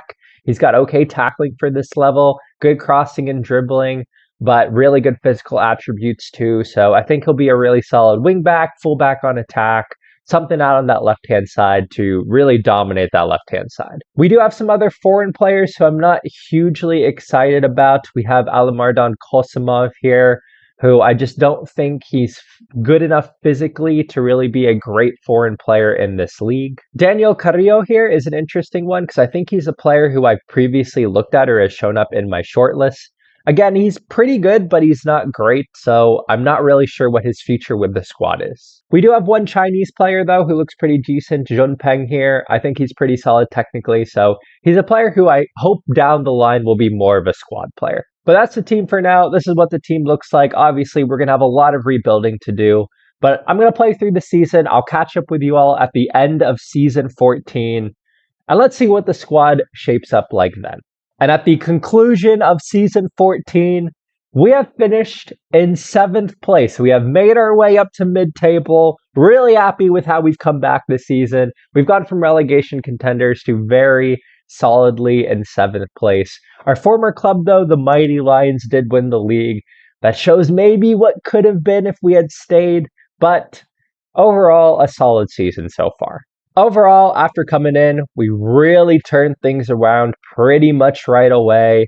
And for the rest of the season, we played pretty well. Honestly, if we didn't have such a rough start to the season, and if we had taken this team from, when we originally applied, I don't think we would have won the league or anything like that, but we certainly could have been in the top 4 positions and had continental competition next season. As far as the squad is concerned, I don't think anyone really stood out. Murata, he did have a 7.02 average rating, which is pretty solid. And Wang Jun was our top goal scorer this season, so he was quite good. But as far as everything else is concerned, I definitely think we can do better. We have a lot of improving to do this offseason. So with that in mind, we have a £39 million transfer budget, and we have a huge payroll to work with. Let's make some massive improvements this offseason, and let's finish off the Glory Hunter Challenge. All right, we have moved forward to the beginning of season 15, and we have had an absolutely massive transfer window. We've sold some players, but more importantly, we've brought players in. So I'm going to focus on the transfers we have brought in here, where we have spent £56 million, but we've also sold quite a few players, as you can see here. So we brought in some money as well. Well, let's talk signings. First up, in a £12 million signing from Blackburn, a player who formerly played for Manchester United, we have brought in Stefan Gold, the 24-year-old Englishman who can play out on the right-hand side, who I think immediately improves our team as a winger. Great dribbling, a solid holy trinity here, but most importantly, excellent physical attributes that will make him a dominant player in the Chinese Super League. Continuing to improve our winger options, we have brought in Willian Militao, who I think is more of a true winger. While I think Stefan Gold is more of a goal scorer, I think Willian Militao is more of a playmaker. Good dribbling, but more importantly, really good crossing, solid passing for this level, and just as importantly, excellent physical attributes. But the players I'm most excited about are our forwards. First up, Mohamed Al-Jaway with excellent finishing, composure, and off the ball. He has 3 of the main attributes that I look for in a forward. He's only 22 years old, so he's going to continue to get better. I think he's an exciting young player. But I think the player I'm most excited about from this transfer window is Salou Diallo. We have brought in from Kashiwa in Japan for £5.25 million. and he is a phenomenal player. I think he's definitely better than Al Jawai. Finishing 16, composure 16, off the ball 17. Again, he's got everything I'm looking for in a forward, pretty solid physical attributes. I think if we look at his former career stats, he did pretty well in the J League, but I think we can get even more from him. I think this can be a 20 plus goal a season striker. And now all of a sudden, I think our team is looking pretty good. So overall, we have huge upgrades across the entire team. We're going to stick with the 4-2-4. It worked well for us last season. We know this is a good tactic in Football Manager, and I think this is going to really work out well for us. The squad is looking much better than last season. We can see now that our foreign players are the best players in our team, which is what we're looking for. At this level and with the foreign player spots, you want those foreign players to be the best players in your team. We do have some really solid Chinese players as well. We have Raphael here, very solid player who's going to play in the center of midfield. We have Chao Bin here, who's a really solid player defensively, who I think will help to anchor our defense. We have good players across the board, but this is a much better team than the one we saw last season. And I think that's going to reflect in our league standings. So, of course, season 15 is upon us. We just have to win the Chinese FA Cup. This is the final trophy we have to win for the Glory Hunter Challenge. The expectation is to make the semifinal. We're entering the competition in the 4th round. This is all we need to do. If we can do this, it doesn't matter what happens in the league. Let's see if in season 15, can we finally complete this challenge? Well, we did not complete the challenge. We lost in the quarterfinals away from home to Zhejiang. They're a good team. We lost 2-0. They were the better team on the day. Yeah, we definitely deserved to lose. They were the better team. It just wasn't our day. That being said, there is progress to be had. We had a good season in the Chinese Super League. Next season, we just drew too many matches. But next season, we will be in the AFC Champions League Two, courtesy of finishing 4th in the Chinese Super League. So we have improved a little bit. Diallo and Al Jawai both had really good seasons, scoring 18 goals each. I do think we can get more product from the two of them, but both players are still young. They're going to continue to improve over the rest of our time at the club. So we just got to continue plugging our way forward. We do have a transfer budget to work with. It's not as much as we had last season, but we'll be able to stretch this £20 million. We just need one more trophy. So I think this is season 15. Let's move into the beginnings of season 16. Let's get a good transfer window here. I don't want to end this challenge poorly. I want to end with a bang. So let's end with a bang. All right, welcome to the beginning of season 16 of the Glory Hunter Challenge. This is the 20-season challenge, so we need to finish this up soon if we want to end with a bang. So I think I've gone I'm going to be honest with you guys. I think I've gone stir crazy this offseason. We got to build a team that can win one trophy. The Chinese FA. I did not think this would be this difficult. I thought we would have done this by now. But I might have gone crazy. I've changed up the tactic. I've brought in some players. I'll show you guys what we got here. The biggest and most important signing that I've brought in is Felix Idowu. Another forward. I love my forwards. Another forward. Good finishing, good dribbling, excellent physical attributes. We brought him in from £7 million. We've broken up a rival here. He's shown that he can get 20 goals in this team. He's a player proven in this league. So hopefully he will also perform for our team here. But we haven't stopped there. We've brought in Paulo Niero here. He is a player who's going to play in the center of midfield. You'll see why, but I needed players who are good physically in the center of midfield. I needed a good defensive type thinking midfielder. So I think he's going to fit the bill. And again, apparently I've gone stir crazy, but this is the other big signing we've made. It's Chai Yu here. I'm going to be honest, we needed a fullback.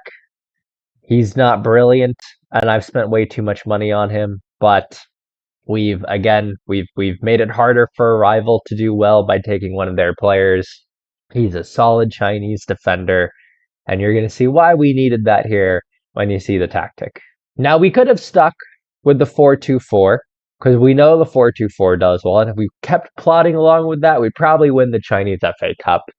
But we want to go out with a bang here. And the last time we were in China with the Mighty Lions, we played 3 up top. So I'm going back to three up top. We're playing a 4-3-3 in the truest sense here. We've got two fullbacks on attack.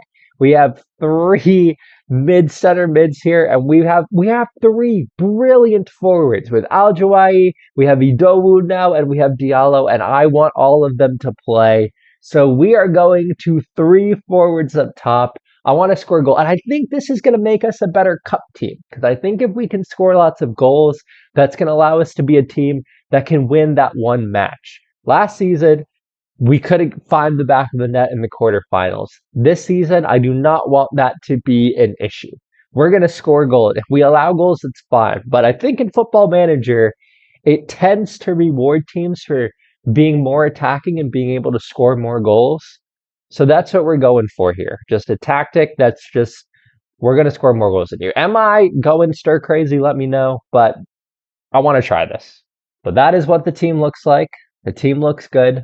We're going with a crazy new tactic. Chinese Super League, but the Chinese FA Cup is the one we need to win. As always, we enter in the fourth round. Let's play through season 16. Let's see if we can finally complete Glory Hunter Asia. This whole season was a choke job. We did not win the Chinese FA Cup. We got upset at home in the fifth round. Changchun are a good team. They finished mid-table in the Chinese Super League this season, but to lose so early was extremely disappointing, and it felt like the rest of the season didn't matter. But then the rest of the season kind of did matter, because as you guys can see here, what a huge winning streak we were on. We were so good. Look at how well we're doing. And then we lost and drew in the last two matches. And those 4 points that we dropped in the last two matches meant we didn't even win the Chinese Super League. With 2 matches remaining, we were sitting in first place. And then we dropped 4 points and we finished in second. So we ended up choking 2 trophies in season 16. Overall, the season was fun. We definitely had our 3 forwards did pretty well this season. The goals had to be distributed a little bit differently, obviously, given that we had 3 forwards instead of 2. Ajuai is injured for 4 to 6 weeks, which wasn't a whole lot of fun. But it was overall, I'd say it was an interesting season. But the forward line did well. I think with some squad improvements, we're obviously getting closer to completing the Glory Hunter Challenge, to winning the Chinese Super League, and most importantly, the Chinese FA Cup. So as long as we continue moving in the right direction, we will eventually get there. I was hoping to finish in this episode. That way we could really go out with a bang.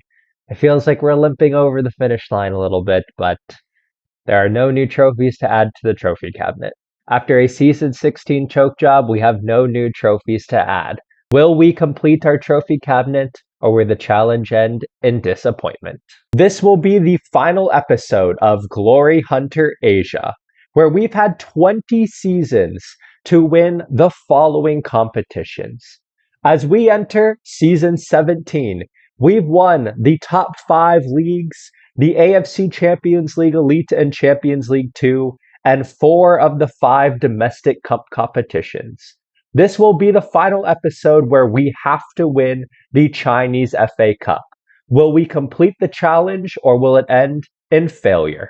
Whatever happens now, I am playing through the rest of the Glory Hunter Asia Challenge in this episode. The last time I saw you all was at the end of season 16, where we had finished second in the Chinese Super League, and more importantly, had been knocked out in the 5th round of the Chinese FA Cup. As we continue moving forward to completing this challenge, I am now at the beginning of season 17, where I've played through the off-season, and I'm going to catch you all up with what we have done. As a quick reminder, the tactic we are playing is a narrow 4-3-3 with 3 forwards. So this is a very gung-ho tactic, and as a result, I have built the squad with this tactic in mind. Compared to previous seasons, we only spent about £8 million, which really isn't that much. We've brought in 2 free transfers here, and then we've brought in another £8 million here, and that was the bulk of our spend. We also got rid of about £5 million worth of players this window. The biggest names being Stefan Gold, who we had originally brought in from England. As a result of him playing out wide, he just doesn't fit in the tactic anymore. So despite paying $12 million for him, I've sold him for a mere $500K. And continuing with my honestly poor business, We've also sold William Militao for the same reason. He plays out on the wings. After signing him for a hefty £7 million, I've now sold him for £1.2 million. So I needed to be a little bit more frugal in the market this time around. And with that in mind, I've brought in some huge players on a free, starting off with Jose David Osorio. We brought him in on a free from Colombia. Last season, he scored 21 goals in the Colombian First Division, so I think he holds a lot of promise. I really like him as another forward attacking option for us, someone with a lot of potential as well. Really good pace and really good jumping reach, solid enough heading, good finishing, and good off the ball. I think this is a player who's going to be really good for the team. I think he's going to score a lot of goals, and he has a lot of the attributes that make him a really good forward in Football Manager. Next up, as we're playing a fairly narrow formation, I want to make sure that we have sturdy ball-winning midfielders in that central role. And Luis Fernando, who we've brought in on a free from CEC in Brazil, he fits that bill perfectly. Very good tackling, very good work rate, great pace and stamina. Those things together mean he's going to be able to dominate the center of midfield, and we really need that when we're playing a narrow formation. Other than that, there weren't a whole lot of huge signings. We need to make sure, since we're playing a narrow formation, that our fullbacks are solid. Jean-Marie helps to fit that mold. He's an experienced right back. He is the player that we spent the most money on because I really needed a right back. That was kind of the last position I was looking for, so that's where our $6 million was spent. But that is the bulk of our transfer business, leading us into season 17 with CD Rongcheng with this squad here. We're going to put Osorio, Diallo, and Al-Jawai up top. Diallo is still looking like a really solid player. Gonna love that finishing, composure, and off the ball. And Al-Jawai has been an absolute star for us. He continues to be a brilliant looking forward. I am admittedly really counting on this front three to win us matches because this is about as attacking as a formation as you can get. I think we're going to allow a lot of goals, but I think this is going to make us, we're going to be a volatile team, but I think that means we're going to be able to win cup competition games. Last season, we didn't win enough matches. This is going to be a spot where we can't go out losing 1-0 in the CFA Cup 5th round again. If we're going to lose, I want to lose 5-3 or something like that. I don't want to lose 1-0. I don't want to lose without scoring a goal.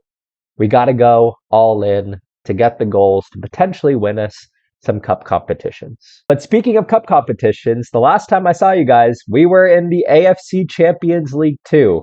And throughout this preseason, this is the competition we've been playing in, and it has been a bit of a roller coaster. Obviously, we've already won the AFC Champions League 2, so this doesn't matter anymore, but I think this gives us a good indication of how we're going to do in cup competitions.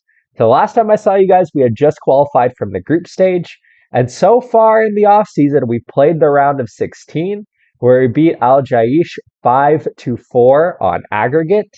We've played the quarterfinals, where we went through 8-7 against Incheon from Korea, and we've played the semifinals where we beat Pohang from Korea 8-5 on aggregate, which means we will be taking on Al Nasser in the AFC Champions League 2 final. However, we do not play that match for another month, and the timing of that match is really interesting because it is 3 days after the CFA Cup 4th round. Obviously, we need to win the Chinese FA Cup to complete this challenge, so I will be playing a full-strength squad there. But with that in mind, that is where we are at heading into Season 17. And I will add, too, there is a lot riding on Season 17 because the board have big expectations for us. They want to win the AFC Champions League 2, which for some reason it comes back as failed. I don't know why, because I think it might be for last season when it should be for this season here. But they want to win the AFC Champions League 2, they want to win the Chinese Super League, and they want to challenge for the Chinese FA Cup. So obviously we just need to win the Chinese FA Cup for the challenge, but they essentially want us to pull off a continental treble here. So we'll see if we can do that. But all right, I'm going to move forward through Season 17. See you all very soon. Season 17 started off brightly, where in the 4th round of the Chinese FA Cup, we progressed after beating Sichuan Jeonju. That took us into the AFC Champions League 2 final, where we were playing Al Nasser. And we looked to get off to a quick start. The ball going out wide to the left-hand side, a cross was floated into the back post, and Al Jawai gave us a 1-0 lead. But as we moved into the second half, Al Nasser were not to be denied. The ball went through to Javi, who found the back of the net. It was 1-1. And at 1-1, nothing could separate the sides in the initial 90. The match went to extra time, where Al Jawai found the winner with that strike. And CD Rongcheng was crowned champions of the AFC Champions League Two. And that good result carried over into the Chinese FA Cup. In the fifth round, we defeated Guangzhou 4-1 away from home. Then in the quarterfinals, we won 3-2 over Henan. And finally, as we continued our goal-scoring fest, in the semifinals, we won 4-3 over Wuhan Three Towns, which means that we had finally made the Chinese FA Cup final, where we would take on Shandong. But while we were doing well in the cups, the Chinese Super League wasn't going so well. At the end of the season, we had finished in fourth place. And that was a huge disappointment for the club, as they were very disappointed in my leadership of the team. The only thing keeping me in a job was the AFC Champions League Two win and the fact that we had reached the Chinese FA Cup final. My job security was very insecure. Not only did the Glory Hunter Asia Challenge rest upon this Chinese FA Cup final, but apparently, so also did my job. So this has been a really strange season. So the board wanted us to win the Chinese Super League. We did not win the Chinese Super League. In fact, we didn't even make the Champions League Elite through the league. We finished in fourth place.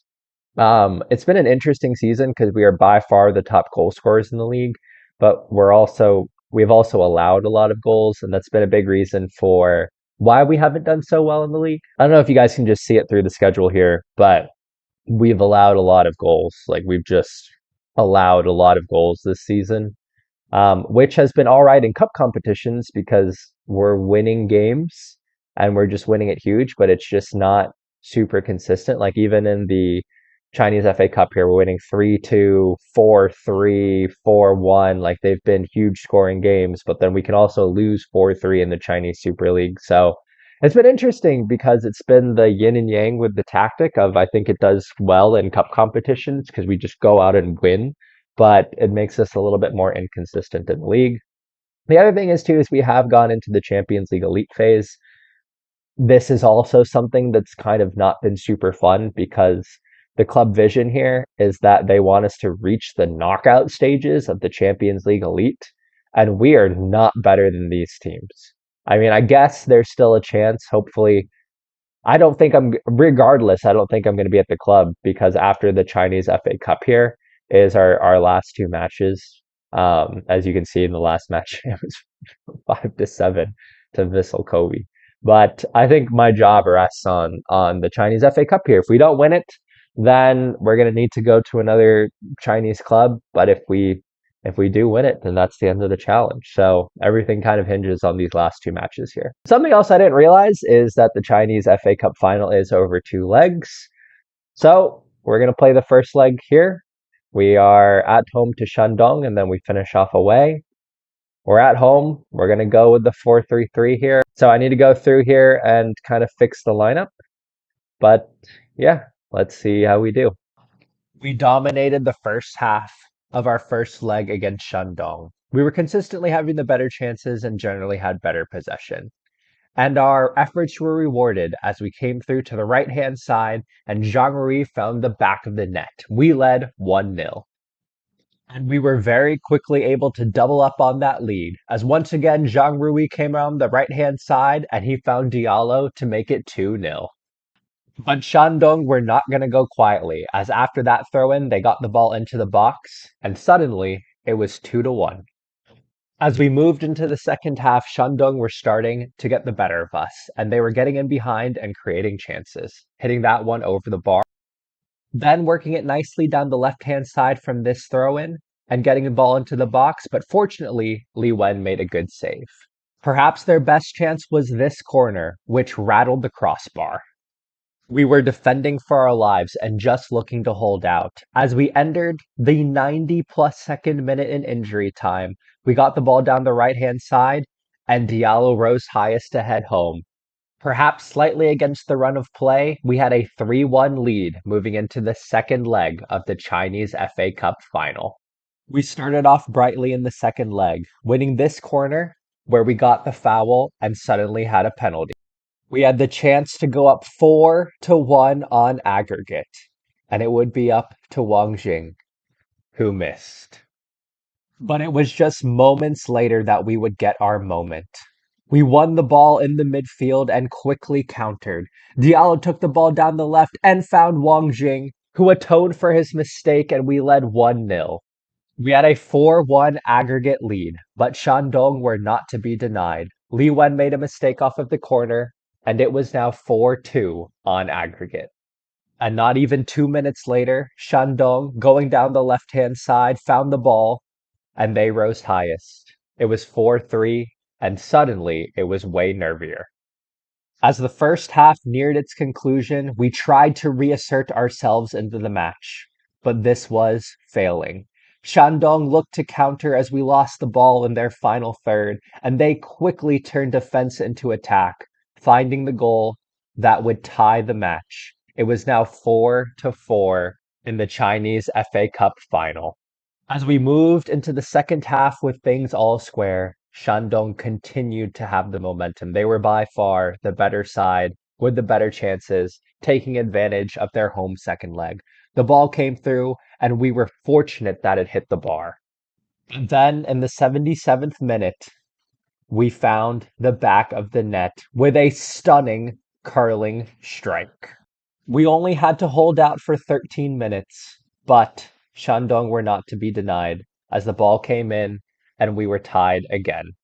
But what I didn't know at the time was that was all we needed.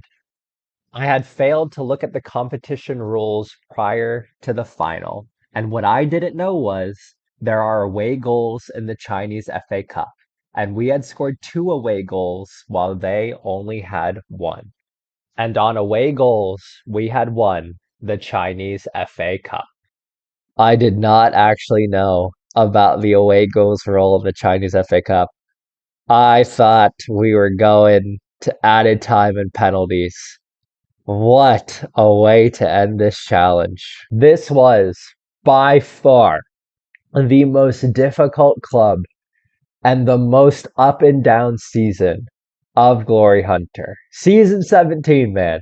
To go from winning the AFC Champions League Two to just having a terrible league season, to doing terrible in the Champions League Elite, to being up 3-1 in the Chinese FA Cup final, only to think that we were going to added time. But it turns out we won on the away goals rule. What a finish. Well, that is the end of Glory Hunter Asia. I would like to thank you all so much for watching this series. If you've been watching, if you've kept up this far, I hope that you guys have enjoyed the series. This was a series that I've been wanting to make for pretty much the entirety of FM24. I was even thinking about waiting until FM25 came out, and when it didn't, I decided to do this series. It was a lot of fun. I'm really happy that I did this. I hope that you guys enjoyed it. I hope that you guys had fun going along the journey with me here. And I hope that you all will try something like this on your own. I know that a lot of people really love the Glory Hunter Challenge in Europe, but there is a lot of different ways to do the Glory Hunter Challenge. You can do it in other continents as well, whether it's Asia, North America, South America, if only there were more African leagues. But you can even do it within Europe too. I think Tom FM did like a Viking challenge. You can do something in just the UK. You can do it in different areas. So I think there's a lot of opportunities here for these types of challenges. But yeah, it was really fun. I hope you guys enjoyed it. And as always, a huge thank you to all for watching, joining along the series with me. I had a lot of fun. Well, I guess at some point we'll move on to another series. That is the conclusion to Glory Hunter Asia, and I will see you all next time. Thank you all for watching.